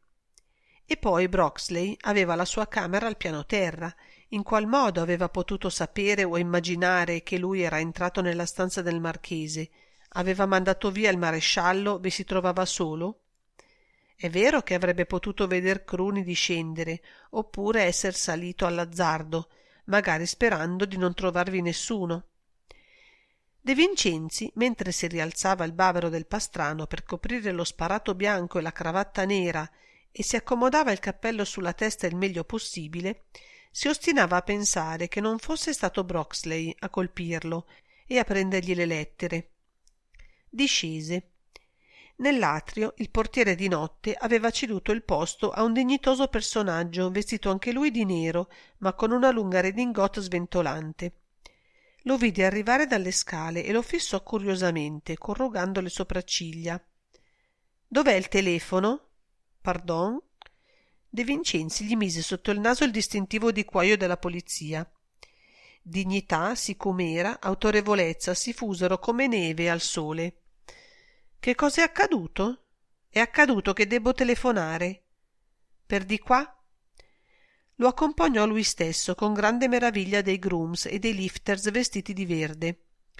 Quando gli ebbe spalancata la porta della cabina, trovò il modo di chiedere: «Hanno voluto dirmi, è vero del marchese Acrisles?» De Vincenzi entrò nella cabina senza rispondergli. Telefonò a San Fedele. Le istruzioni che diede furono semplici, ma tali da far mobilitare l'intera squadra mobile. Piantonare il Continentale, il Londra, il Palazzo, il Marino, il Cavour. Che colpa ne aveva lui se quella gente si era dispersa in tutti gli alberghi della città? Filare i Contimerani, Purcell circa, Broxley, Blitz, Handel, Pigeon ed Enrico Acrisles. Telegrafare a Nuova York. Per ultimo disse al vicecommissario Sani di venir personalmente ad operare una perquisizione a fondo nella camera del defunto marchese Acrisles al Continentale, installandosi lui stesso nell'albergo fino a quando non fosse andato De Vincenzi a rilevarlo. In ogni caso gli avrebbe telefonato laggiù. Riappese il ricevitore e uscì prima dalla cabina e poi dall'albergo. C'era ancora la nebbia, ma assai meno fitta. In piazza della Scala salì in un tassì e si fece portare a casa sua.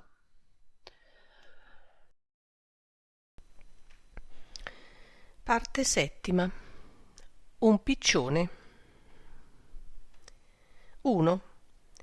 Alle 10 De Vincenzi era a San Fedele, un po' pallido, gli occhi cerchiati, una bozza sul cranio, non tanto grossa tuttavia, grazie alle compresse d'acqua gelata, ma completamente padrone del suo cervello e all'occorrenza del suo corpo. Un bagno caldo, un paio di pastiglie d'aspirina e varie tazze di caffè senza zucchero avevano operato il ristabilimento. Entrò nel suo ufficio.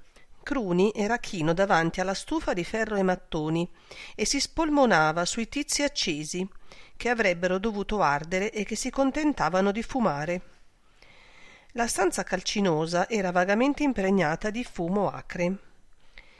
De Vincenzi non si tolse che il cappello e andò a sedere al suo tavolo. Davanti a sé vide il fascicolo del Wiener Magazine.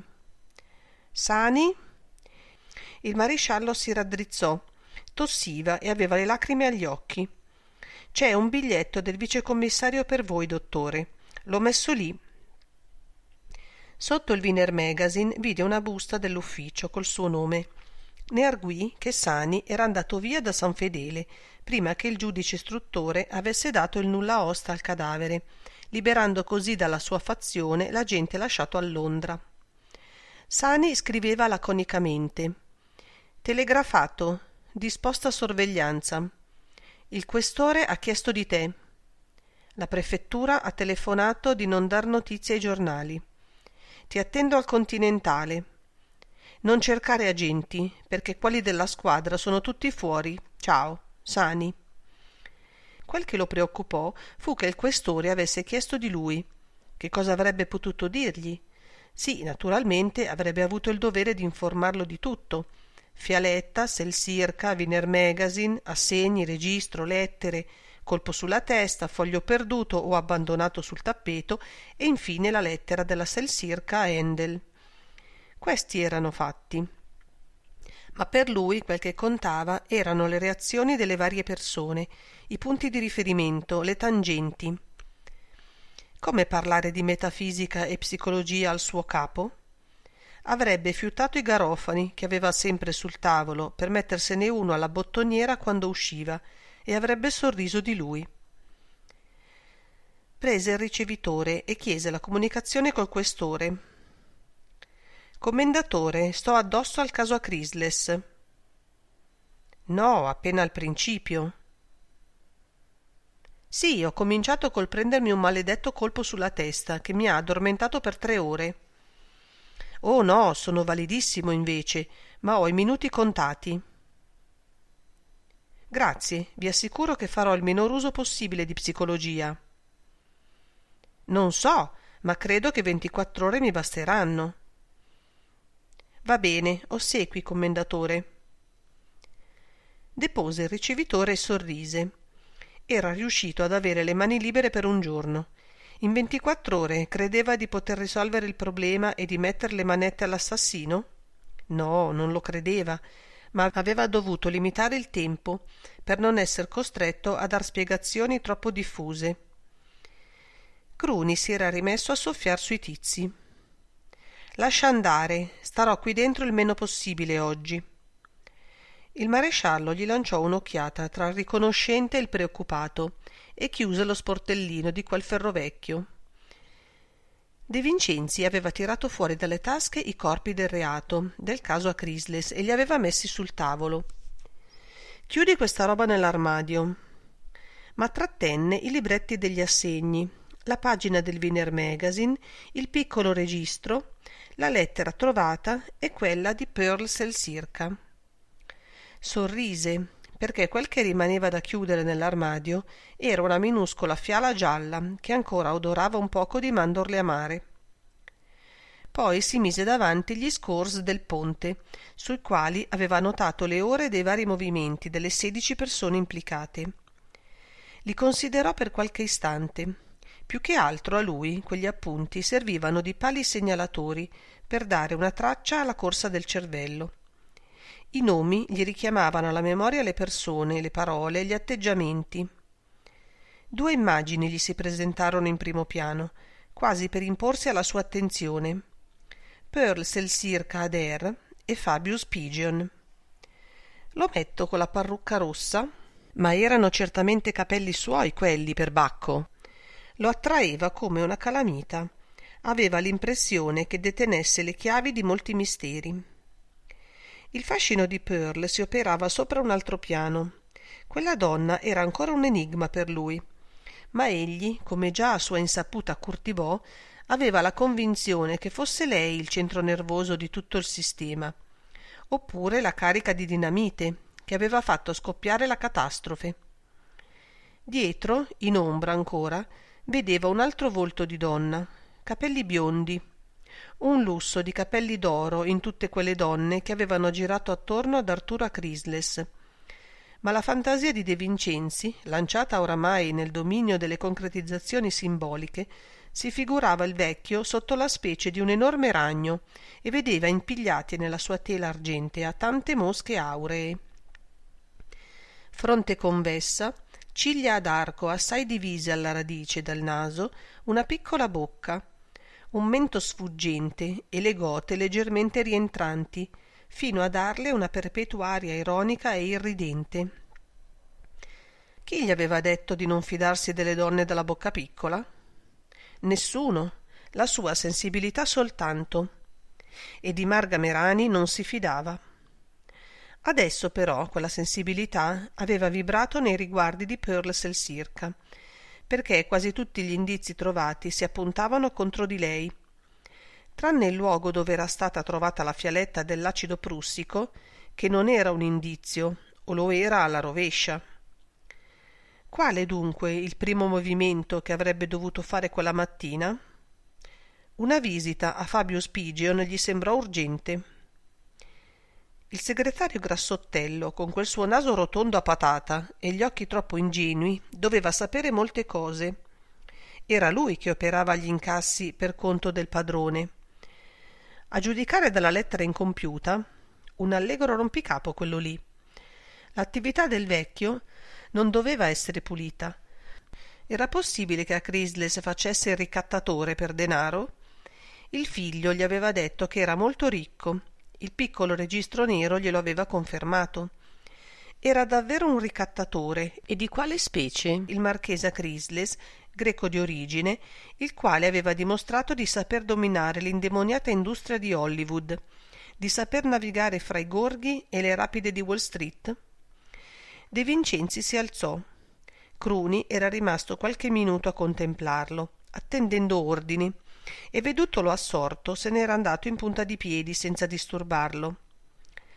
Sorrise pensando a Cruni. Stava con lui ormai da circa 10 anni, un buon cane fedele. Si avvicinò alla finestra che dava sul cortile. La nebbia si era diradata, ma il cielo rimaneva chiuso. Una luce giallo d'ocra, senza splendore, riusciva a filtrare attraverso le nubi.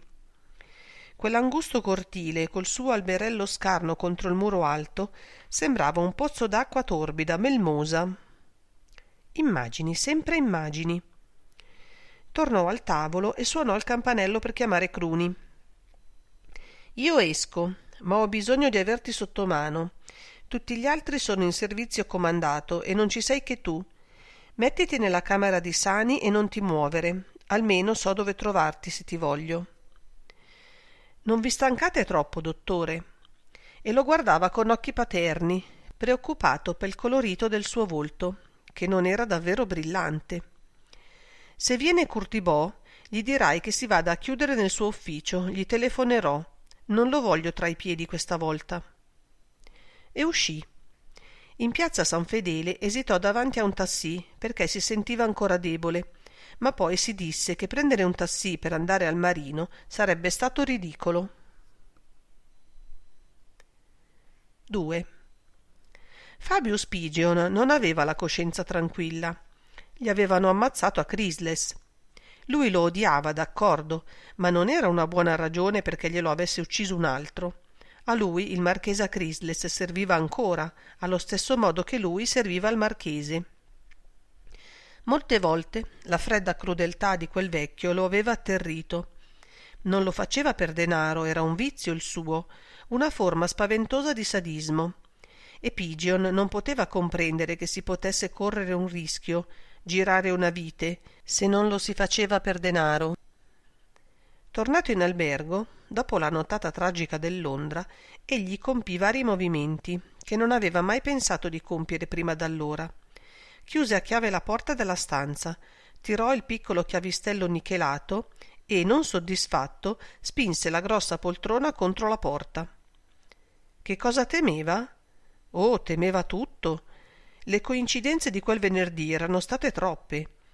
Lui le chiamava coincidenze. Fatti che avevano coinciso con l'assassinio, intendeva dire. Il marchese aveva dato un colpo di vite a Purcell Circa proprio quel giorno. Un altro a Viola Manning. Certo, lo aveva fatto, anche se aveva proibito a lui di farlo. La rosea sorridente e formosa tedesca era una vittima che il vecchio non avrebbe trascurata. E poi c'erano i Merani, coi quali la partita si era ingaggiata ai ferri corti. Purcell Circa voleva dire Handel, voleva dire Enrico per di più. Una complicazione questa che il vecchio si era trovato addosso inaspettatamente. E poi aveva fatto la sua comparsa al bridge Anthony Blitz. Da solo non sarebbe stato pericoloso, ma c'era Broxley. Tutti e due venivano da New York, da Sing Sing per essere precisi. Anche quei due costituivano una coincidenza. Di che temeva? Sapeva troppe cose lui. E poi c'era adesso un'altra minaccia, dalla quale purtroppo nessuna porta barricata lo avrebbe difeso. La minaccia della polizia. Certo, avrebbero tentato di farlo parlare. Sapeva che in Italia non era in uso il terzo grado, ma qualcosa dovevano pur fare per indurre un testimonio alle confidenze, no? Testimonio soltanto? Ma era sospetto lui. Tante volte aveva meditato di uccidere il vecchio, a cominciare dal giorno in cui a Chrysler aveva scoperto l'ammanco nella cassa della Radio Pictures e non lo aveva denunciato, obbligandolo soltanto a rilasciargli la confessione scritta del furto compiuto. Dov'era quella sua dichiarazione adesso? Sapeva che il marchese l'aveva portata con sé, assieme a tutte le altre prove di cui si serviva per stringere le viti. Se avessero trovato quella carta, il motivo da attribuirgli era bell'e pronto, e quanto convincente. Ah no, questo no. Aveva saputo evitare di misura San Quintino o Sing Sing e non aveva nessuna voglia di conoscere le prigioni italiane sotto l'accusa di omicidio. C'era la fucilazione tra le altre cose in Italia. Poco allegra la prospettiva, anche se non era la graticola elettrica. No, alla disperazione, messo alle strette, avrebbe parlato. Le coincidenze erano molte, ma lui sapeva tra quali scegliere e poteva benissimo dar qualche indicazione a colpo sicuro su chi aveva avuto l'idea geniale di preparare l'ultimo cocktail per vecchio. Quel pensiero non lo rallegrò. Si rivedeva nel momento in cui, nascosto per caso nel primo salottino, aveva sorpreso qualcuno camminare in punta di piedi nel salone, e la seggiola sulla quale stava seduto aveva scricchiolato proprio allora. Lo avevano veduto? Lui sperava di no, ma se sapevano che era stato lui, Fabius Pigeon, a far scricchiolare quella seggiola, la sua carriera correva molti rischi di venir troncata in fiore. Rabbrividì. In pigiama da notte, coi capelli rossi scarmigliati, non era bello a vedersi Fabius Pigeon quando rabbrividiva. Ma nessuno poteva contemplarlo, la porta era chiusa. Quel pensiero, la sicurezza di veder sempre la poltrona immobile contro l'uscio, aveva fatto sì che riuscisse a dormire qualche ora. Adesso si era svegliato di soprassalto, perché gli era parso che un uomo camminasse in punta di piedi nella sua camera. Accese la luce. Nessuno. Naturalmente aveva sognato. il sogno incubo. Si mise a sedere sul letto e tese la mano per prendere l'orologio. Erano le 9. Un'ora decente per alzarsi, anche se era rientrato in albergo dopo le 4. Si alzò, infatti, e in pigiama, prima ancora di lavarsi, cominciò i preparativi per la partenza. Sicuro se ne sarebbe andato prima che qualcuno avesse pensato a trattenerlo. Nessuna prova contro di lui, nessun indizio, per la buona ragione che lui non aveva assassinato a Chrysless. Non si lasciano tracce quando non si commette un avvelenamento. Perlomeno lui era sicuro di non averne lasciate. Poteva andarsene, doveva andarsene. La polizia se la sarebbe sbrigata da sola. Se credevano che lui si sarebbe prestato a facilitar loro il compito, marameo. Faceva le valigie in fretta, gettandovi dentro gli indumenti e i vestiti alla rinfusa. Adesso che aveva preso una decisione, si sentiva invadere da un'impazienza febbrile. Aveva terminato e si apprestava a dedicarsi a una rapida toeletta del suo corpo quando sentì picchiare all'uscio. Sobbalzò e per qualche istante rimase senza fiato. Finalmente riuscì a mugolare «Entré!», ma subito pensò che era un po' difficile che potessero entrare con quello sbarramento. Corse all'uscio. «Chi è?» chiese senza aprire. «Una lettera urgente». «Passatela sotto la porta». Vide apparire una busta bianca. Era proprio quello che temeva. Il suo terrore prendeva forma concreta. E come avevano fatto presto! Lacerò la busta, aprì il foglio. 25.000 lire vi farebbero certo comodo. Venite a prenderli alle 10:30 di stamane. Mi troverete in auto in piazza Sempione, davanti all'Arco della Pace.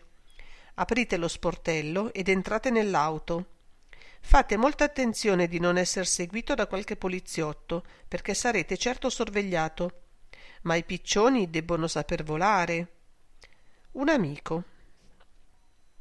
Rimase col foglio in mano.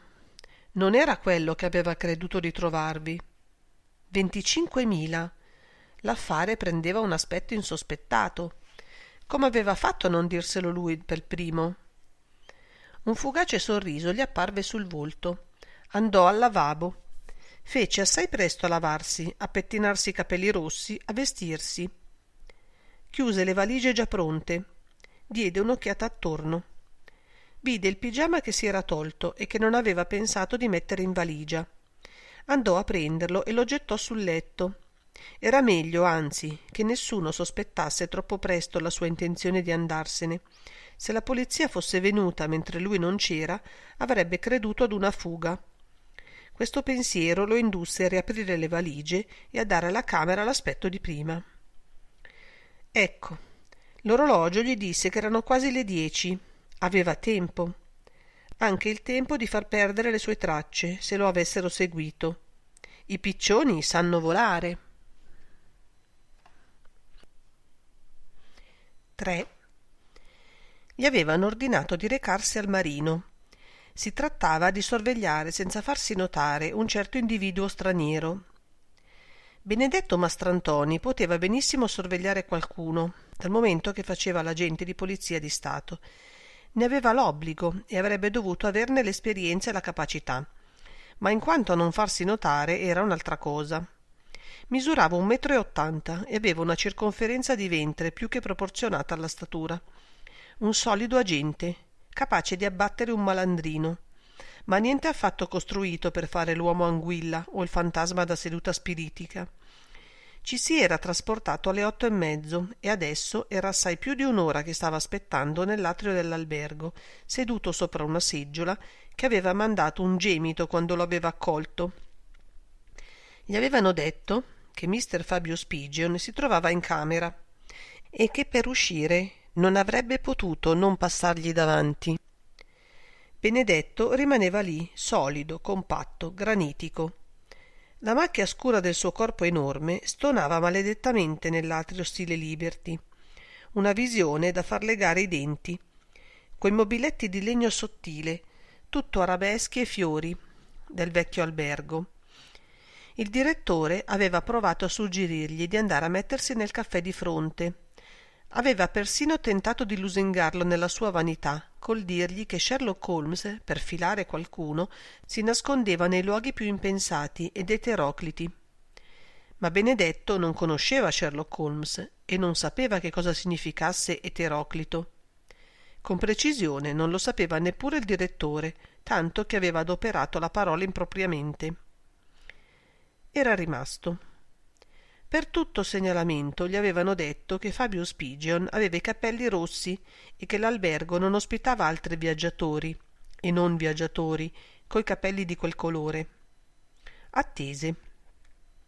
Alle 10:10 vide scendere un signore coi capelli rossi. L'impressione che gli fece quella chioma, Pigeon si era proprio tolto il cappello deponendolo sul banco della direzione dinanzi a cui si era fermato per parlare con uno dei segretari. Fu tale che la mole del suo corpo sussultò e lui si eresse di scatto. I capelli rossi si volsero a guardarlo. Benedetto si affrettò a soffiarsi il naso e ad immergersi nella contemplazione di un quadro a olio che rappresentava una marina, o forse un prato. Poco dopo Pigeon, col cappello in testa, traversava l'atrio e usciva sulla piazza. Benedetto lo seguì. Mantenne la distanza naturalmente, ma per tutta la piazza non lo perdette di vista, e neppure in galleria, e neppure in piazza del Duomo. Lo vide entrare nella cattedrale. Un divoto era, con quei capelli. Pensò Benedetto, che nonostante la sua compressione aveva inconsapevoli doti di umorista. Come faceva a pregare Dio con quei capelli ardenti che ricordavano le fiamme dell'inferno? Entrò anche lui in chiesa e non vide più né capelli rossi né altro di simile. L'unica cosa rossa che vide fu la tunica scarlatta di uno scaccino e la propria collera sorda. Per quanto cercasse, producendo persino un poco di sommovimento tra i fedeli, non riuscì a rivedere Fabius Pigeon. Ed era destino che Benedetto non lo rivedesse mai più. Fabius Pigeon, entrato nella chiesa da una delle grandi porte, era uscito assai veloce per una porticina di via Arcivescovado e, sicuro di non aver più dietro di sé quel troppo visibile pedinatore, era salito in un tassì a cui aveva dato l'ordine di dirigersi al Sempione. Così facendo Fabius Pigeon dimostrava che i piccioni sanno volare e non sapeva che qualcun altro in quel momento si preparava per suo conto a dimostrargli come i piccioni fossero pur sempre volatili e soggetti quindi a ricevere una scarica di piombo tra le piume o una pallottola nel cranio.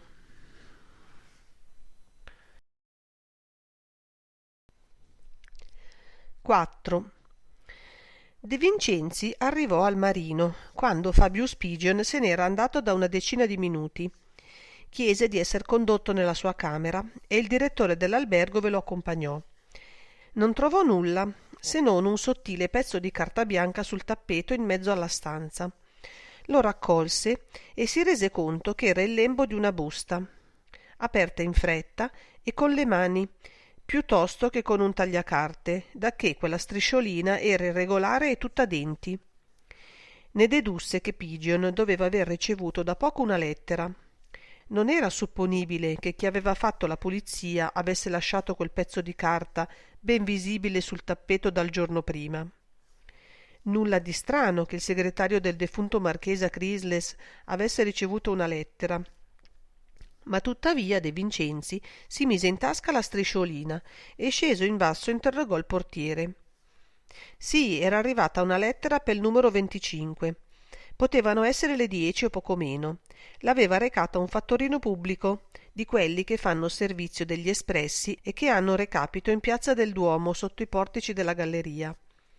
No, il portiere e neppure il lifter non lo conosceva, e se precisava che doveva essere uno dei fattorini di piazza, lo faceva perché gli altri fattorini, quelli della Stipel o di altre agenzie, portavano un berretto differente.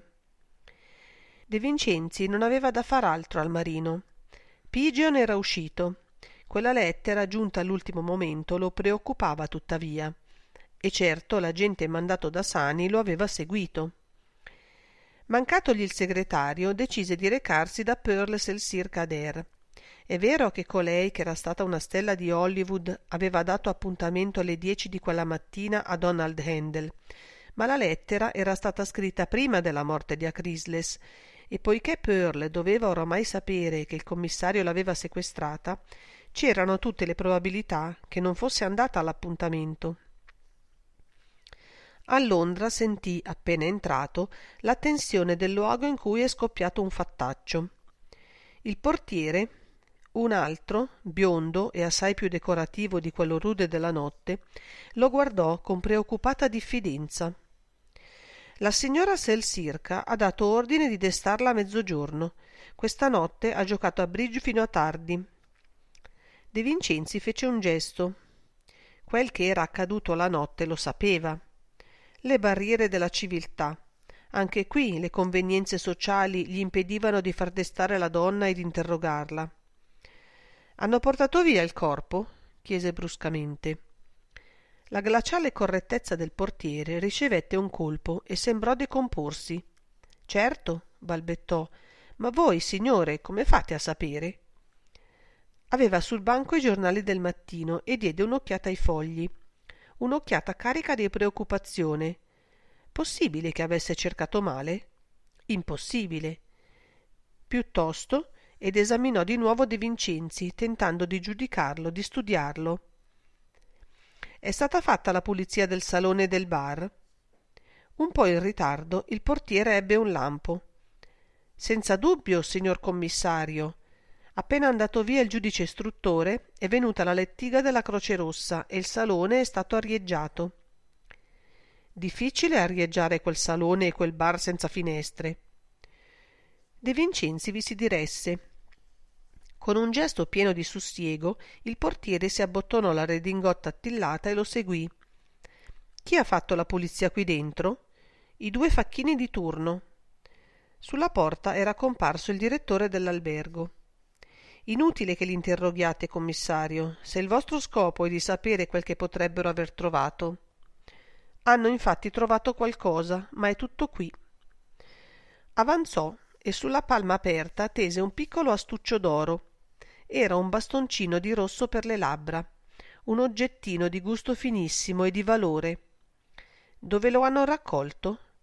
«Sotto quella poltrona». Indicò la poltrona sulla quale era morto il marchese Chrysalis. «Ne siete sicuro?» Il direttore sorrise. «Me lo sono fatto ripetere e li ho interrogati a fondo al riguardo, perché mi sono reso conto anch'io che il fatto di averlo trovato proprio sotto quella poltrona vi avrebbe interessato». Lo interessava, infatti, per quanto quel tubetto costituisse un indizio molto relativo. Anche dopo ritrovata nella proprietaria, c'era da tener calcolo che poteva essere stato perduto nel pomeriggio. A ogni modo, fino a quel momento, a lui risultava che una sola donna si era avvicinata al marchese e gli aveva parlato mentre stava seduto su quella poltrona. Pearl Selsirka Adair. Un'altra coincidenza? De Vincenzi si mise in tasca il tubetto. «Giocheranno anche oggi?» chiese. Il direttore aprì le braccia a un gesto desolato. «Non credo. Ho paura che per questa stagione il bridge del Londra sia finito».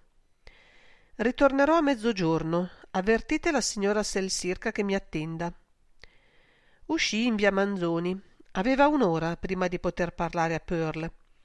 Pensò che un colloquio preventivo con Donald Handel gli avrebbe servito di ottima preparazione. Pearl Donald. Che significato poteva avere un tal binomio? 5. Donald Handel distese sul letto il paio di pantaloni a quadratini bianchi e neri, quelli che aveva messi una sola volta per andare a Epsom 8 anni prima, e poi tornò a cacciar braccia e testa dentro il baule. Innovation Made in USA. Quando si sollevò aveva tra le mani un altro paio di pantaloni a righe grigie e nere, questo qui che si era fatto fare da un sarto di Hollywood e che erano perfettamente uguali a quelli che portava William Powell nel film The Major Domo. Depose il secondo paio accanto al primo, distendendoli anch'essi accuratamente. Quindi si allontanò di qualche passo dal letto e prese a contemplarli. Per Donald Handel, nipote di Lord Howard Barrydise e unico erede del titolo, l'abbigliamento del corpo assumeva sempre un'importanza capitale. Aveva socchiuso gli occhi e faceva le lontananze coi quadratini bianchi e neri e con le righe grigie e nere.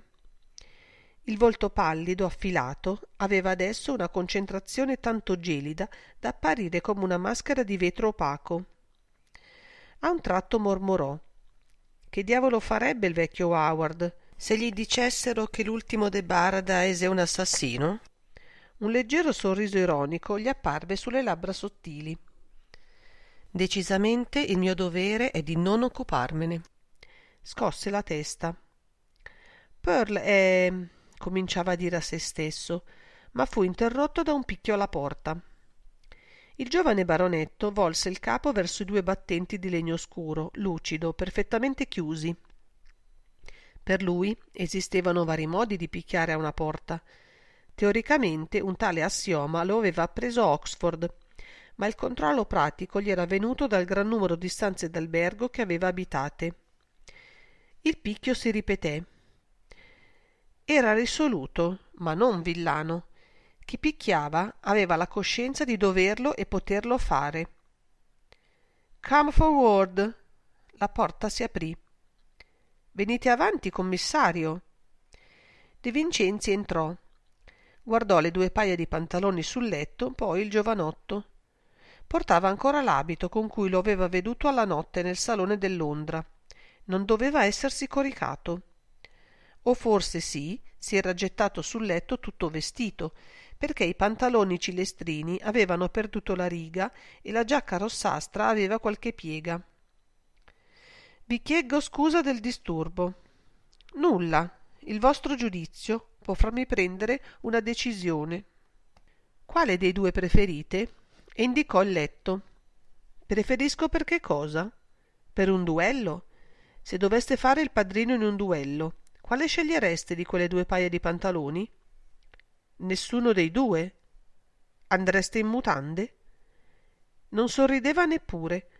Aveva anzi un'aria assai severa, come se il problema da lui posto fosse di capitale importanza e la risposta di De Vincenzi priva di ogni buon senso e un poco offensiva. Non farei il padrino di un duello, in questo duello. Impossibile. Io mi domando, Sir Donald, che cosa? Se voi comprendete la gravità della vostra situazione. Il baronetto sospirò. Un whisky? E andò a riempire due bicchieri che erano con la bottiglia sopra il tavolo. Con soda o senza? Soda. Sedete, commissario. Quando furono uno di fronte all'altro in due poltrone, Handel chiese con grande semplicità: siete venuto ad arrestarmi?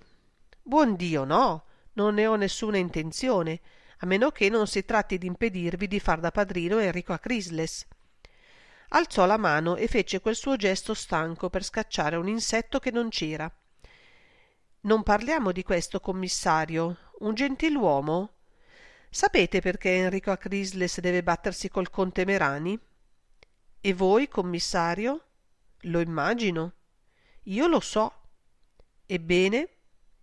Indicò il letto. Sono preoccupato per la scelta. Quelli chiari più sportivi, più da gentleman, ma quelli scuri meglio adatti in caso di esito letale. Credete che si batteranno a quel modo? Peggio. Ancora whisky?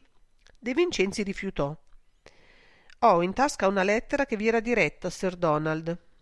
Il giovane corrugò la fronte. Lo era? Lo è tuttora, se volete, ma io l'ho aperta. Suppongo che lo abbiate fatto nella convinzione di averne il diritto. Infatti. Gli porse la lettera di Pearl Selcirca. Oh, Pearl! La lesse. Lentamente ripiegò il foglio e lo rimise nella busta.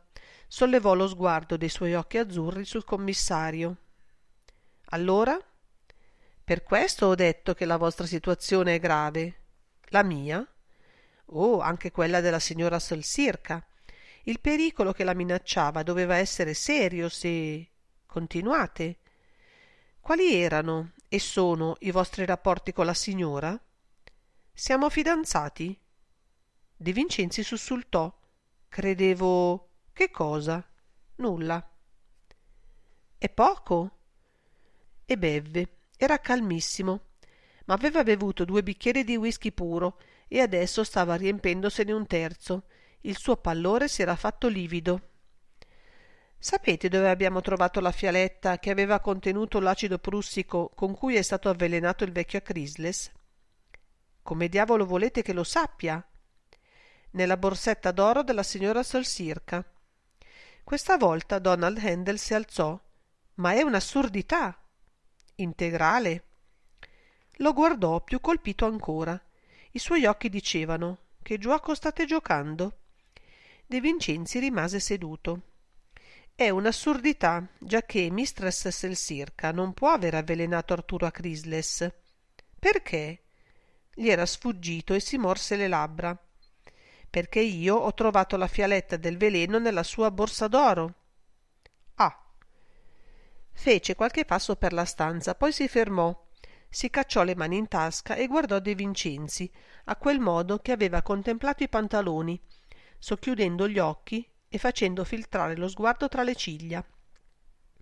Mi domando che cosa voi pensiate realmente, commissario. Oh, lo vorrei sapere anch'io, Sir Donald. Intanto penso che comincerei a vederci chiaro. Se voi voleste dirmi qual era il pericolo che minacciava Pearl Selsirca... Aprì gli occhi, uno sguardo freddo. Lo ignoro, a meno che... La pausa fu più lunga del possibile. De Vincenzi capì che si era prolungata per qualche minuto più del necessario e che Handel oramai non gli avrebbe detto quel che gli era passato per la mente. A meno che... Evidentemente non c'entra se ad essere ucciso è stato a Chrysles. C'è qualcun altro che minaccia la pace della signora e la vostra? La mia?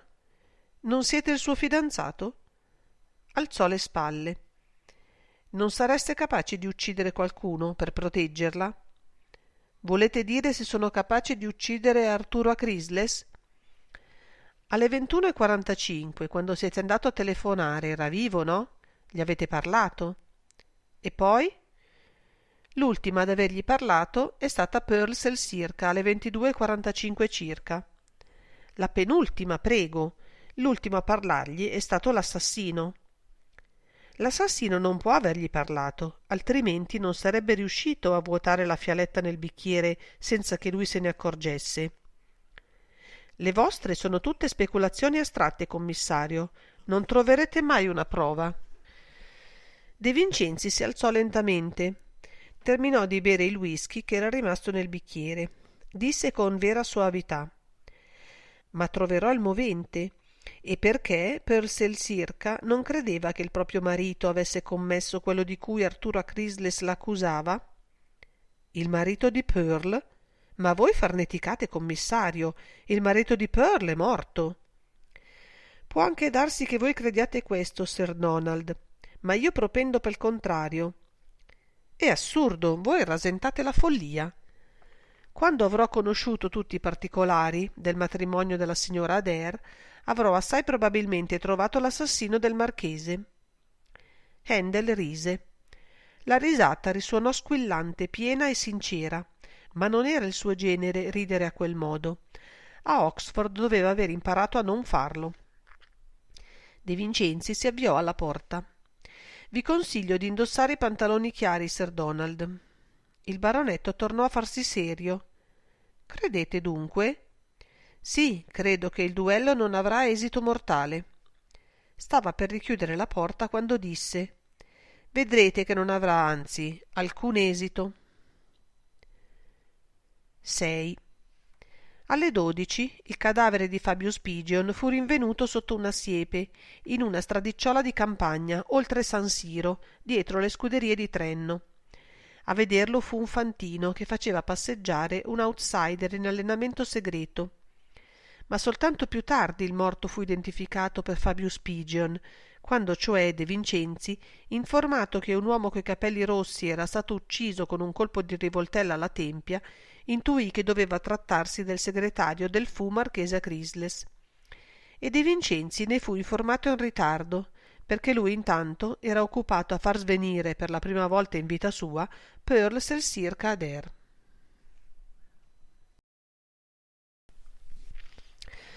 Parte ottava. Anagramma. 1. Il Cavour, dove era alloggiato Donald Handel, si trovava, come ognuno può supporre, in piazza Cavour, che è la testa con cui termina via Manzoni, assai vicino quindi a Londra. Tutti gli alberghi dove erano discesi i protagonisti del caso Acrisles avevano il vantaggio di trovarsi entro il raggio di 1 chilometro neppure. De Vincenzi, uscito dal Cavour, guardò l'orologio e constatò che mancavano esattamente 30 minuti all'ora in cui Pearl Celsir doveva essere destata. Pochi per arrivare sino all'albergo palazzo. Ecco, questo qui si sfrecciava oltre quel raggio, ma era l'unico. E fare una visitina ad Anthony Blitz. Troppi per andare direttamente a Londra. Ne avrebbe impiegati una ventina utilmente, se avesse ridisceso via Manzoni fino al Continentale. Anzitutto avrebbe recato un po' di conforto a Sani e poi si sarebbe riavvicinato al punto nevralgico anche per lui, a cui la bozza sul cranio doleva ancora. L'importante personaggio che presidiava l'atrio dell'albergo, quando lo vide, fece una smorfia impercettibile, ma gli corse incontro. «Credo che si trovi sempre nell'appartamento numero 60. Vi si fece condurre in ascensore questa volta. Sani si era sdraiato in una poltrona e leggeva il Corriere. Lo vide e mandò un'esclamazione di gioia. «Credevo che volessi farmi fare la morte del conte Ugolino chiuso qui dentro». «Non è ancora mezzogiorno». «Oh, ma io disperavo di vederti prima di sera». «E non sperarlo ancora, me ne vado subito. Che cosa hai trovato?» L'abitatore di questo lussuoso ostello era un uomo dovizioso, meticoloso e ordinato, ma gli abiti accuratamente piegati, la biancheria, la collezione dei rasoi e delle cravatte non mi hanno rivelato né il nome del suo assassino né la ragione della sua morte violenta e immatura. «No». «Come no?» «Dico che la sua morte non è stata immatura. Anzitutto aveva circa 60 anni e poi comincio a credere che abbiano fatto bene ad ucciderlo, il che non impedisce che io abbia vegliato la notte scorsa e mi accinga a vegliare anche la prossima notte per vendicarlo. Dunque non hai trovato nulla?» «Oh Dio, in quei cassetti ci sono varie carte, fatture, promemoria, dattiloscritti, ma sono tutti in inglese, non li capisco. C'è pure una rivoltella automatica con 7 proiettili nella carica. Quella l'ho capita ancora meno. Perché un gentiluomo di 60 anni doveva sentire il bisogno di portare a spasso per il mondo una Colt? Infatti, una rivoltella non è mai bastata a neutralizzare l'effetto dell'acido cianidrico, ma lui, vedi, forse, non aveva preveduto che avrebbero adoperato proprio un veleno. Da quando sei qui è entrato o tentato di entrare qualcuno?» «Ma no, voglio dire, una visita l'ho avuta, quella del figlio, credo. Un giovanotto lungo e magro, con una faccia da morto che cammina. È entrato un'ora fa. Io ero ancora nel bagno a vuotare i cassetti dell'armadio. Ho sentito il rumore che ha fatto. Mi sono nascosto dietro la porta e ho messo l'occhio allo spiraglio. Lui si è fermato qui in mezzo. Sulle prime mi è sembrato che non sapesse da che parte cominciare a fare qualcosa che pure aveva deciso di fare. Ma invece credo proprio che non volesse far nulla. Ha fissato quella scrivania, si è guardato attorno con occhi allucinati, è andato fino ai piedi del letto, si è fatto il segno della croce ed è scomparso. Ho avuto l'impressione che fuggisse davanti a uno spettro». «Interessante», mormorò De Vincenzi. «Se vuoi, io l'ho trovato alquanto pazzo».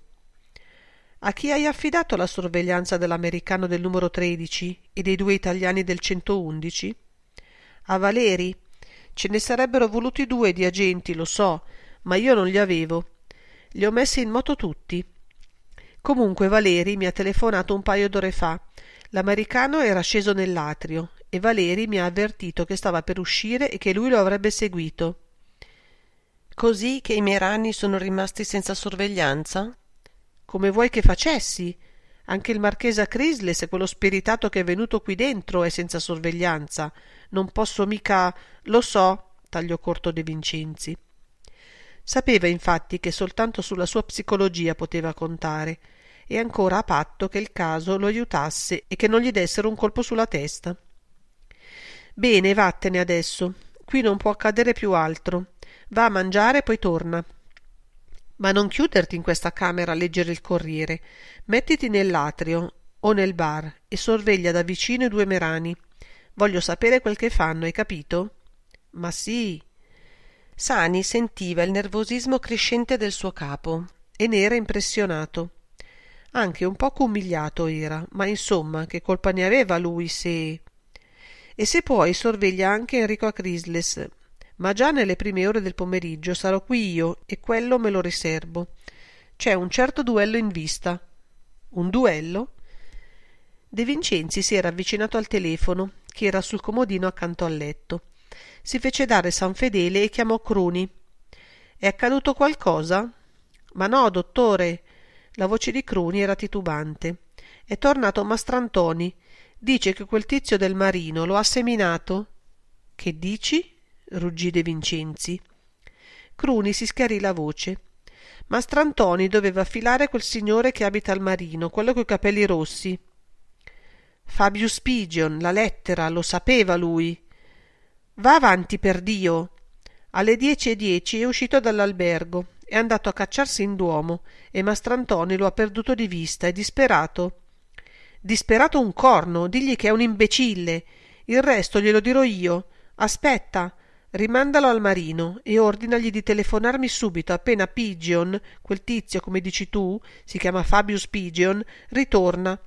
E quando lo vede gli si metta alle calcagna e non lo lasci più. Non importa se se ne accorge, anzi autorizza Mastrantoni a dirgli che è un agente e che ha l'ordine di sorvegliarlo, hai capito? E riappese il ricevitore. Purché non fosse troppo tardi. Uscì con Sani, al portiere chiese: i conti Merani sono usciti? Assieme, commissario, voglio dire che è la prima volta che li vedo uscire assieme. A che ora? Oh, da molto tempo, saranno state le 9, le 9:30. Così, di tutte le filature che aveva ordinate, non ce n'era in piedi che una, Broxley, e forse a quell'ora anche Valerio era stato seminato. Almeno Carmelo aveva avuto l'intelligenza di accettare il sigaro di Anthony Blitz. 2. La signora Selsirca vi prega di salire, commissario. Nell'ascensore il gruncolor del caffè e latte si strappava una pepita dall'indice coi denti e guardava di sottecchi De Vincenzi. Chi ha svegliato la signora alle 12? La sua cameriera. C'era anche una cameriera, dunque. La vide subito del resto, perché lo stava aspettando nel corridoio. Poteva avere 30 anni forse, ma di certo li aveva tutti impiegati a mangiar spilli. Non aveva mai veduto una magrezza tanto impressionante. I capelli neri tirati sulla nuca, un musino da scimmia, il grembiule di merletto e le manopole bianche ai polsi. La sua padrona le aveva di brillanti. «Goodbye, sir. Go be first, sir», e gli indicò la porta numero 12. Una vestaglia di seta verde coi draghi neri rampanti, un paio di babbucce ornate di piume, i capelli neri, lisci, luminosi, e quel suo volto dai grandi occhi cerchiati, che erano pesti adesso, senza bisogno di col. Puro stile di Hollywood, la messa in scena, ma gli occhi no, gli occhi appartenevano a una donna che aveva paura. «Entrate, commissario, siete venuto a proteggermi? Ne ho bisogno, soprattutto moralmente». De Vincenzi sentì che sotto il sorriso e la leggerezza del tono l'appello era sincero, ma non era diretto a lui, era rivolto a qualcuno, forse al Signore, che l'aiutasse anche contro di lui. «Credo che mi sarà possibile proteggervi nell'unico caso che vi affidiate a me». «Ho scherzato, commissario. Chi volete che mi minacci, se non siete voi?» Si muoveva rapida, sembrava cercare un luogo dove nascondersi, dove scomparire. Quanti anni aveva? Il corpo era giovane, perfettamente, stupendamente giovane. «Venite a sedere accanto a me. Credo che per ottenere la mia confessione avrete bisogno di farmi parlare di 100 cose, di tendermi chissà quanti tranelli. Non è così che fate voi altri detective? Era andata a sedere sul divano, ma ne occupava proprio la punta, lasciando a lui quanto spazio voleva. E non osava adagiarsi, appoggiare la schiena, rimaneva diritta, quasi per tenersi pronta alla difesa, alla fuga. De Vincenzi capì che la lotta sarebbe stata difficile. Quella donna aveva paura e minacciava di perdere il controllo di sé. Una colpevole non avrebbe agito diversamente, ma in quel caso non poteva essere che un'assassina occasionale, smarrita ella stessa davanti all'enormità del proprio atto. Ora l'avvelenamento di Acrisles era stato operato con metodo, con sicurezza, con eleganza quasi. Non concordava, e poi c'era la fiala nella borsetta. De Vincenzi si tolse il pastrano e lo depose sopra una seggiola accanto alla porta. Voleva darle l'impressione di essere un amico, cercare di liberarla dal contatto che la faceva vibrare come un corpo elettrizzato. Quando le fu vicino e sedette all'altra punta del divano, sentì che vere onde lette che si sprigionavano da lei. La fissò in volto. Anche il volto era giovane, senza una ruga. Perché pensava con tanta ostinazione alla sua età? Nessun tranello, signora. Scoprirò tutte le mie carte in un colpo. Non è così che si fa anche al bridge?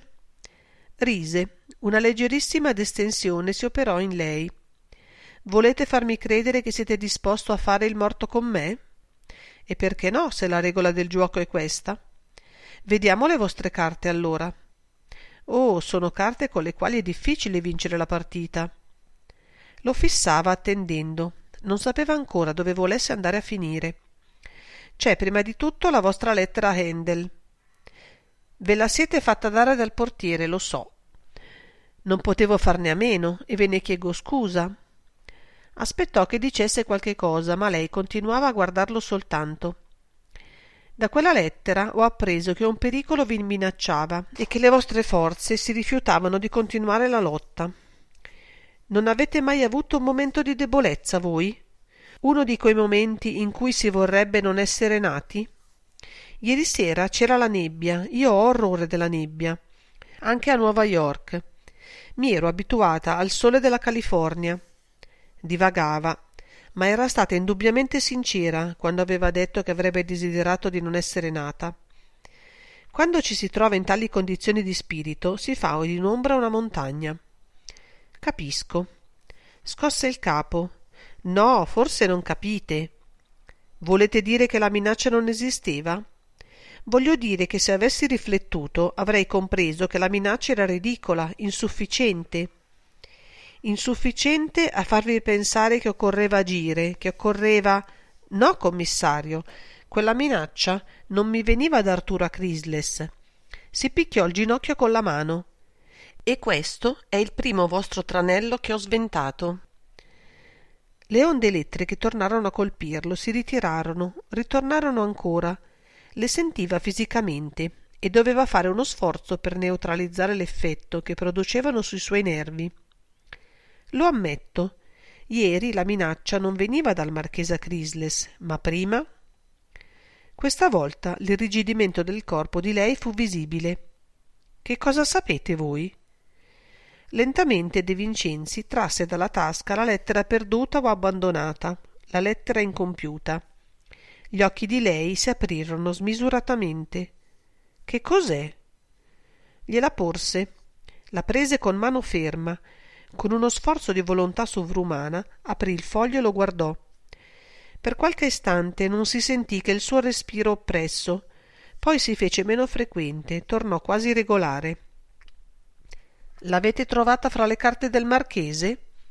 L'ho trovata in terra, in camera del marchese. Lo guardò incredula. Qualcuno mi aveva fatto perdere i sensi con un colpo sulla testa e mi aveva portato via un pacco di lettere che si trovavano in un cassetto della scrivania di Arturo Acrisles, e nell'andarsene quella lettera gli era caduta o lui l'aveva fatta cadere. Sempre più gli occhi rimanevano spalancati, due stagni neri sotto la neve della fronte. Quando? Stamane, assai presto. Un'altra pausa. Adesso respirava liberamente. Sospirò, gli restituì il foglio. Ritengo inutile mentire, dicendovi che quella lettera non è stata scritta da me. Avete l'altra mia e potete confrontarle. Non mi sono data la pena di alterare la calligrafia e non ne avrei avuto ragione del resto. Allora? Lo interruppe freddamente.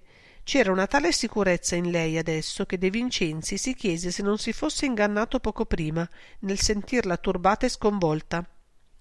Guardate bene quel foglio, commissario, guardatelo contro luce. Egli obbedì. C'è una filigrana. Lesse At Geo. Precisamente Atlanta, Georgia. Ad Atlanta esiste, o perlomeno esisteva, una fabbrica di carta, ma la sua produzione non varca i confini dello stato della Georgia. Quella carta non si vende che laggiù. Ebbene, io sono nata in Georgia, ma vi manco da oltre 10 anni. La lettera è stata scritta in quel tempo. Allora? Ma era scettico. Che cosa gli avrebbe tirato fuori adesso? Sì, vi ho mentito stanotte. Ho conosciuto il marchesa Chrysles ad Atlanta nel 28. Ero molto giovane allora, quasi una bambina. Ed avevate marito? Sì. Selsirca? Esitò, poi scosse il capo. Che vi importa di sapere chi fosse mio marito? Morì. È stato a Chrysles a farmi andare a Hollywood. De Vincenzi guardò il foglio che aveva tra le mani. Perché incompiuto? Ma non voleva approfondire adesso. Se lo rimise in tasca, poteva essere la verità quella, ma non la scagionava da nessun sospetto, ne addensava di nuovi, anzi, intorno a lei. Se la sua amicizia col marchese risaliva così indietro nel tempo. E adesso siete fidanzata a Donald Handel? È lui che lo dice, che lo vorrebbe. Non capisco. Non è necessario. Perché farci entrare Handel? È sospetto anche lui? Non penserete che abbia ucciso lui a Chrysles. E in quanto al fidanzamento, mi è sembrato che anche Enrico a Chrysles vi sia amico, più che amico forse. Che cosa intendete dire? Che la vostra bellezza? Enrico? Ma no! Non sapeva se ridere o sdegnarsi. Non fate insinuazioni, commissario, siete un gentiluomo voi. Poi s'incupì. Gli occhi le si fecero tristi. Povero Enrico. C'era una sfumatura di tenerezza nelle sue parole. Tutto il corpo le si era rilassato. Si sarebbe detto che lo sforzo compiuto fino allora l'avesse esaurita e che lei stesse per abbandonarsi. De Vincenzi si alzò. Pearl, nel vederlo muoversi, trasalì, si alzò anche lei. Tutte qui le vostre carte? Non vi ho detto che non bastano a farmi vincere la partita? Tuttavia, credete di poterla giocare? Volevo dire, tuttavia, non sono tutte qui le mie carte. Ce n'è un'altra. Di nuovo le onde elettriche lo colpirono. La difesa ricominciava. Fino a quel momento lei credeva di essere la più forte, forse lo era, ma sapeva di avere un punto vulnerabile e temeva che De Vincenzi lo avesse scoperto. È stato trovato sotto la poltrona del marchesa Chrysles e le mostrò il tubetto d'oro col bastone di rosso per le labbra. Distensione immediata, altro colpo a vuoto. È grazioso, ma non mi appartiene. Andò al cassettone, trasse dal primo tiretto la borsa di rete d'oro e dalla borsa una scatola. Vedete, il mio rouge è questo. Non ne ho altri. Rise e questa volta la sua era una risata di liberazione. Decisamente sono tutte carte che non servono le vostre. Non servono neppure a far la prima manche. Vi ho detto di essere un pessimo giocatore. Si infilò il pastrano, prese il cappello, esitava ad andarsene. Aveva l'impressione di non essere riuscito a scoprire proprio quello che c'era da scoprire. E che era importante. Ma che cosa? Ci rivedremo, mistress Selsirca.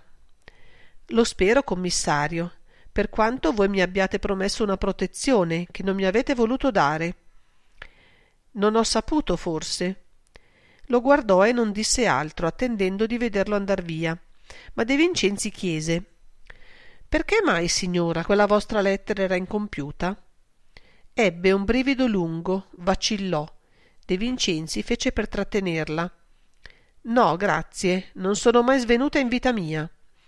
I suoi occhi fissavano qualcosa al di là di De Vincenzi, al di là della porta e delle pareti, al di là del tempo e dello spazio. Perché obbligarmi a ricordare? Fu anche quella una notte di tragedia.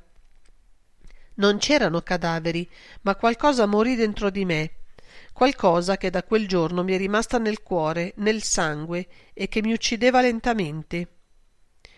De Vincenzi notò che aveva detto uccideva. Sfumature, tangenti, psicologia. Perché non darsi addirittura allo spiritismo e alla numerologia e all'astrologia?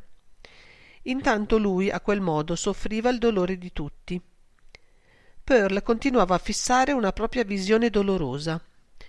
Incompiuta, lo fu infatti. Mio marito mi sorprese a scriverla, me la strappò di mano. Corse lui a portarla da Chrysless. Non sapevo che il vecchio l'avesse conservata. Si scosse. E voilà! Esclamò. Era un passaggio voluto, qualcosa che doveva aver imparato a Hollywood, alla Radio Pictures o alla Metro-Goldwyn. Grazie, signora Selsirca. S'inchinò e questa volta uscì dalla stanza.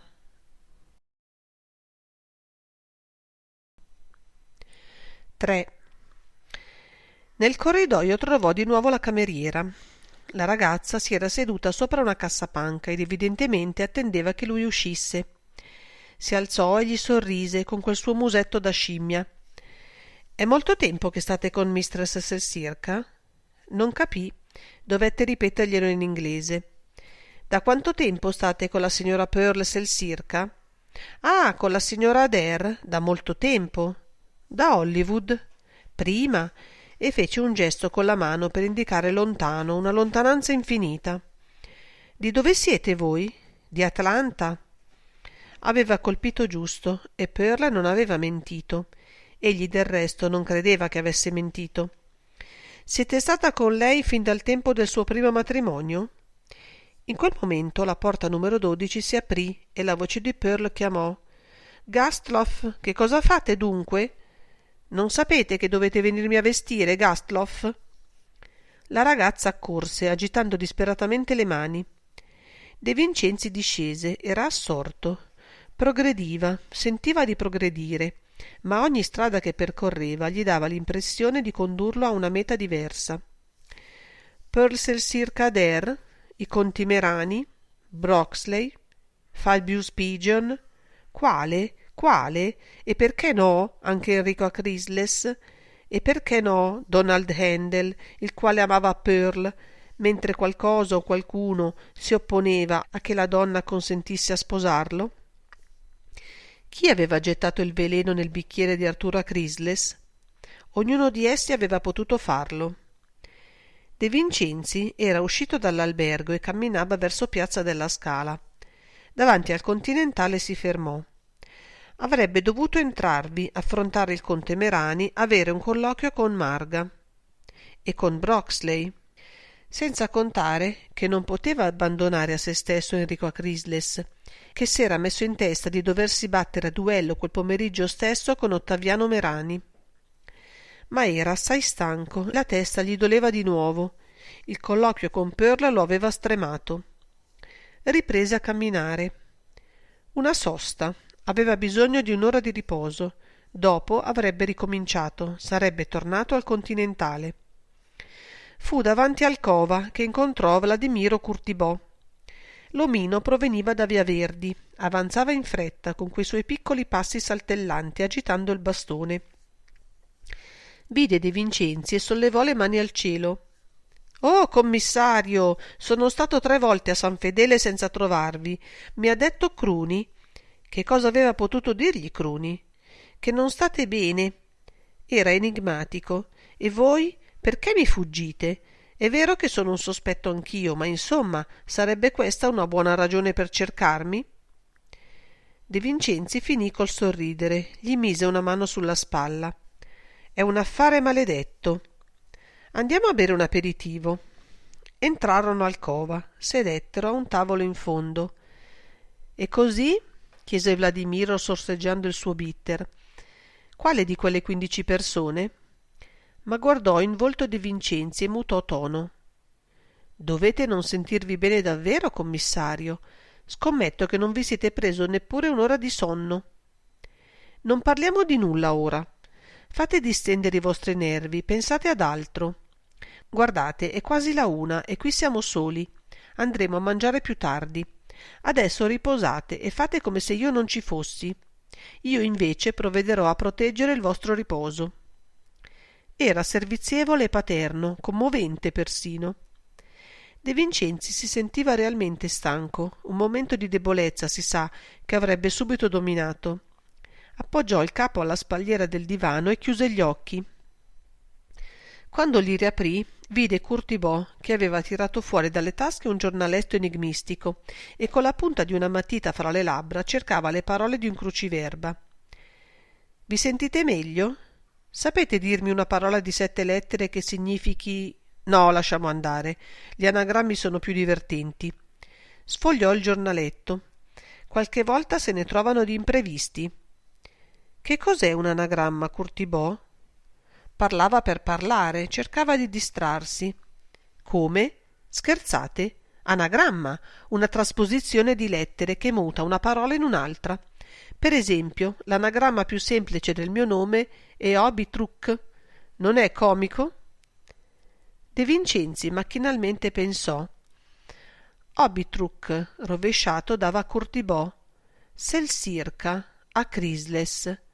Balzò in piedi con grande spavento dell'omino. Che c'è, commissario? Pagate voi, Courtibot. Ci ritroveremo a San Fedele e grazie. Uscì di corsa dalla pasticceria e sempre di corsa rifece via Manzoni. Entrò a Londra. Per le scale riuscì a dominarsi e quando fu davanti alla porta di Purcell circa Adair aveva ritrovato tutto il suo sangue freddo. Picchiò. Venne ad aprirgli la Gastloff, che mandò un piccolo grido al vederselo davanti. La signora si sta vestendo. Ma Pearl era vestita e avanzò sorridendogli. Che c'è, commissario?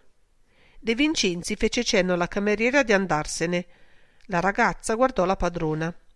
Vai, Gastloff, il commissario ha un segreto da confidarmi. Si aggrappava all'ironia, ma la paura era tornata, formidabile. Perché non mi avete detto, signora, che il marchese Arturo Chrysles era vostro marito? E rimase penosamente stupefatto dell'effetto prodotto dalle sue parole, perché Pearl, che gli aveva affermato di non svenire mai, cadde a terra di schianto, priva di sensi. 4. Quando riaprì gli occhi si vide distesa sul divano e il commissario De Vincenzi stava seduto a poca distanza da lei.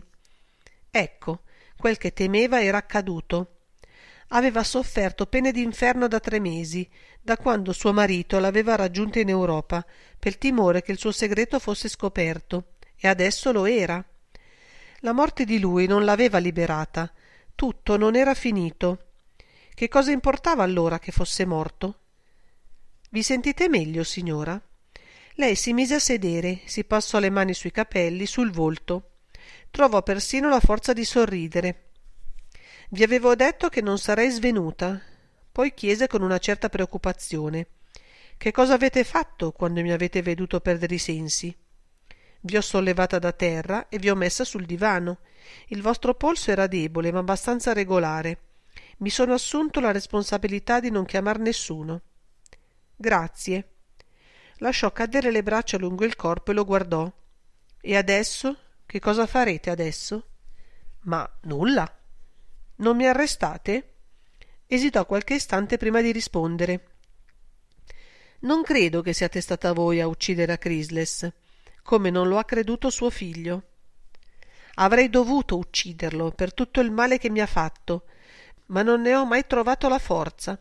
Ieri notte, quando l'ho veduto, in terra, immobile, con gli occhi sbarrati, non mi è sembrato possibile che fosse morto.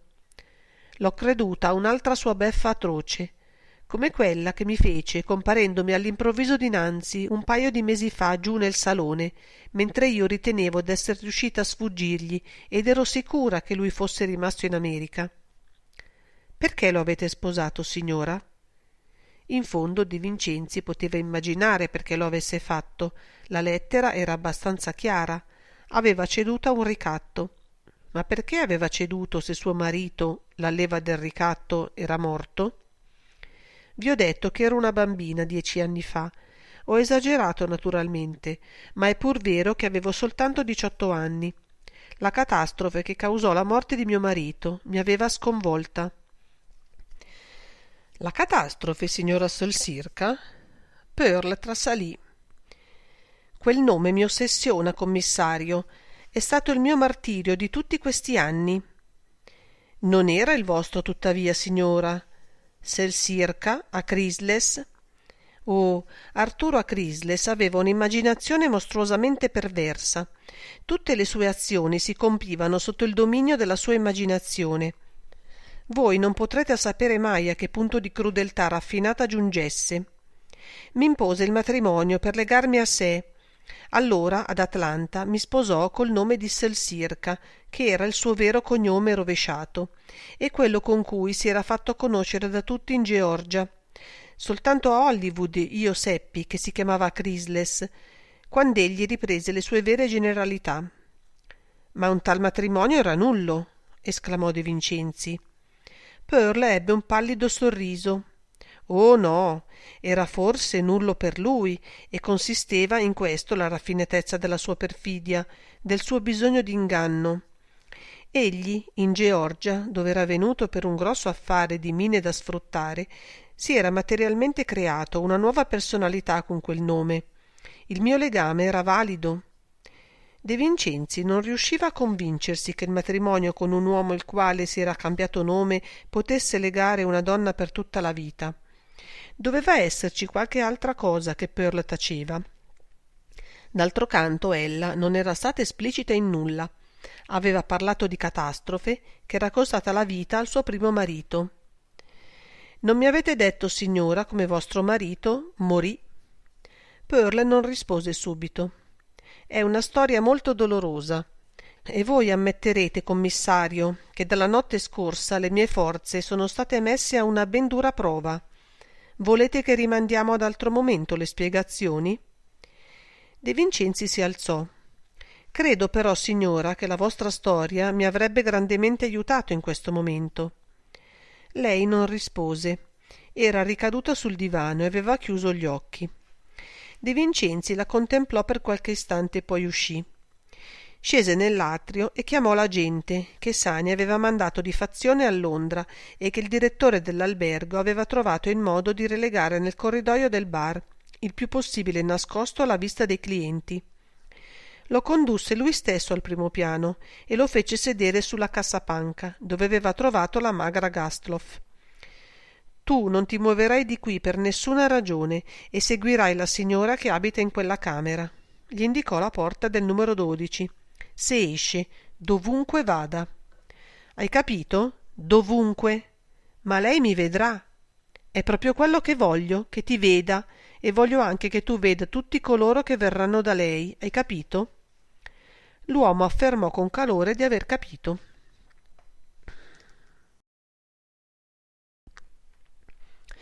Parte nona. Il duello. 1. De Vincenzi sentiva di essere stato assai vicino alla verità e aveva la penosa impressione di essersela lasciata sfuggire. La chiave del mistero doveva trovarsi in quel nome anagrammato. Quando aveva improvvisamente scoperto che Selcirca non era altro che il rovesciamento nell'ordine delle lettere costituenti il nome a Chrysles, aveva avuto la sensazione di tenere la spiegazione di tutto. Invece ora gli sembrava di essere tornato a vagare nella nebbia. La storia di quel matrimonio non si reggeva in piedi.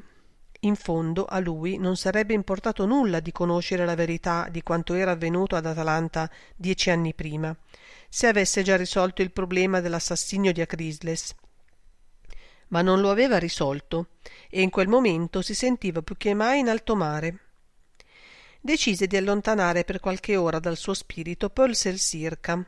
Adesso il nome di Selsirka gli produceva un curioso effetto di ingrediente misteriosamente affatturato e di gettarsi con tutte le forze addosso agli altri personaggi del dramma.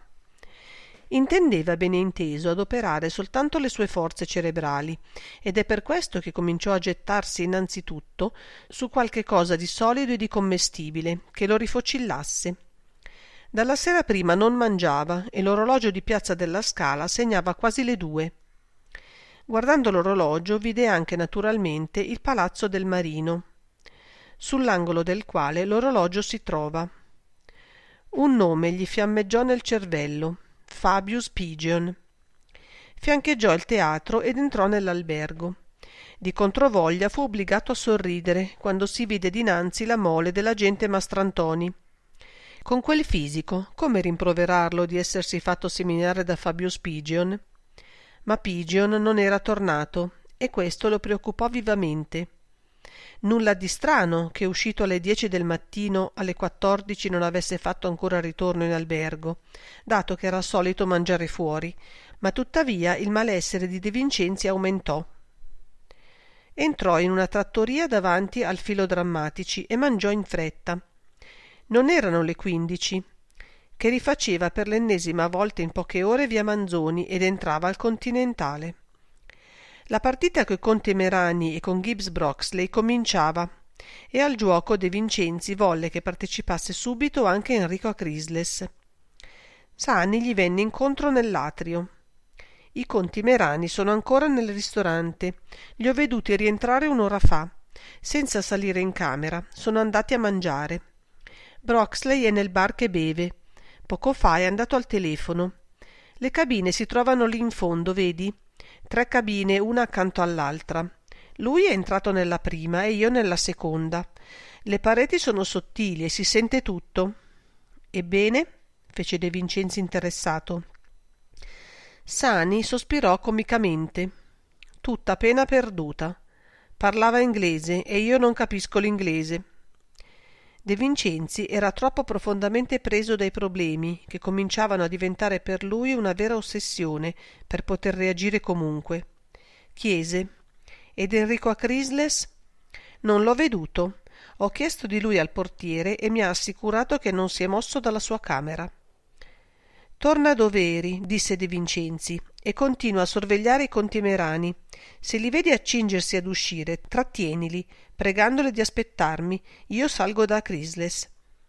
Si avviò verso la scalinata. «Non vuoi sapere quel che ha fatto stamane Broxley?» «Ah, sì. Valeri è riuscito a non farselo scappare?» «Avrei voluto vedere». L'uomo uscito dall'albergo è andato in galleria, si è seduto al biffi e vi è rimasto fino a mezzogiorno. Solo? Valeri non è molto categorico su questo punto. Broxley si era seduto nell'interno del caffè, naturalmente, e Valeri lo sorvegliava dal di fuori, attraverso le grandi vetrate, passeggiando in galleria. Dice che gli è sembrato di vederlo parlare con un individuo seduto al tavolo accanto, ma non ne è sicuro. Valeri ha visto che si scambiavano le stecche coi giornali, sai, i quotidiani che il locale mette a disposizione dei clienti, ma non ha potuto capire se si conoscessero o fossero estranei.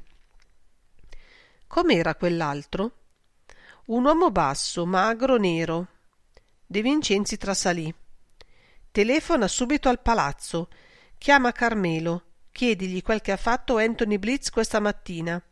I connotati che ti ha dato Valeri corrispondono a quelli di Blitz. Mi dirai qualcosa quando scendo. 2.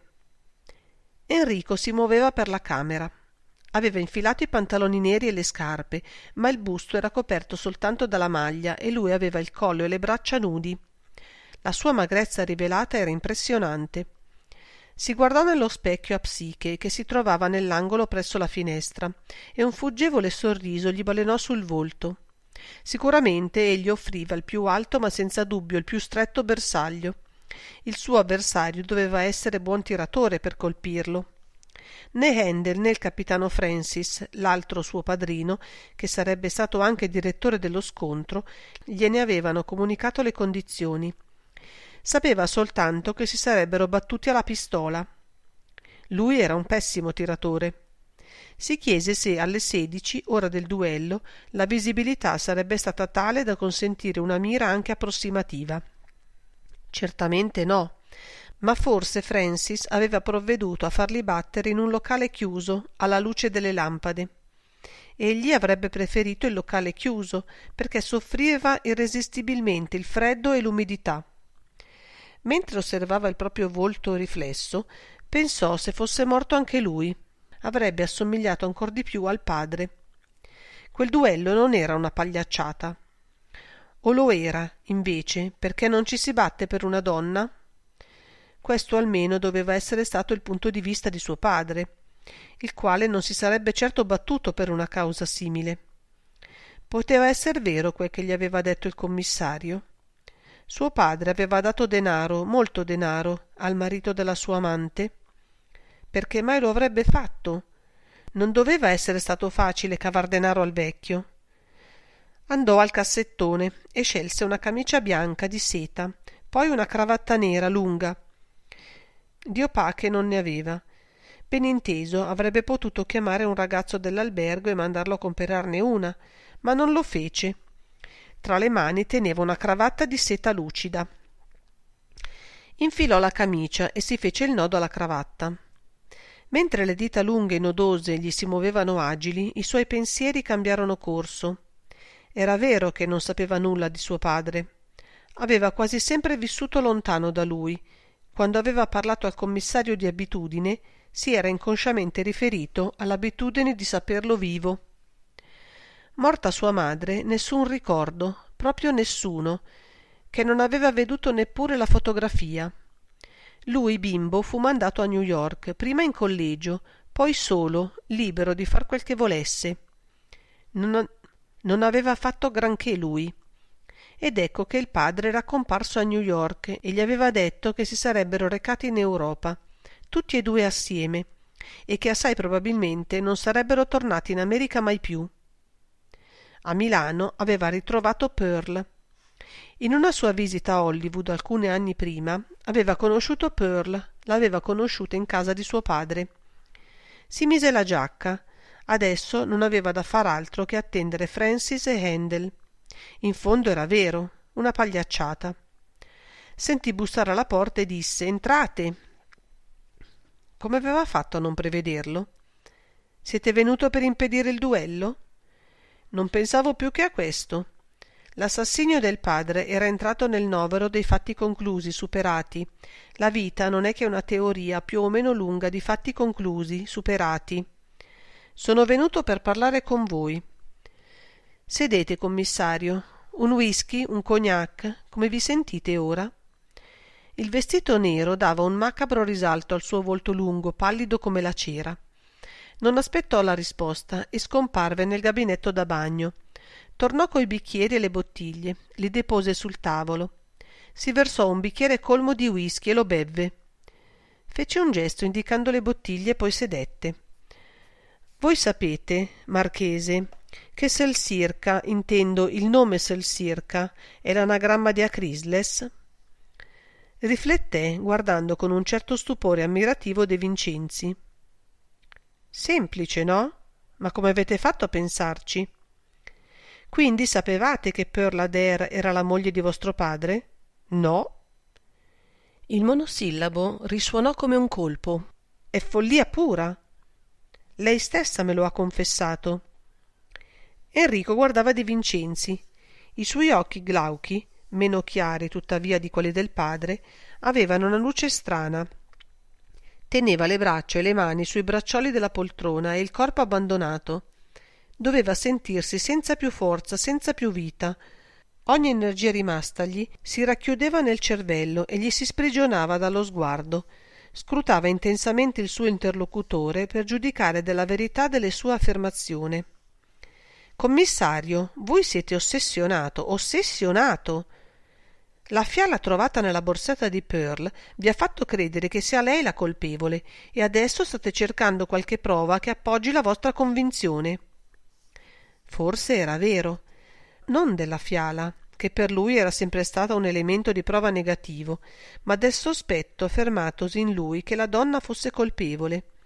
Il sospetto gli era sorto al racconto di Pearl, di quel suo assurdo matrimonio, di quella fuga da Atlanta dopo la catastrofe. Quale? Di quel tentare di sfuggire al marito venendo in Europa, dove poi lo aveva invece ritrovato. Enrico continuava a parlare e De Vincenzi lo udiva appena, perché era troppo onesto per non essere rimasto colpito dalla osservazione di lui, tanto che si era obbligato a un immediato esame di se stesso e dei fatti. Pearl non è capace di avere ucciso mio padre, non è capace di averlo ucciso col veleno. De Vincenzi si era ripreso. Lui non aveva ancora giudicato. Sapeva di procedere senza prevenzioni. Voleva conoscere la verità, arrestare l'assassino di un uomo. Perché nessuno ha il diritto di sopprimere una vita umana, e a lui la società aveva affidato il compito di proteggerla.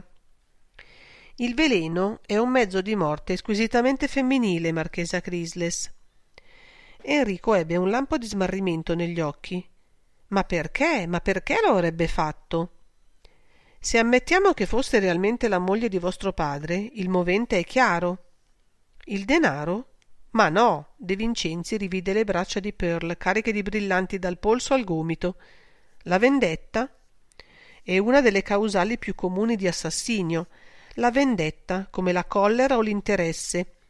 Ma per Pearl Adair si potrebbe pensare anche ad un altro movente.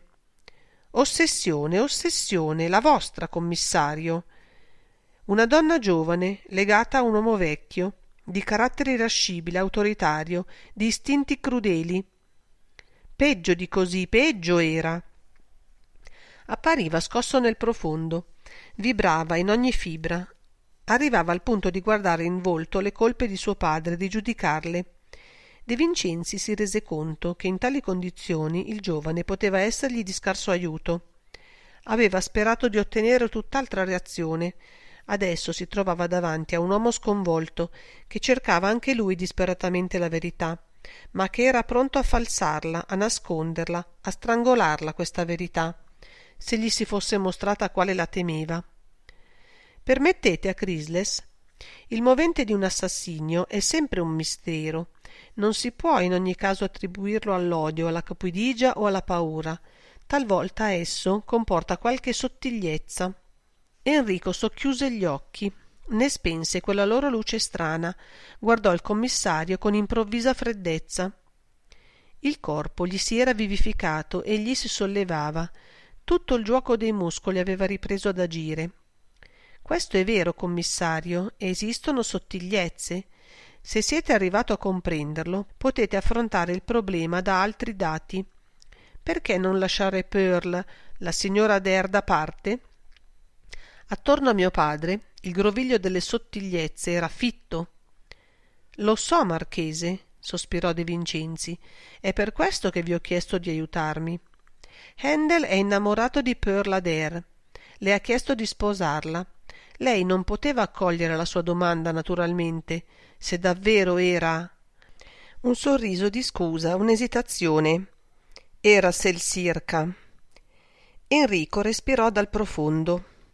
È vero, commissario, forse tutto il mistero è in quel nome Selsirca. Scattò verso il tavolo, si riempì nuovamente il bicchiere di whisky. De Vincenzi gli trattenne il braccio. Non dovete battervi a Chrysles. Tanto alcol è nocivo a un uomo che deve avere il controllo di sé. Si alzò come se lo avesse frustato. Il duello, al diavolo. Fece qualche passo, si volse d'impeto. Voi mi avete detto che mio padre aveva dato denaro, molto denaro, al conte Merani. Che c'è di vero in questa storia? Anche De Vincenzi si alzò. Finalmente cominciavano le reazioni che gli aveva attese. In margine a una pagina del Wiener Magazine che vostro padre stava leggendo quando è morto, ho trovato alcune cifre scritte da lui. Una addizione che dava il totale di 225.000 lire. Nei libretti degli assegni della Express LC che appartenevano al marchese ho trovato 3 matrici con quelle medesime cifre. e infine il piccolo registro sul quale vostro padre annotava le sue entrate e le sue uscite reca quelle medesime cifre e l'indicazione a mezzo Fabius Pigeon. Ebbene, nulla indica Merani, e Pigeon potrà dirvi a chi le ha versate.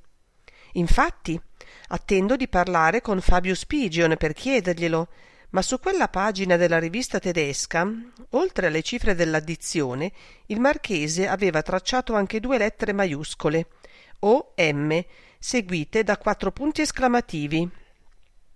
Vago. O-M, siamo sempre alla ipotesi, ai rebus. Oh sì, la stessa nebbia fitta che iersera era per le strade circonda questo mistero. Si udì picchiare alla porta, pochi colpi rapidi e affrettati. De Vincenzi afferrò il braccio di Acrisles. Se vi chiamano per il vostro duello, ricordate che io non lascerò libero tanto presto il conte Merani. Forse non lo lascerò libero affatto. Enrico Acrisles si liberò dalla stretta e gridò: Entrate, ma entrate dunque.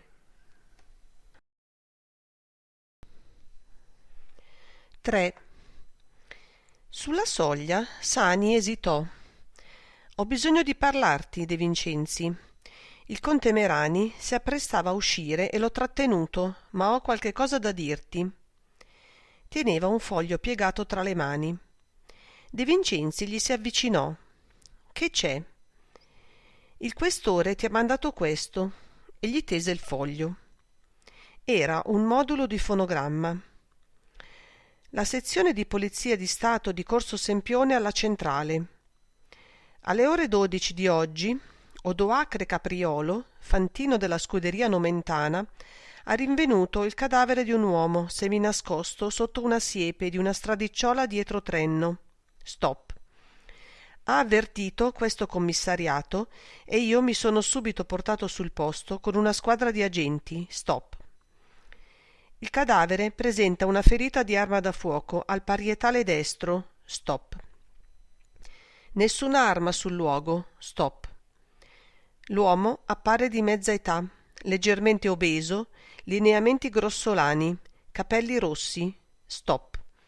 Indossa un completo grigio e un pastrano nero. Stop.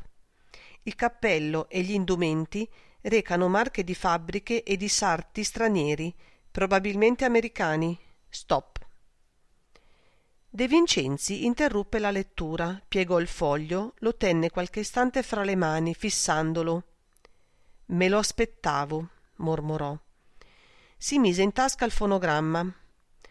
Va bene, Sani, forse saranno riusciti a identificare il cadavere a quest'ora, ma a ogni modo telefona al questore, dicendogli che si tratta di Fabius Pigeon. Lascino il cadavere dove l'hanno trovato, piantonandolo. Raccomanda di rispettare più che possono le impronte.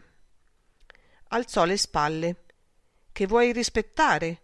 Ormai ci saranno più impronte che terra laggiù, con tutti quelli che hanno camminato attorno al cadavere. Comunque avverti il questore che desidero recarmi io stesso subito sul posto. Sani si apprestava ad andarsene. Aspetta, dov'è il conte Merani? In uno dei salottini a basso, ti attende. È furente e sbraita, parlando di illegalità e di sopruso.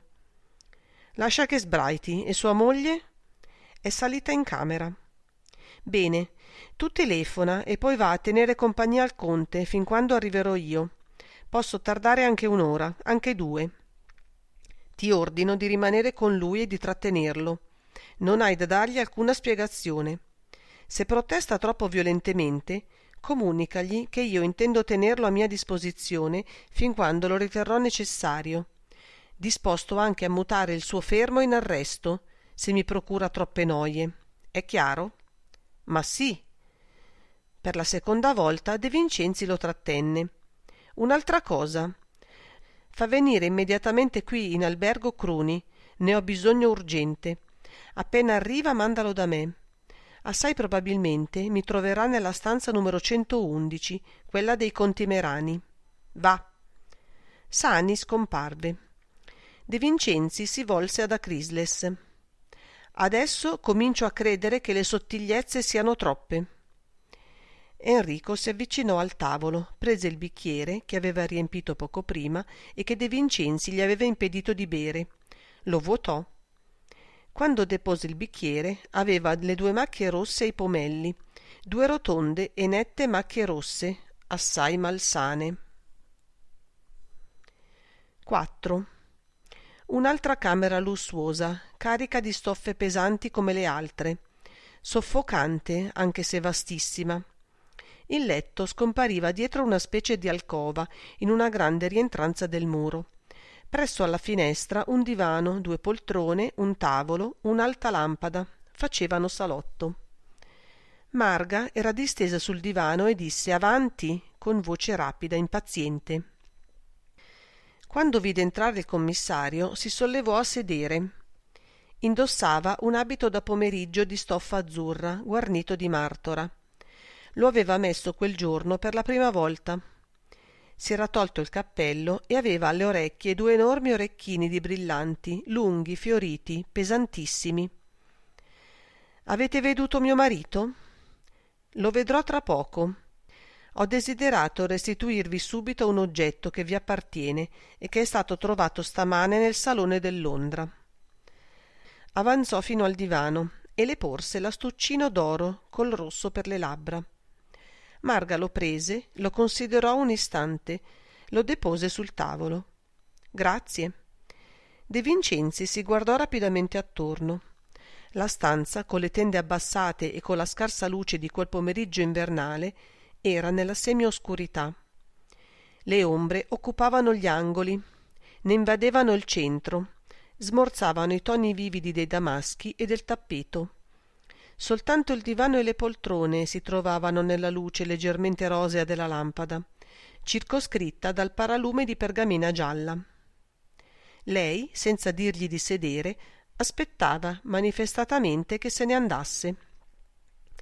È stato trovato sotto la poltrona sulla quale è morto il marchese Arturo Acrisles, e indicò il piccolo astuccio. Ah, sì? Mi ero accorta di averlo smarrito, ma non ne ricordavo il momento. Ieri sera? O ieri nel pomeriggio, sicuro? Ci penso ora. Ieri, prima del giuoco, mi alzai dalla poltrona per andare al telefono e la borsetta mi cadde. Si aprì. Era con me la Veronelli e fu lei a indicarmi l'accendisigarette che era rimasto in terra. Quale poltrona? Prego. Dico, su quale poltrona eravate seduta? Ah, non ricordo. Vorreste che vi dicessi quella dove è morto Acrisles? Rise. Non ricordo, questa è la verità. Ma se voi avete trovato il mio rossetto sotto quella poltrona, è chiaro che io dovevo essere seduta da quelle parti. Mi permettete di sedere? Sollevò le sopracciglia con stupore e assentì col capo. Poiché, vedete, credo di essere costretto a rivolgervi qualche domanda, disse con indifferenza, sedendo in una delle 2 poltrone che fiancheggiavano il divano e facendola girare per guardare in volto la donna. Un interrogatorio? Non si curò di risponderle. Questa volta occorreva evitare le schermaglie, cercare di dar colpi nel vivo e rapidi il più possibile. Voi e vostro marito siete venuti a Milano il 4 novembre? Lo sapete?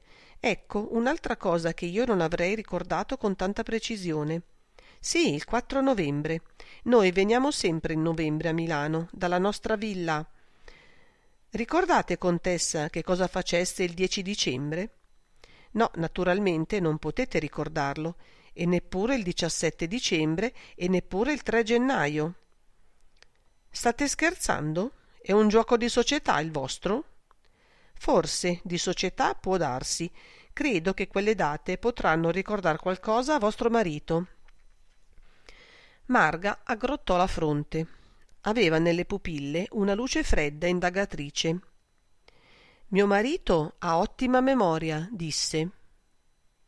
A voi però non occorrerà molta memoria per ricordare che cosa avete fatto questa mattina.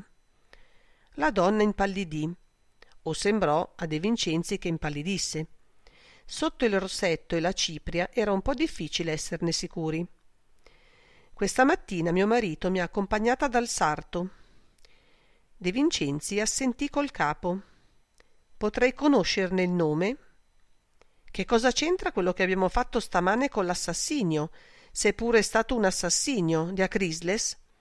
Credevo che il marchese fosse morto ieri sera. Siete usciti verso le 9:30, non è vero? Questa mattina? Chiese ironicamente. Parlo sempre di questa mattina, sì.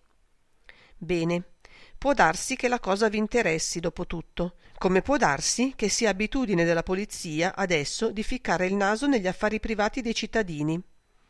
Immagino che dovrò rispondere a tutte le vostre domande, no? Potete farlo o non farlo. Se non lo fate, mi date la convinzione di essere una testimone reticente e vi invito a seguirmi a San Fedele. Marga sussultò. I suoi occhi ebbero un lampo di spavento. Si sollevò dal divano e fece per dirigersi alla parete verso la porta.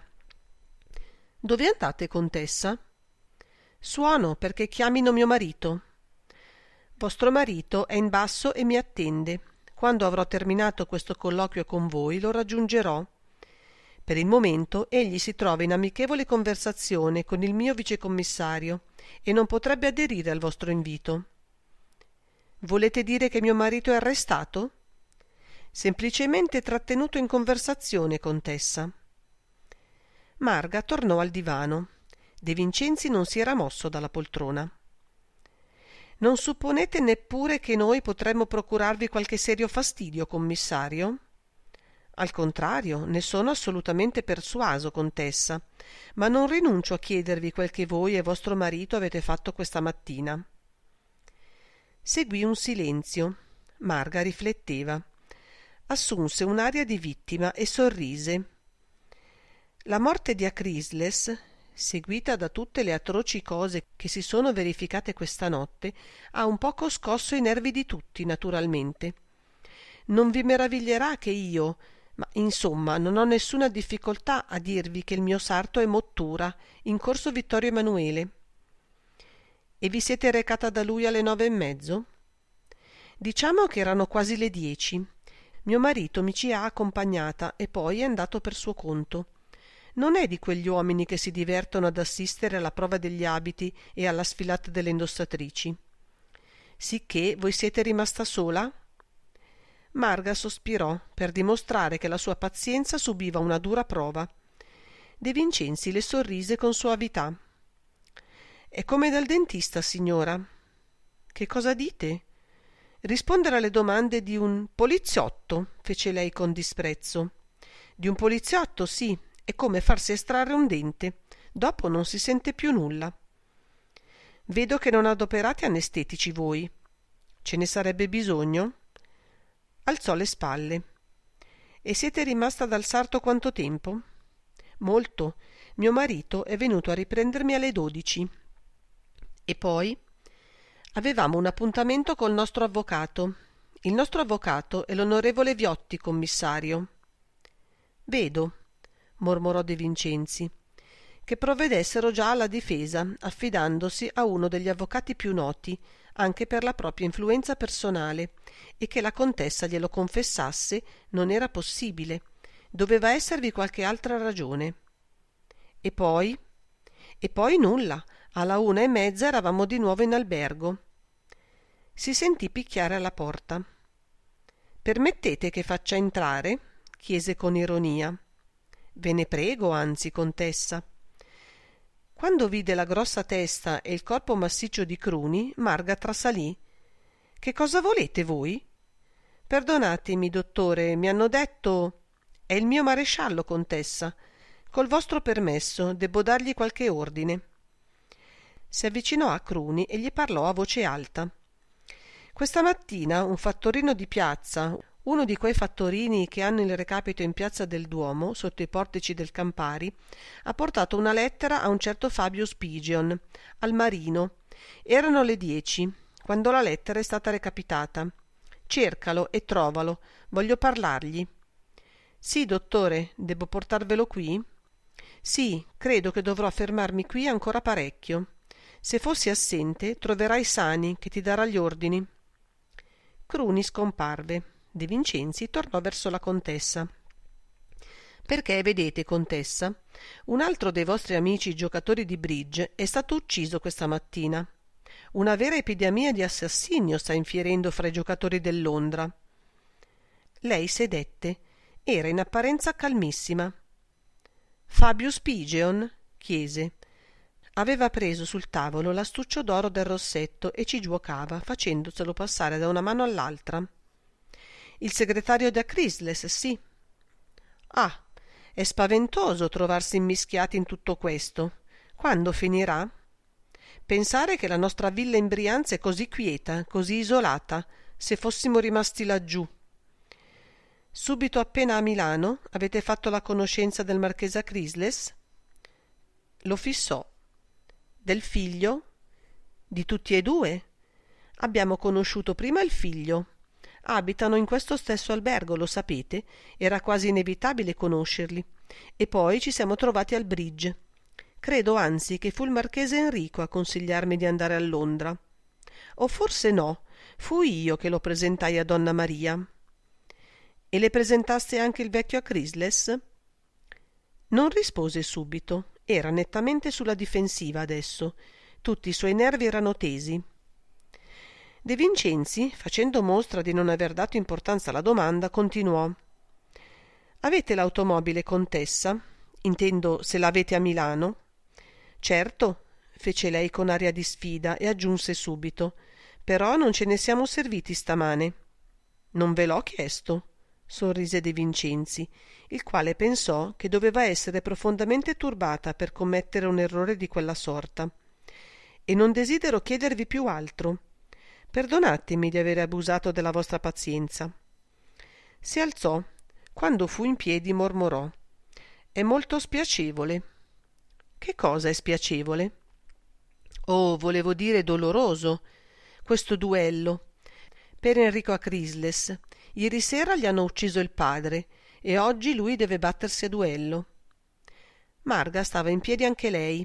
Adesso il rossetto non bastava a nascondere il suo pallore. Un muscolo della guancia destra le saltava rapido, visibilmente. Non è vero? Chiese De Vincenzi fissandola. Sì, disse lei con un filo di voce. E non sarebbe possibile evitarlo? Non credo. Mio marito... E scoppiò in pianto dirotto. Fu un'esplosione improvvisa, imprevedibile.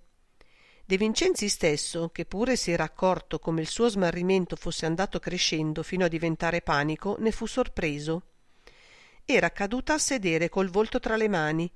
Piangeva come una bimba col corpo scosso dai sussulti. De Vincenzi si ritrasse lentamente, raggiunse la porta, disparve nel corridoio. Di assistere al pianto di una donna non era stato mai capace. 5. In seguito De Vincenzi ebbe a dire che per nessun'altra inchiesta come per quella egli aveva proceduto così alla cieca, seguendo tante piste quanti erano i sospetti e non riuscendo a rendersi conto della buona, se non proprio all'ultimo momento, quando l'assassino si tradì per un puerile errore di calcolo. Uscendo dalla camera di Marga, egli provava la medesima sensazione che lo aveva invaso quando aveva contemplato Pearl Celsir Kader distesa sul divano, con le palpebre abbassate, il corpo affranto. La sensazione di trovarsi davanti all'assassina. Evidentemente tutte e due le donne non potevano aver assassinato a Chrysles ed era possibile che nessuna delle due lo avesse fatto. Una cosa, a ogni modo, nessuna delle due aveva fatto: condurre Pigeon fino a Trenno e ucciderlo con un colpo di rivoltella. Perché no, dopo tutto? Una piccola rivoltella entra meravigliosamente in una borsetta da signora e una donna ha tutti i vantaggi per non destare sospetti in un uomo. Ma Pearl era rimasta a Londra nella sua camera tutta la mattina e Marga Merani aveva avuto una seduta di 2 ore col proprio sarto. De Vincenzi non dubitava che la direttrice e gli impiegati di Mottura avrebbero confermato le affermazioni della contessa. Rimaneva il conte Merani per l'assassinio di Pigeon. I sospetti contro di lui erano diritti e sembravano maledettamente fondati. Inoltre Merani poteva benissimo essere entrato nella camera del morto e aver dato a lui, De Vincenzi, quel tal colpo di cui egli portava ancora il ricordo vivo e doloroso. E poteva essere stato Broxley a darglielo. Ma Broxley non aveva ucciso Pigeon, se davvero Valeri lo aveva tenuto d'occhio tutta la mattina. È vero che c'era anche Anthony Blitz, il quale aveva ogni caratteristica per essere un complice i cui legami con Broxley erano facilmente immaginabili. Scendeva lentamente la scalinata ampia e si diceva che non avrebbe potuto incriminare uno solo di quei sospetti, pur avendo quasi la sicurezza che ognuno di essi fosse l'assassino. Erano le sue troppo numerose sicurezze che contrastavano fra loro, annullandosi a vicenda. Non una prova. Certo, se avesse potuto dimostrare che Merani aveva avuto 225.000 lire da Chrysler, se avesse potuto dimostrare che si era servito dell'automobile quella mattina, ma perché Pearl si era fatta chiamare Selsirca, che era l'anagramma di Chrysler? Nell'atrio si fece indicare dal portiere il salottino in cui si trovavano Sani e il conte. Era in fondo al secondo salone, assai appartato. Ne fu soddisfatto perché temeva che il colloquio con Merani potesse essere movimentato. Invece il conte Ottaviano, quando lo vide apparire, trasse l'orologio dal taschino e, mostrandoglielo, gli disse soltanto: «Sono le 16 e io alle 16:30 devo battermi con Enrico Chrysler. Non credo, conte, che potrò dimenticare di essere un funzionario di polizia, fino al punto di permettere che questo duello si faccia. C'è una legge che proibisce i duelli in Italia». Merani si rimise a sedere. «È giusto», disse, «e io non posso che ringraziarvi perché mi evitate di battermi a duello con un assassino».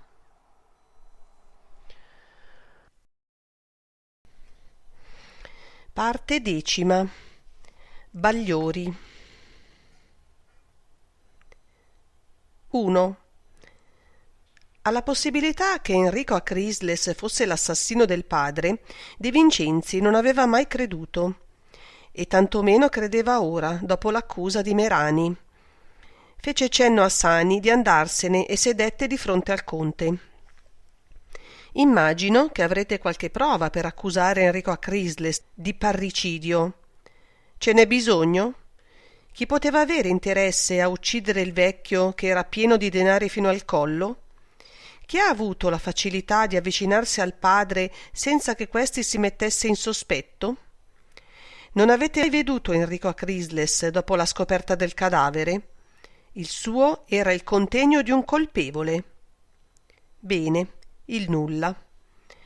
Molte altre persone di quelle che si trovavano iersera nel bar del Londra avevano interesse a uccidere il marchese Chrysler. Come lo sapete? Lasciamo andare, conte. Intanto, per cominciare, anche voi qualche piccolo interesse potevate averlo. Sobbalzò. Io? Spiegatevi immediatamente. Non eravate suo debitore per una cifra ragguardevole? O non dico che lo abbiate ucciso per non restituirgliela. Merani si era fatto livido. Chi vi ha detto? Cominciò, ma cambiò subito tattica. Sì, è vero, dovevo ad Chrysler 225.000 lire. Me le aveva prestate in 3 riprese. Io ho avuto forti perdite in borsa 2 mesi fa e non avevo denaro liquido. Ma la mia proprietà in Brianza, la proprietà di mia moglie, garantiva a sufficienza il suo credito. Contavo di realizzare entro questo mese e di rimborsare il vecchio, e dovrò farlo egualmente, dopo tutto, anzi, dovrò farlo subito. Come vedete, la morte di Chrysler non mi ha portato alcun beneficio. De Vincenzi assentiva compiacentemente col capo. Certo, tutto sarebbe chiaro, senza l'improvvisa complicazione del duello. Tutto sarebbe chiaro, però se voi poteste spiegare come mai per un prestito di tale entità vi siate rivolto a un estraneo, conosciuto da pochi giorni e in modo assolutamente accidentale. Sì, l'apparenza mi accusa, commissario, e questo è stato il mio tormento fin dal principio. Fu a Chrysles a offrirmi quel denaro. Lo avevamo conosciuto con mia moglie. Rizzò il busto e pronunciò con fierezza: «È utile, sappiate, commissario, dacché ormai le cose sono giunte a un punto che sarebbe ridicolo far come lo struzzo e nascondere quel che tutti vedono e vedranno. Dovete sapere che io mi sto dividendo da mia moglie. Abbiamo iniziato stamane la pratica di separazione». «È per questo che siete andati dall'avvocato Viotti?» «Sapete anche questo?» «Sì, per questo». Tacque qualche minuto, si mordeva nervosamente il labbro, era fremente. «Non continuiamo su questo argomento, volete? Debbo essere io solo giudice della condotta di mia moglie e l'onore dei Merani so difenderlo. Certo, l'onore dei conti Merani deve esservi caro. Tutto sta a vedere se, per difenderlo voi, non abbiate ecceduto. Che cosa intendete?» «Oh, conte, la realtà l'avete guardata in faccia, voi pel primo. Ieri sfidaste Enrico a Chrysles. Ebbene? Il marchese Arturo a Chrysles si opponeva al duello e avrebbe certamente potuto impedirlo, sollevando uno scandalo, se avesse rivelato a tutti che era vostro creditore e se vi avesse obbligato a restituire il denaro prima di battervi». «Sì», mormorò. Adesso era affranto, gli si leggeva lo spavento negli occhi. «E invece il marchese Arturo a Chrysles è morto. Tirate voi le conclusioni». «Ma è pazzesco! Io non ho ucciso a Chrysles. Come avrei fatto ad avere l'acido prussico su di me?» «L'assassino lo aveva, è un fatto. Ma io? Io ho sfidato Enrico a Chrysles nel pomeriggio, appena conosciuto.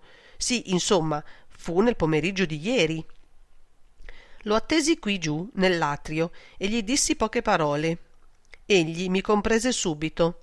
Non pensai affatto in quel momento che ero debitore di suo padre. Ammetterete che avevo ragione d'essere abbastanza turbato per non pensarci. Poi nessuno mi disse nulla, fino a sera. Ritenevo il vecchio un gentiluomo che avrebbe compreso la mia posizione. Perché avrei dovuto meditare un delitto e procurarmi in tempo il veleno? Non lo feci, e iersera, quando... S'interruppe. La paura e lo smarrimento gli facevano lanciar sguardi attorno come una bestia presa al laccio. «Andate avanti, conte», gli disse con dolcezza De Vincenzi. «Andate avanti, oramai è soltanto guardando la situazione in faccia che potrete superarla». «Ieri sera quell'uomo maledetto, perdonatemi, è morto, lo so, ma da vivo era un ignobile individuo. Ieri sera, quando gli parlai alle 21:30, prima che cominciasse il giuoco, lui mi disse, sì, mi disse proprio quello che mi avete detto voi. Vi confesso che vidi rosso. Mi era materialmente impossibile raccogliere 225.000 lire in poche ore. Lo pregai e lo minacciai. Vidi che era inutile tutto e mi allontanai da lui. Potete immaginare in quale stato? Ma non l'ho avvelenato. Non l'ho avvelenato perché non avevo il veleno a mia disposizione. Non potrete mai dimostrare che io lo avessi. Infatti, non posso ancora dimostrarlo. Ma siete ugualmente sicuro che il veleno non lo avesse la contessa? Sussultò. Se possibile, impallidì ancor di più. Marga? No? Come fate a pensare una cosa simile? De Vincenzi rispose con un'altra domanda. Dopo lasciata vostra moglie da Mottura questa mattina, che cosa avete fatto? Questa mattina? Perché? Perché mi fate una tale domanda? Balbettava. Era in uno stato di agitazione estrema. Piccole gocce di sudore gli imperlavano la fronte. Perché proprio nelle ore in cui voi siete stato fuori dell'albergo, dalle 10 alle 12 per essere esatti, qualcuno ha ucciso Fabio Spigeon. Ucciso Pigeon! Lo stupore atterrito di Merani fu così sconfinato e così apparentemente sincero che De Vincenzi si trovò di fronte a questa sola alternativa. O quell'uomo era un commediante fuori classe o era innocente. e non sapendo decidere cercò di non dargli tregua per condurlo a tradirsi. «Avete un'automobile, conte?» «Ma sì. Dove la tenete? Nella rimessa dell'albergo. L'avete adoperata stamane?» «No, assolutamente no». «Vedo, ma non mi avete ancora detto che cosa avete fatto dalle 10 alle 12. Lo guardò con occhi allucinati, poi disse con voce afona, terribilmente inespressiva nella sua mancanza completa di inflessioni: «Non ho fatto nulla. Ho passeggiato senza una meta. Nessuno forse mi ha veduto e io non ho visto nessuno. Non ho un alibi». 2. L'ora che seguì fu per De Vincenzi di un'attività febbrile. Lasciò Merani nel salottino sotto la guardia di Sani e si precipitò al telefono. Parlò col questore. Aveva bisogno di avere le mani libere per qualche ora e di poter disporre di un numero di agenti maggiore di quelli della squadra mobile. Chiese che gliene fossero mandati 5 al Continentale, scelti fra i migliori. «Che cosa state fabbricando, De Vincenzi?» «Tento di stringere le viti anch'io, commendatore, ma voi non potete comprendere. Spero di potervi spiegare tutto fra poco. Volete darmeli questi agenti?» «Certo, ve li mando. E avete bisogno di altro?» «Sì, fate telefonare a tutte le rimesse di automobili della città, cominciando da quelle del centro, per chiedere se stamane hanno dato in affitto per qualche ora una macchina. Se lo hanno fatto e se le ore concordano, la macchina avrebbe dovuto servire dalle 10 alle 12. Occorre farsi dare i connotati di chi l'ha presa in affitto e far mettere la macchina a nostra disposizione». «Sarà fatto. E poi?» «Pregate Iddio di illuminarmi, commendatore. Soltanto con l'aiuto del lampo divino troverò la spiegazione di questo imbroglio». Dall'altro capo del filo il questore sorrise, prese un garofano dal bicchiere e lo annusò. Quando ebbe deposto il ricevitore disse: «Io mi ostino a cercare il profumo nei garofani che non ne hanno, purché De Vincenzi non faccia altrettanto». Poi vide 2 lunghi telegrammi sul suo tavolo e fece un gesto. «Glieli manderò», disse, e premette il bottone d'uno dei suoi numerosi campanelli. Intanto De Vincenzi aveva ordinato a Sani di non muoversi dall'atrio. «Verranno 5 agenti, io torno subito e ti dirò come devi disporne». Corse alla rimessa dell'albergo che si apriva in via Andegari. L'auto del conte Merani, una Alfa Romeo carrozzata a Spider, non era uscita da 3 giorni. Constatò lui stesso che era assolutamente pulita e immacolata di fango e di polvere. Tornò al Continentale. I 5 agenti non erano ancora giunti, ma lui aveva qualche altra cosa da fare. «Hai avuto risposta da Carmelo?» «Non ho potuto parlargli, era fuori. Deve stare continuando la filatura di Blitz». De Vincenzi rientrò in cabina, chiamò il palazzo. Carmelo c'era. «Sono tornato adesso, dottore. Mi ha fatto girare tutta la mattina». «Mi darai dopo i particolari. Adesso che fa?» «È salito in camera». «Ebbene, vagli a dire che ho bisogno di parlargli. Invitalo a seguirti e conducilo qui al Continentale. Che io ci sia o non ci sia, quando arrivate, fate indicare dal portiere un salottino, ce ne sono 3 o 4. Scegli il più isolato e aspetta me. Chiaro?» «Sì, dottore». «E se ti offre un altro sigaro, non prenderlo, potrebbe accusarti di esserti fatto corrompere». Troncò le giustificazioni affannate del povero agente riappendendo il ricevitore. I 5 agenti erano arrivati e formavano gruppo in mezzo all'atrio, con manifesta disperazione del portiere e del direttore. Quei 5, infatti, apparivano abbastanza discordanti con l'ambiente. Quando videro il commissario, uno dei 5 avanzò e gli porse un plico. Aperta la busta, De Vincenzi si trovò fra le mani 2 telegrammi. Erano in cifra, ma a matita. Sotto ogni gruppo di numeri era scritta la traduzione: «Risposta a vostro dispaccio numero 10.537. Gibbs Broxley e Anthony Blitz dimessi da Sing Sing 5 mesi fa, stop. Racketeers di stupefacenti, stop. Blitz sospetto di assassinio ha evitato condanna per mancanza di prove, stop. Imbarcatisi con falsi passaporti ma non esistono ragioni chiedere estradizione, stop. Direzione Generale Polizia Stato di New York. Risposta a vostro dispaccio numero 10.536. Marchese Arturo Acrisles, ritenuto industriale affarista, equivoca molteplici attività, stop. Suo nome legato scandalo oppio-cocaina, luglio 1937, stop. Non luogo per mancanza di prove, stop. Affare complesso e delicato, stop. Chiedere informazioni Stati Georgia, California, Arizona, stop. Consigliamo vigile prudenza perché è individuo abilissimo, stop. Vi preghiamo tenerci informati, sempre pronti a coadiuvarvi, stop. Colonnello Wyman, Quartier Generale, Polizia Stato di New York. De Vincenzi piegò i telegrammi e se li mise in tasca. Pensò che l'omissione commessa nel non chiedere informazioni anche di Pearl Excelsior Kader era grave, ma a ogni modo riparabile. Chiamò Sani. Ti lascio i 5 agenti. Non dirai di mancare di uomini.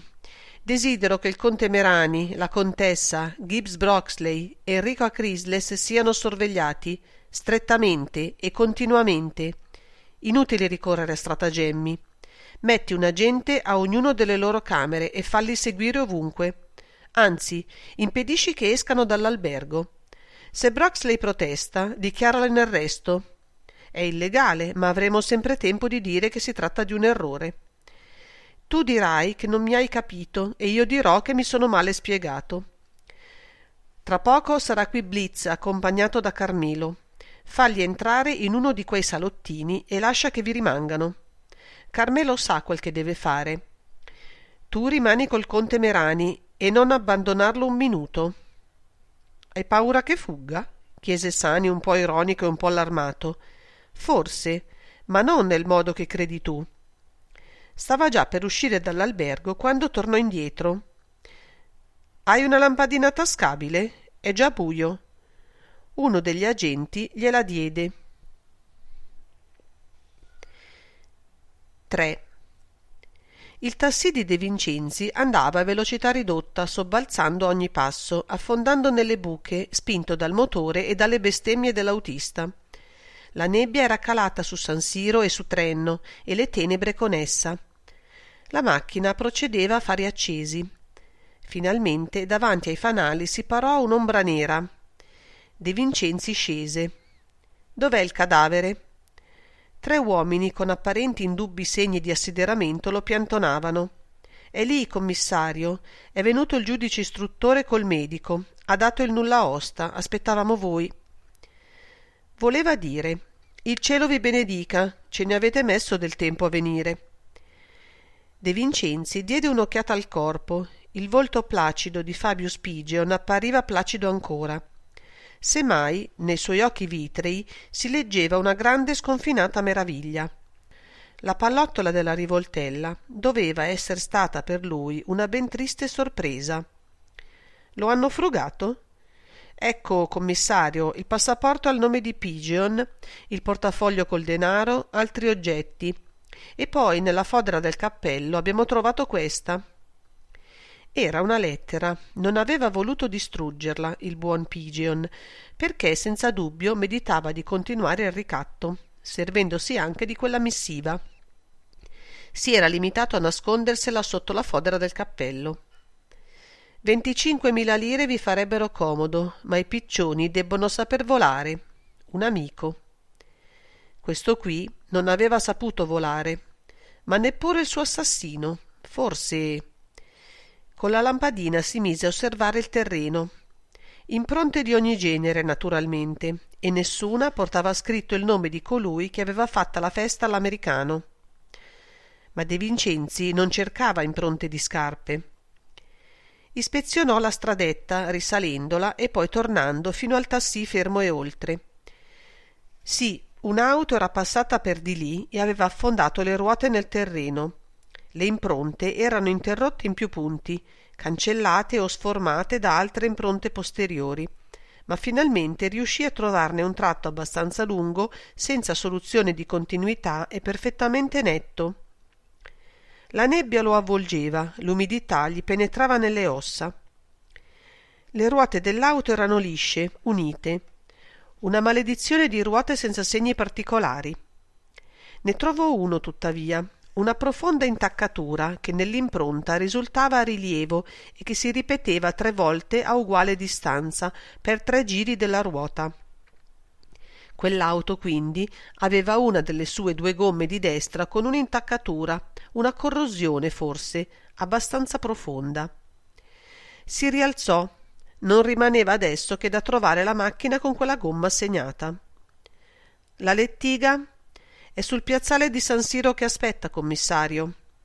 Andatela a chiamare e fate portar via il morto. Lui risalì nel tassì, che per fare marcia indietro ebbe bisogno di un'altra e più veemente giaculatoria dell'autista. Così Fabius Pigeon si era fatto ammazzare perché aveva abboccato all'offerta di 25.000 lire, evidentemente fattagli in cambio del suo silenzio. Pigeon doveva aver veduto mettere il veleno nel bicchiere di Arturo Acrisles. Chiaro e netto tutto ciò, ma chi era colui che Pigeon aveva veduto? 4. Prima di tornare al Continentale, De Vincenzi si fece condurre a San Fedele. Aveva bisogno di qualche minuto di riflessione, solo, chiuso nella sua stanza d'ufficio. Molte volte quella stanza calcinosa era stata la sua ispiratrice. La trovò con l'odore caratteristico del fumo raffreddato. La stufa a sediovuole era spenta. Sedette al tavolo e si prese la testa fra le mani. Non si era tolto il cappello e teneva il pastrano abbottonato. Erano le 6:30 precise. Quando si alzò, mandò un sospiro, si aggiustò il cappello. Non aveva altra speranza che in un errore di quelle 3 persone. Se una sola di esse si tradiva, le avrebbe avute tutte e 3. Perché lui era giunto alla conclusione che le persone implicate nei 2 delitti non potevano essere che 3. Una aveva avvelenato il marchese, una aveva ucciso Pigeon e l'ultima aveva dato a lui un colpo sulla testa per impadronirsi delle lettere. Pensava a questo e stava per uscire quando il telefono squillò sul tavolo. 5. Il questore lo stava vanamente cercando al Continentale, quando lo avevano avvertito di averlo veduto entrare nel suo ufficio. Adesso gli comunicava che la rimessa di auto Vittoria in viale Regina Elena aveva affittato una delle sue macchine la mattina alle 10. Ad andarla a prendere era stata una donna che l'aveva poi ricondotta alle 12:15. Il padrone della rimessa attendeva De Vincenzi per dargli ogni informazione possibile e per mostrargli l'auto. In piazza San Fedele De Vincenzi salì in un altro tassì e andò in viale Regina Elena. Vide subito la macchina nel cortile. Era una Fiat utilitaria con la carrozzeria chiusa. L'avevano lavata e ogni traccia di fango e di polvere era sparita. Entrò nell'interno e si mise a osservare i cuscini e il pavimento della vettura. Nulla. Ma il sedile e i cuscini erano di cuoio nero lucido e se anche il sangue di Pigeon li avesse macchiati, l'assassino avrebbe potuto anche solo con un fazzoletto bagnato far sparire ogni traccia su di essi.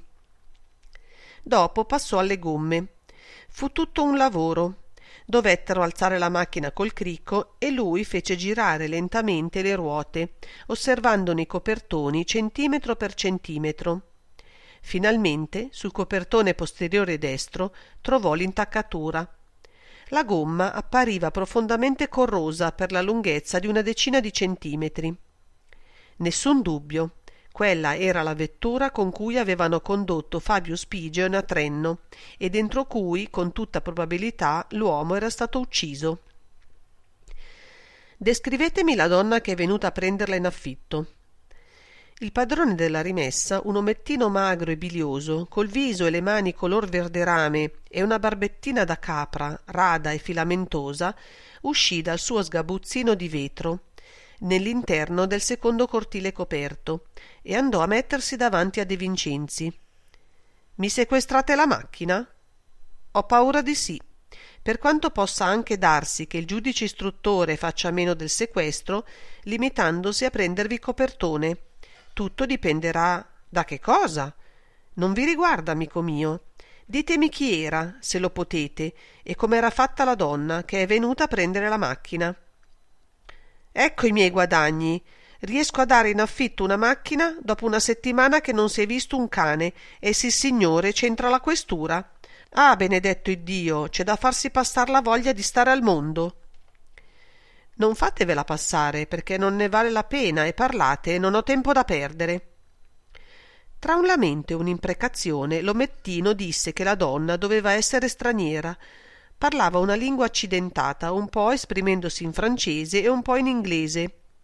Lui, il padrone, conosceva il francese perché aveva gestito un garage a Liegi. La donna aveva chiesto la macchina per 3 o 4 ore, che doveva andare a Pavia e non voleva andarci col treno. «Ma chi guida?» «Io», aveva risposto.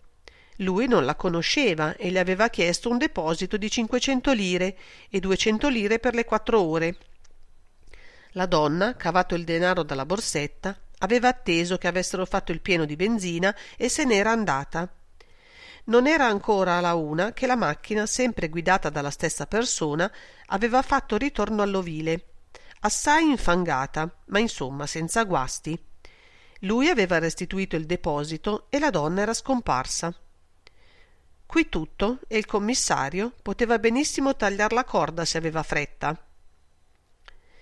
«Credete proprio che sia tutto? E la patente?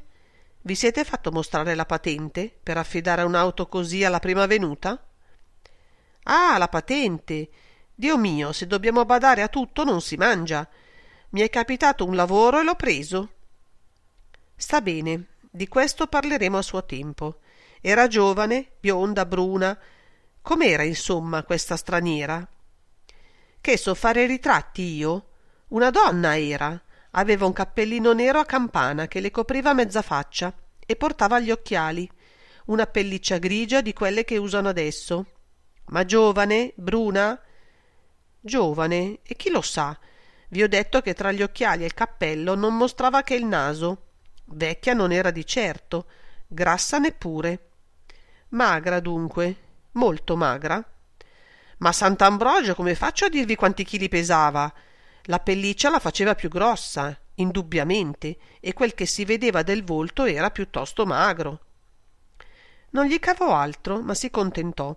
La donna con gli occhiali poteva benissimo rientrare nella sua teoria, a meno che dopo non fosse risultato.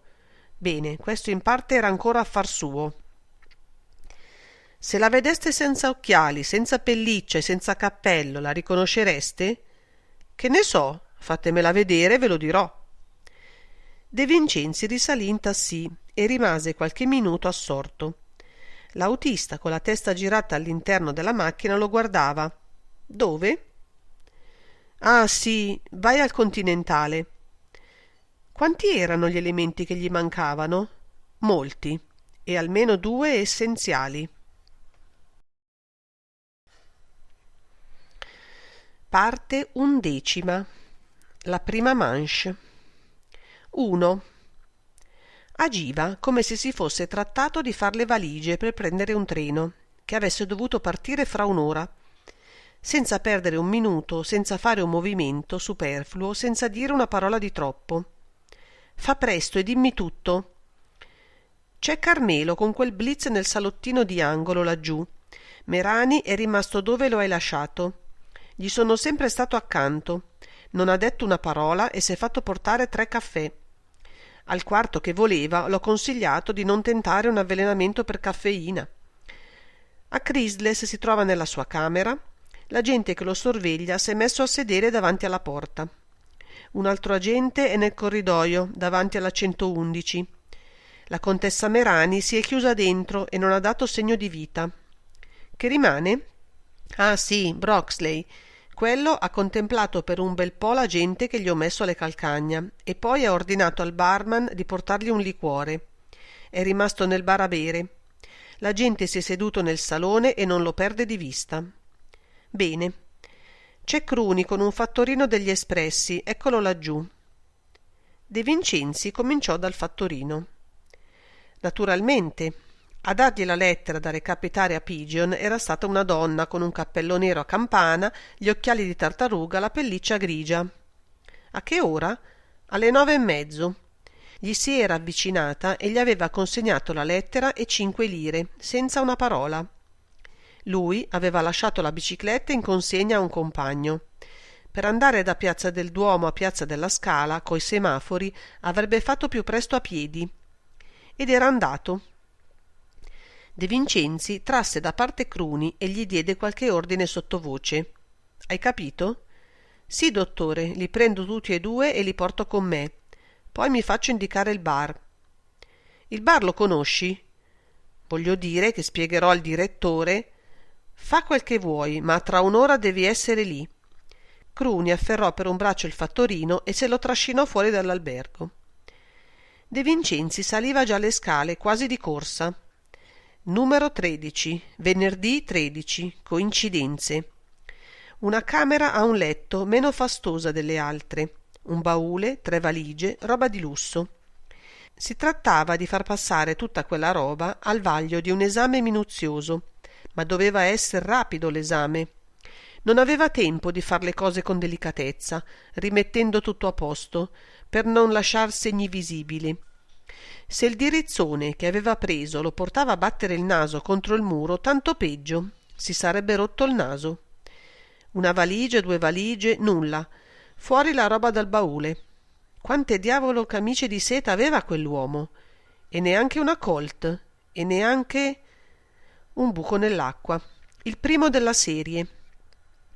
Si guardò attorno. Nascondigli in quella camera ce n'erano, certo, ma tutti da attirare gli sguardi. Nascondigli ingenui da novizio, e quello non era un novizio. Dove dunque? Il bagno? Andò anche lì. Dietro la vasca, nulla. Eppure doveva andarsene da quella camera a mani vuote, quando per lui sarebbe stato essenziale dare il primo colpo, proprio cominciando da quella fortezza che aveva tutto l'aspetto d'essere granitica. Si avvicinò alla finestra, guardò in alto il sostegno delle tende, nulla, sebbene quel nascondiglio fosse tutt'altro che ingenuo. Fu l'oppressione che sentiva, debole com'era e col caldo soffocante di quella stanza a 20 gradi, oppure un'ispirazione del buon Dio a fargli aprire i vetri della finestra e poi le persiane? La finestra dava sopra un cortile stretto contro un gran muro grigio senza finestre. Sul cornicione sotto il davanzale vide qualcosa di scuro e qualcosa di bianco. Si sporse e tese la mano. Se non lo avesse aiutato Iddio, certo il questore doveva averlo pregato per lui, non avrebbe potuto trovare quel che trovò. Guardò con un melanconico sorriso l'oggetto scuro e se lo cacciò in una tasca del pastrano, che gli si gonfiò in modo ridicolo. Fino allora la iettatura lo aveva perseguitato, a cominciare da quel colpo sulla testa. Si toccò la tasca rigonfia, che avrebbe potuto evitare facilmente soltanto se avesse dominato i propri nervi e avesse pensato a chiudere a chiave la porta dopo essere entrato. Ma adesso il vento cambiava. Tra le mani aveva un pacchetto bianco, il pacco delle lettere di Acrisles. Impiegò una ventina di minuti a scorrerle tutte. Non ne lesse per intero che qualcuna. Chi poteva negare che ad ammazzare quel vecchio avesse fatto proprio bene? 2. È uscito dall'albergo alle 9:30 e poi è andato in galleria e si è seduto al Biffi. Va avanti. Carmelo diede uno sguardo smarrito attorno a sé e finì per fermarlo sulle proprie scarpe. Io sono rimasto fuori, alle 10 era ancora lì. De Vincenzi lo fissava. Sapeva benissimo lui com'erano andate le cose. Alle 10 e qualche minuto Carmelo deglutì con sforzo. Te lo dico io. Era uscito da un'altra porta e ti aveva lasciato in asso. Proprio così, dottore, ma come facevo io? Ad avere un po' di cervello? Sarebbe stato impossibile, lo so. Continua, come lo hai ritrovato? Quella scomparsa mi aveva dato un colpo. Ho cercato per la galleria, ho girato la piazza. Alle 11 ho telefonato al palazzo, ma non era tornato. Ho continuato a girare. Sarà stato mezzogiorno quando sono ripassato davanti al Biffi. Volevo rendermi conto di come avesse fatto ad andarsene senza che io me ne fossi accorto, quando te lo vedo seduto allo stesso tavolo di prima. Era proprio lui. Allora non l'ho perduto più. Naturalmente, lui non aveva più bisogno che tu lo perdessi. Immagino che sarà andato a mangiare. Sì, ha cambiato di tavola e ha mangiato al Biffi. C'è rimasto fino alle 3. Poi ha girato pel centro della città, fermandosi davanti ai negozi, entrando in una farmacia. Soltanto alle 5 si è deciso a tornare in albergo. Io sto ancora senza mangiare, commissario. Dovresti non mangiar più per una settimana, se avessi la coscienza della tua imbecillità. Adesso vattene. Dunque Anthony Blitz aveva avuto un paio d'ore a propria disposizione per far quel che voleva. I pezzi del puzzle combaciavano. Che cosa gli mancava? Entrò nel salottino dove era Merani. Ho da rivolgervi una sola domanda, conte. Merani si scosse. Sembrava che si togliesse dal letargo. Aveva gli occhi rossi e febbrili. Guardò De Vincenzi e attese. Per farlo ho da richiamarvi a un brutto ricordo, ma ci sono costretto. Dite, mormorò Ottaviano. È stato ieri che avete avuto la rivelazione del... Sì, insomma, è stato ieri che avete deciso di battervi a duello con Enrico Acrisles? Come avete fatto ad accorgervi? Non trovava la parola, il dolore e l'onta di quell'uomo lo turbavano.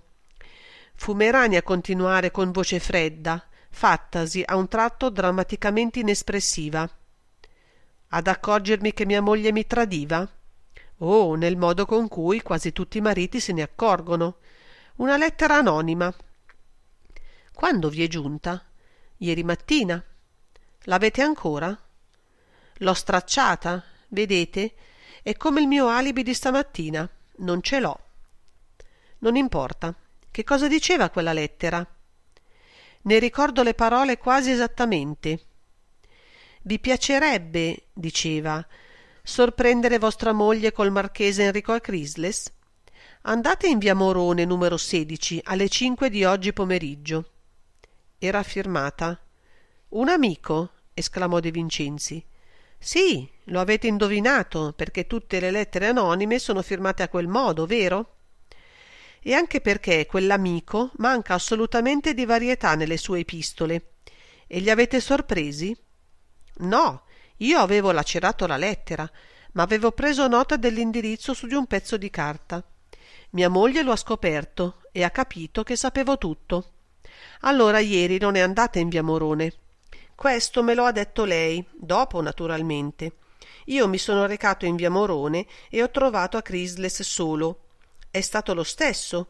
Lui non ha negato e mi ha dichiarato che si metteva a mia disposizione. Sì, capisco. Il giovane Acrisles è un gentiluomo, dal che si deduce che almeno nel campo morale l'ereditarietà fa qualche salto. Grazie, conte, null'altro per ora. Altro pezzo del puzzle che andava a posto. Oramai le parole si leggevano quasi tutte. L'essenziale era che gli interessati si decidessero a riconoscerle esatte. Contro chi menare il primo colpo? 3. Anthony Blitz, abbiamo ricevuto un telegramma da Nuova York che vi riguarda. Gli occhi neri brillarono sotto le ciglia cespugliose. È una storia che non finisce più quella. Sing Sing, eh? E allora? La storia dei stupefacenti è una. Poi c'è... Assolto per mancanza di prove, commissario. Le mie mani sono vergini di sangue. E le mostrò, nere, pelose, con quel brillante da 40 grani che splendeva. Anche del sangue di Fabio Spigeon? Lui rise, un breve riso gracidante. Mai conosciuto? Credete, E se io vi dicessi che le vostre impronte sono state trovate, nette e lampanti, sulla maniglia dell'auto e sui cuscini? Ma come faceva a ridere a quel modo, che sembrava un freno non ingrassato da anni? Di quale auto si tratta? Un mio amico una volta finì sulla sedia elettrica per aver risposto «Impossibile, portavo i guanti». A una domanda sul genere della vostra. Che ne dite? Era poco imbecille? E voi siete furbo, invece, ma un po' meno di voi lo è la Gastloff. Quando i bruni di pelle impallidiscono si fanno di un brutto colore grigio cenere. Blitz diventò di quel colore. La Gast mai conosciuta? Ah sì, è quello che vedremo. Ma del resto voi forse avete ragione. La Gastloff non si chiama più propriamente Mistress Blitz? Questa volta si era proprio lanciato alla cieca, tanto giocava tutto per tutto. Il colpo prese Blitz di traverso e gli scivolò addosso. Dite? Oh, che i poliziotti italiani hanno l'abitudine di bere? Quel bastone vestito, mia moglie? Credete che me la faccia con gli scheletri io? Mai conosciuta, eh? Come fate allora a sapere che è un bastone vestito? Gli occhi si fecero piccini sotto le ciglia. Andiamo, Blitz, questa volta non vi trovate a Nuova York e non avete pronto un avvocato che vi fabbrichi gli alibi. Sì che ce l'ho, fece d'impeto il gangster. Ho preso le mie precauzioni. Trasse dalla tasca un biglietto. Eccolo qui. Io non lo conosco, ma mi hanno assicurato che sa difendere gli innocenti. De Vincenzi guardò il nome. Coincidenze. Ma per essere una coincidenza quella era famosa. Sebastiano Viotti. Vedo. E allora volete che ve lo faccia chiamare? Di che mi accusate? Di aver ucciso con una revolverata alla tempia Fabius Pigeon. Si volse a fare un cenno a Cruni che stava sulla soglia e il maresciallo avanzò con le manette. Fatemi chiamare quell'avvocato, disse Anthony Blitz porgendo i polsi. De Vincenzi pensò che la prima manche del rubber era fatta, rimaneva la seconda. Si andava abituando a pensar bridge anche lui.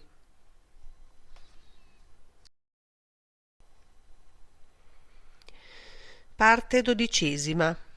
Slam e rubber. 1. Con Broxley la partita fu un po' meno rapida, ma in compenso assai più istruttiva. Lì le prove non mancavano. Per tutto commento, quando De Vincenzi gli ebbe mostrato il sacchetto coi pallini di piombo, la sensibile epidermide del suo cranio non si era ingannata, facendogli supporre che si trattasse proprio di un aggeggino simile. E il pacco delle lettere, Gibbs Broxley disse: aggressione semplice, commissario. Quella lì è un'arma mortale soltanto in mano di uno sciagurato che non la sappia adoperare. E io tenevo troppo a farla al vecchio, anche dopo morto, per non prestarmi ad aiutare un'amica. Vide Blitz con le manette e gli lanciò un torvo sguardo di disprezzo. Lo sapevo quando ti ho riveduto a Milano che tu eri un maledetto imbecille e che ci avresti fatto prendere tutti, come a Nuova York. Poi si volse a De Vincenzi. Sentite, commissario, a Chrysler ha avuto quel che si meritava. Io sono quel che sono e me n'infischio, ma il calvario di quella donna è stato tragico. Sono stato io che l'ho consigliata di scapparsene in Europa. E quando ho saputo che anche il vecchio si era imbarcato, ho capito che la cercava e l'ho seguito. Era in vena di confidenze, faceva il buon ragazzo, sapeva che di tutti lui era quello che correva i pericoli minori. Trasse da parte il commissario e si assicurò che nessuno poteva ascoltarli. Siamo soli e quel che vi dico adesso negherò sempre di avervelo detto. Non tentate neppure di ripetermelo sul muso perché vi smentisco. Ma voi mi siete simpatico e di avervi dovuto addormentare ho qualche rimorso. Dunque ascoltate. A consigliare l'acido prussico sono stato io. Il colpo doveva riuscire. E voi non avreste mai potuto sospettare di lei. Ma quell'imbecille di Pigeon l'aveva veduta e io avevo veduto Pigeon nel salottino. Fu dopo la mano delle 7 picche doppiate? Chiese De Vincenzi. Precisamente. Selsirca aveva scelto bene il momento, approfittando della dichiarazione di Pigeon. Io stesso le avevo detto di avvicinarsi al marchese quando le fosse capitata l'occasione di fare il morto, e lei aveva acciuffata la volta buona. La sorvegliavo dalla porta e vidi che parlava col vecchio un po' troppo a lungo prima di agire. Temevo sempre che Pigeon finisse di giocare e che si alzasse. Avevo capito che quel rosso del diavolo la sorvegliava. Doveva aver sospettato qualche cosa. Infatti, appena terminata di giocare la mano, corse nel salone e si infilò dritto nel salottino. Pearl non lo vide, ma io sì. E foste voi ad avvertire Blitz? E chi volete che avvertissi? Non avevo di meglio sotto mano? Lo avevo riveduto al pomeriggio e lui pure cercava di attaccarsi a Pearl, come laggiù a Nuova York. Allora gli dissi che c'era da salvarla. Oh, in quanto a questo, Selsirca non c'entra. Lei deve aver saputo della passeggiata in auto soltanto quando la Gastloff è tornata in albergo. E la lettera a Pigeon? Io? Una buona idea, no? A far cadere nella rete quel piccione non ci voleva meno di 25.000 lire. E anche la lettera al conte Merani è stata vostra? Che volete? Immaginavo che la morte di Acrisles avrebbe sollevato un certo interesse e mi sono preoccupato di fornire qualche pista di ricambio alla polizia. Noi altri laggiù in America facciamo sempre così. Sicché voi siete stato l'ideatore di tutto? Io? Fece con insolenza Broxley. Neppur per sogno. Tutto quello che ho fatto io è stato di tentar di rubare un paio di bottoni da polsi, un magnifico paio di bottoni che il vecchio possedeva. Quando l'ho visto morto, ho creduto che la sua camera fosse vuota e ci sono andato. La maledizione ha voluto che ci trovassi voi e che mi vedessi costretto a darvi un piccolo colpo sulla testa. Questo è tutto. Sentirete il mio avvocato. Lui dimostrerà che io ho una vera mania per i bottoni da polsi. Il volto duro e massiccio dell'omaccione trasudava malizia come una conduttura d'acqua trasuda umidità, e lui sorrideva, mostrando una fila di denti d'oro. De Vincenzi fece il buon ragazzo anche lui. Sempre tra noi, Broxley, perché Selsirca ha sposato colui che si faceva chiamare Selsirca? Perché? Ma perché lui la teneva, santo diavolo! Tra quelle lettere che voi avete ritrovato, passeggiando sui cornicioni, ce n'è un'altra di Pearl al vecchio, in cui la ragazza, era proprio una ragazza allora, confessa tutto. Il marito di Pearl, il primo marito, Adair, era cassiere in una banca di Atlanta e si era appropriato di una somma. Selsirca, che era presidente di quella banca, lo scoprì e invece di denunciarlo cominciò i suoi ricatti con la moglie. Pearl era una bellezza allora e il vecchio aveva fatto sempre lo sporcaccione con le donne. Oh, vi dico, proprio una malattia era la sua. Una notte Adair sorprese sua moglie che scriveva a Selsirca. De Vincenzi trasse di tasca la lettera trovata sul tappeto. Questa lettera. Broxley la guardò. Sarà quella? L'avete tolta dal pacco? No, l'ho trovata in terra. L'avete fatta cadere voi dopo avermi addormentato. Guarda, è stato un errore. Già, ma andate avanti. Oh, è breve. Adair corse da Selsirca con quella lettera e il vecchio gli spiattellò che era l'amante della moglie e che lui stesse buono perché altrimenti lo denunciava per furto. Adair aveva rubato, d'accordo, ma lo aveva fatto perché è innamorato pazzo di Pearl ed era un uomo sano e di fegato. Tornò a casa e si uccise, ma lo fece che erano soli nell'appartamento con la moglie, senza un domestico, senza nessuno. Selsirca, a cui Pearl disperata telefonò, corse subito e seppe convincere la ragazza che tutte le apparenze erano contro di lei e che la polizia avrebbe creduto a un omicidio e non al suicidio. Una sciocchezza, si sa, se tentata su un uomo o anche su una donna con la testa a posto, ma Pearl, poveretta, l'aveva perduta la testa. Il vecchio le disse che l'avrebbe salvata a patto che lo sposasse e per legarla a sé si fece rilasciare da lei una lettera di confessione in cui quella disgraziata ammetteva di aver ucciso il marito. Tacque un momento e poi disse: «Che ne dite? Non ha fatto bene a dargli l'acido prussico? De Vincenzi doveva essere sconvolto da quella storia, perché esclamò: «Ma ha fatto male a conservare la fiala nella borsetta, per far credere che fosse stato l'assassino a mettercela e per allontanare così i sospetti da lei. Un calcolo troppo sottile e anche un po' puerile. Attacca al principio, ma poi ci si torna sopra e si scopre la verità. Per quel che riguarda la fiala, io non c'entro, sapete. Se fossi stato io, l'avrei messa nelle tasche di Pigeon». 2. Pearl attendeva. Erano le 7 di sera. Non aveva saputo più nulla da Handel, più nulla del commissario, più nulla di nessuno. La storia raccontatale dalla Gastloff l'aveva sconvolta. Aveva cercato di dominare il proprio terrore e non c'era riuscita. Non si pentiva di quel che aveva fatto. Dopo 10 anni di martirio aveva diritto alla liberazione. Ed era riuscita anche a dominare i nervi e a rappresentare la commedia alla perfezione. Lei non aveva l'anima di un'assassina. Era poi un assassinio liberare il mondo di Arturo Chrysler, di Arturo Selsirka. Ma adesso aveva paura. L'automobile, la lettera, Blitz. Perché si erano serviti di Blitz? «Mi sono messa gli occhiali, my little Pearl». La Gastloff aveva la mania di chiamarla mia piccola perla e si era messa gli occhiali e credeva che bastasse. La stanza era al buio. Pearl era distesa sul divano e aspettava. Che cosa? Il destino. Entrò la Gastloff. «È male rimanere al buio, my little Pearl. È male. Vengono i cattivi pensieri. Non bisogna pensare. Quando non si pensa, i guai non ci cadono addosso».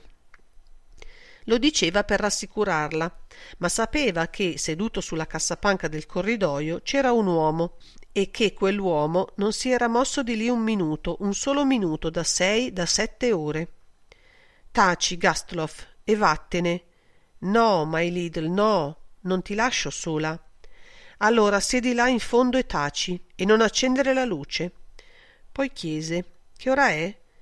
«Come faccio a dirti che ora è se non ci vedo?» piagnucolò la Gastloff. In quel momento picchiarono alla porta. Pearl balzò in piedi e corse ad afferrare la sua borsetta d'oro.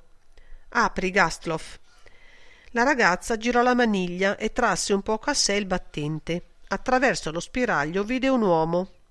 «Aprite!» «La signora riposa. Venite fuori voi. È con voi che desideriamo parlare». La Gastloff sgusciò fuori e richiuse in fretta la porta. Pearl Selsirka era rimasta in piedi con gli occhi sbarrati nell'oscurità e la borsetta d'oro stretta fra le mani. 3. Nel bar Luciano stava dietro il banco e guardava i 2 uomini seduti. Uno era un ometto color verde rame, l'altro un fattorino di piazza che si rigirava fra le mani il berretto frusto gallonato di lana rossa. Che cosa facevano quei 2 nel suo bar? E fuori nel salone aveva visto 2 agenti. Nel salone la notte prima c'era anche un cadavere. Entrò il commissario. Luciano lo riconobbe subito, un uomo simpatico, proprio un signore. Lo vide fare un cenno e apparve una donna. Come magra.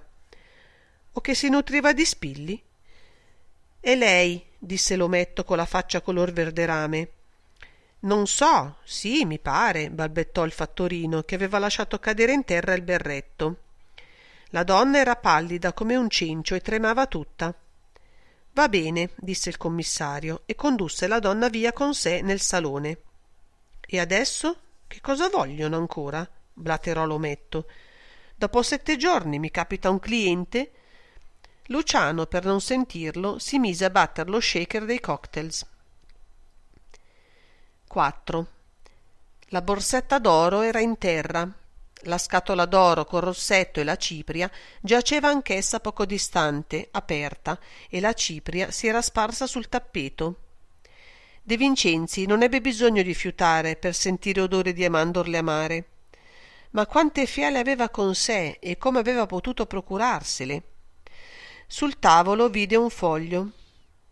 «This is the only way to deliver me». E De Vincenzi pensò che forse aveva avuto ragione. Fine.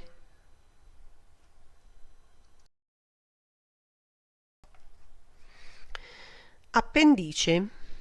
Appunti per i giocatori e per i non giocatori di ponte. Gli onori. Gli onori sono dati dalle 5 carte maggiori: asso, re, donna, fante, 10.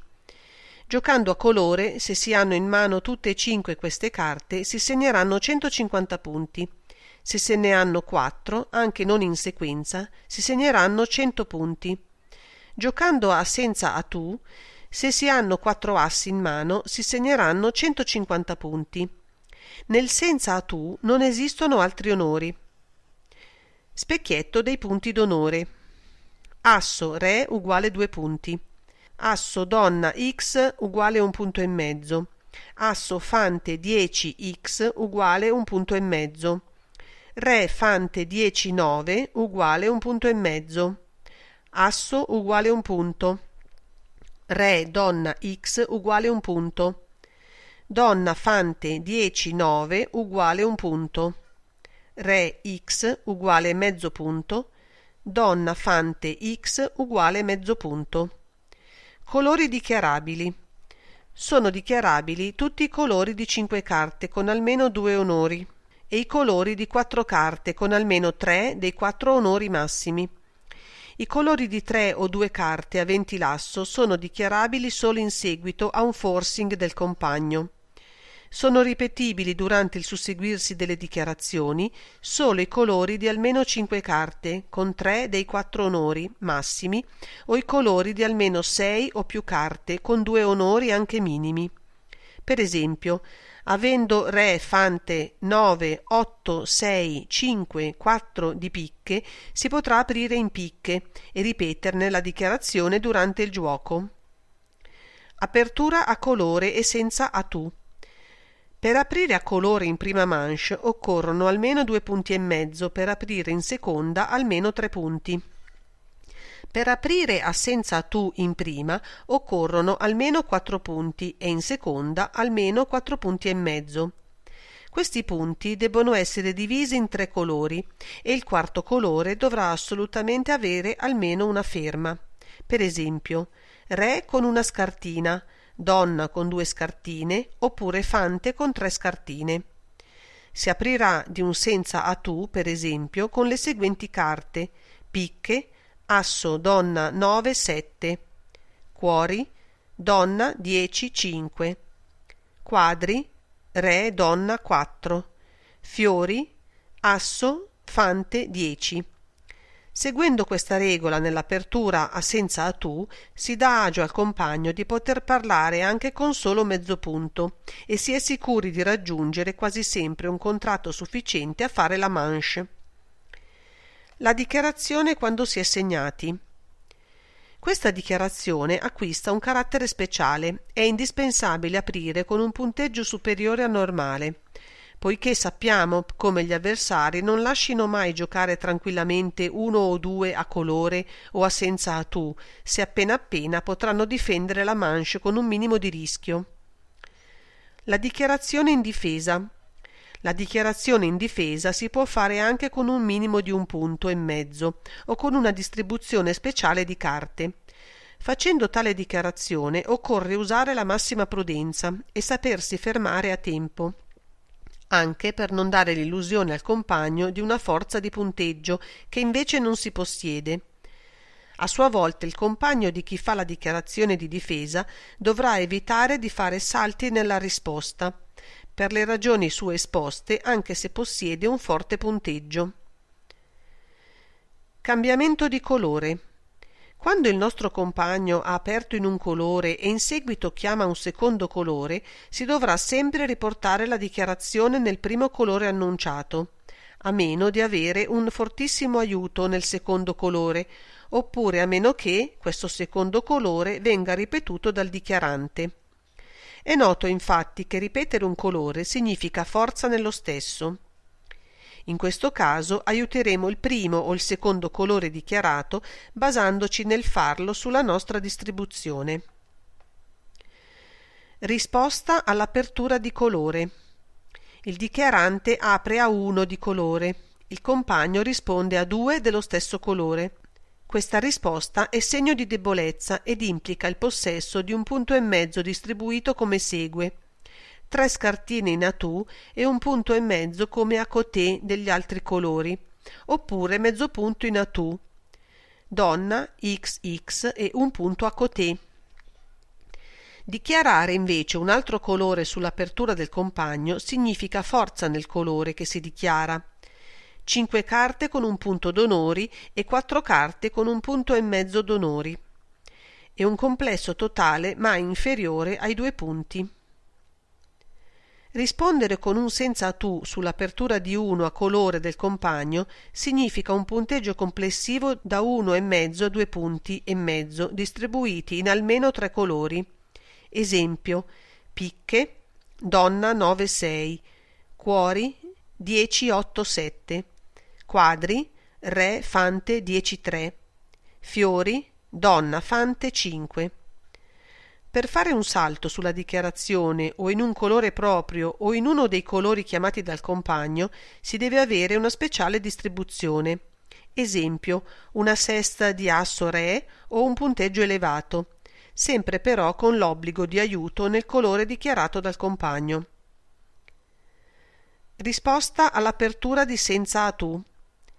Con 5 carte di un colore o almeno mezzo punto nel complesso della mano si dovrà dichiarare il colore di 5 carte, con una distribuzione simile alla seguente: picche, donna 10-6, cuori 10-9-7, quadri, donna 9-8-7, fiori, fante 9-8.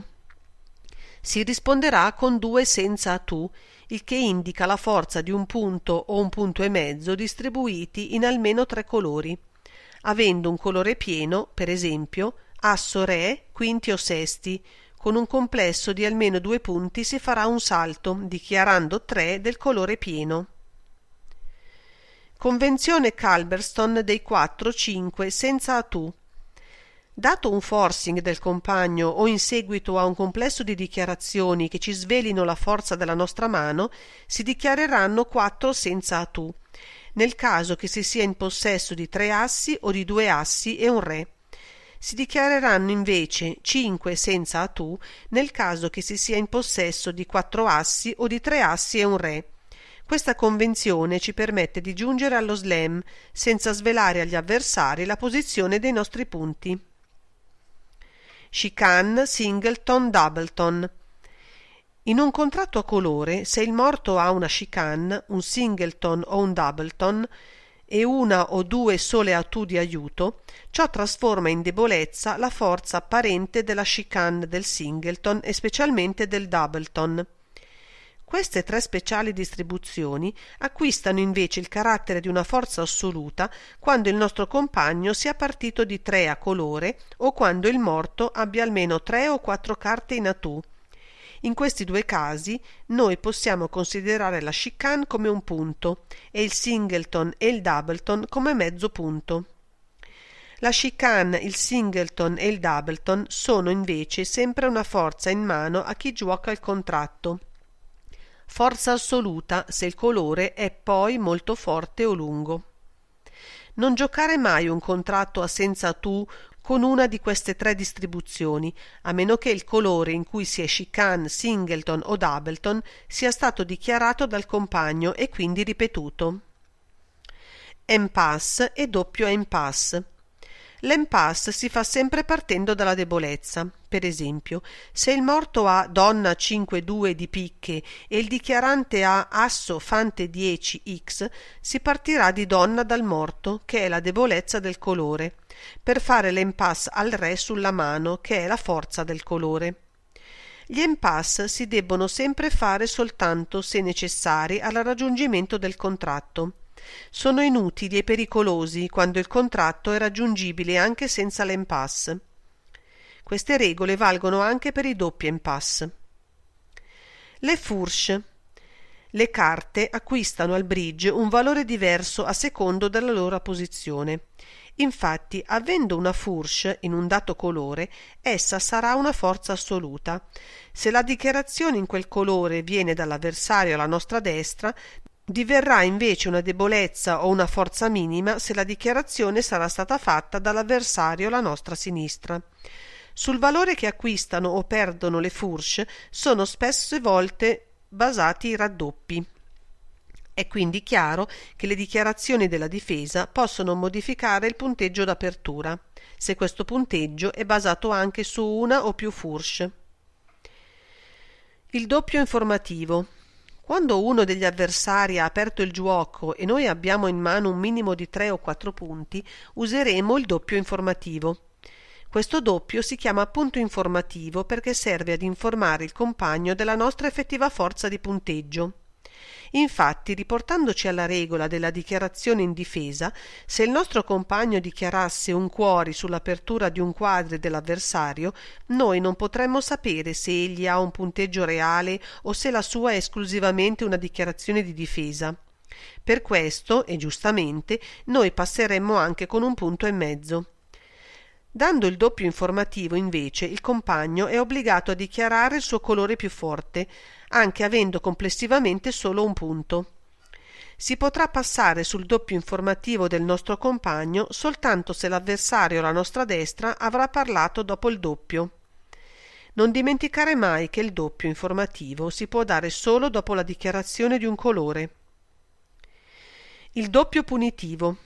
Questo doppio è basato sul valore che acquistano le eventuali fourche in nostro possesso, sulle prese sicure date dagli assi e dai doubleton di re e donna, sulla lunga nel colore di atout e sui tagli sicuri ed eventuali dati dalle chicane, dai singleton e dai doubleton.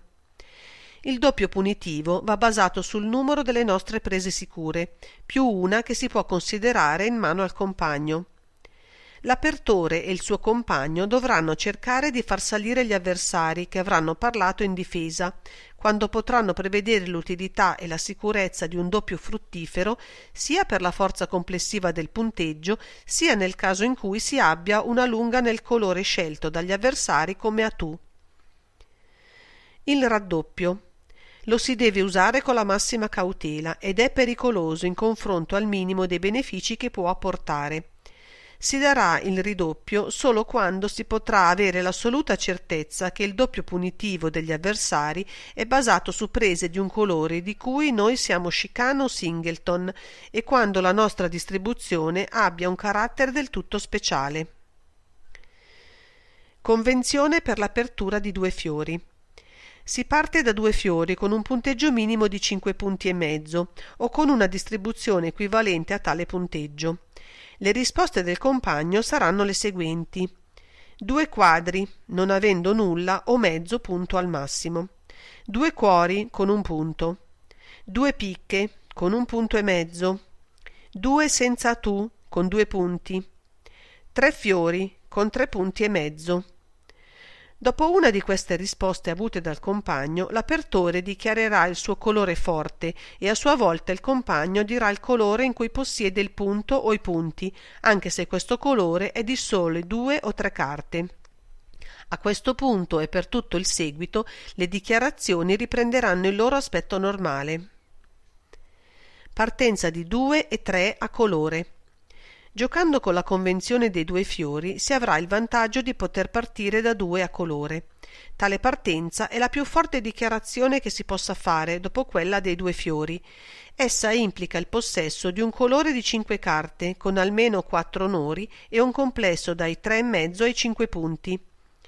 Si partirà di 3 a colore con almeno 6 carte di asso e re o con 7 o 8 carte con 2 dei 4 onori massimi e un punteggio totale dai 2,5 ai 4 punti.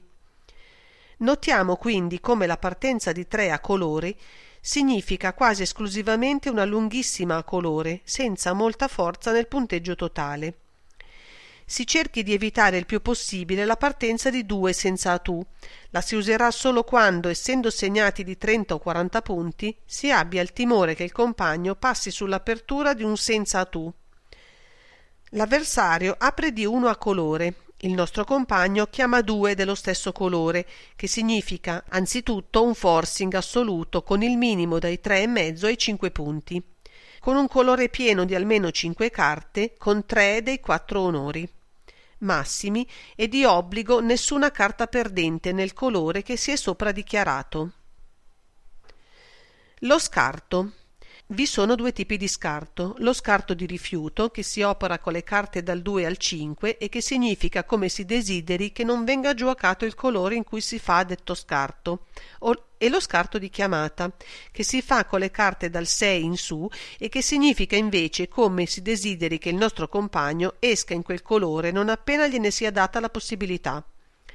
Gli scarti hanno enorme importanza per il gioco di difesa e bisogna quindi attenersi scrupolosamente a queste regole per non indurre in errore il compagno.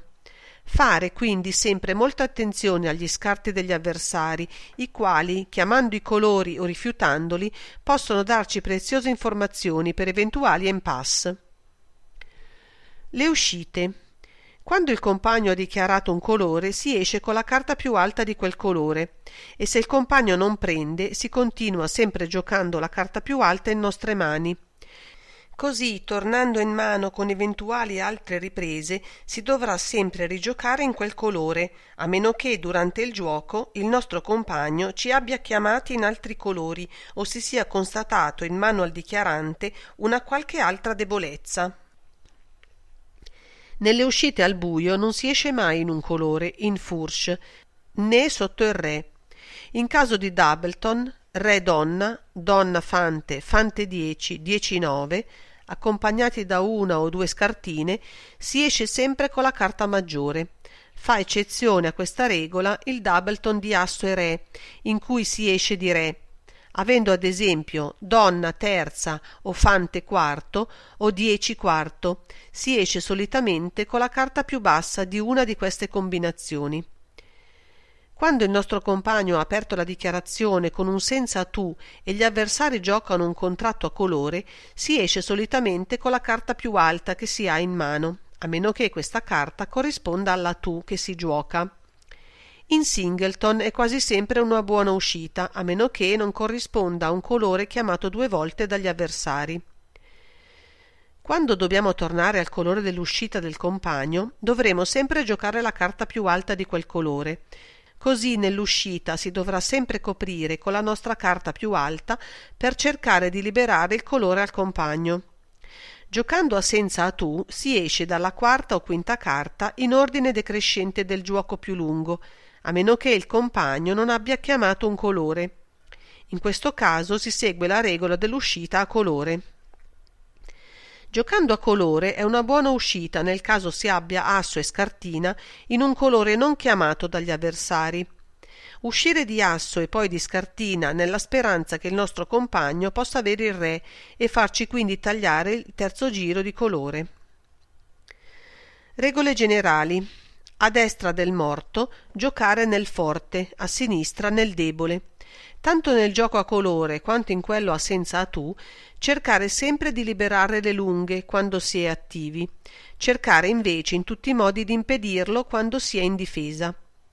Nel gioco degli atù ricordarsi di tirare prima di tutto le atù e di usufruire delle scartine del morto con tutti i tagli che ci sia possibile fare. Cercare di evitare i salti nella dichiarazione. Con la dichiarazione graduale noi potremo infatti conoscere la forza del compagno e far conoscere la nostra, in modo da poterci regolare e da poterci fermare in tempo appena fiutato un eventuale pericolo. Fine. Grazie per aver ascoltato con noi. Se l'audiolibro ti è piaciuto, lascia un mi piace, un commento e, se vuoi, iscriviti e attiva la campanella per rimanere aggiornato sui prossimi contenuti. A presto e buona continuazione!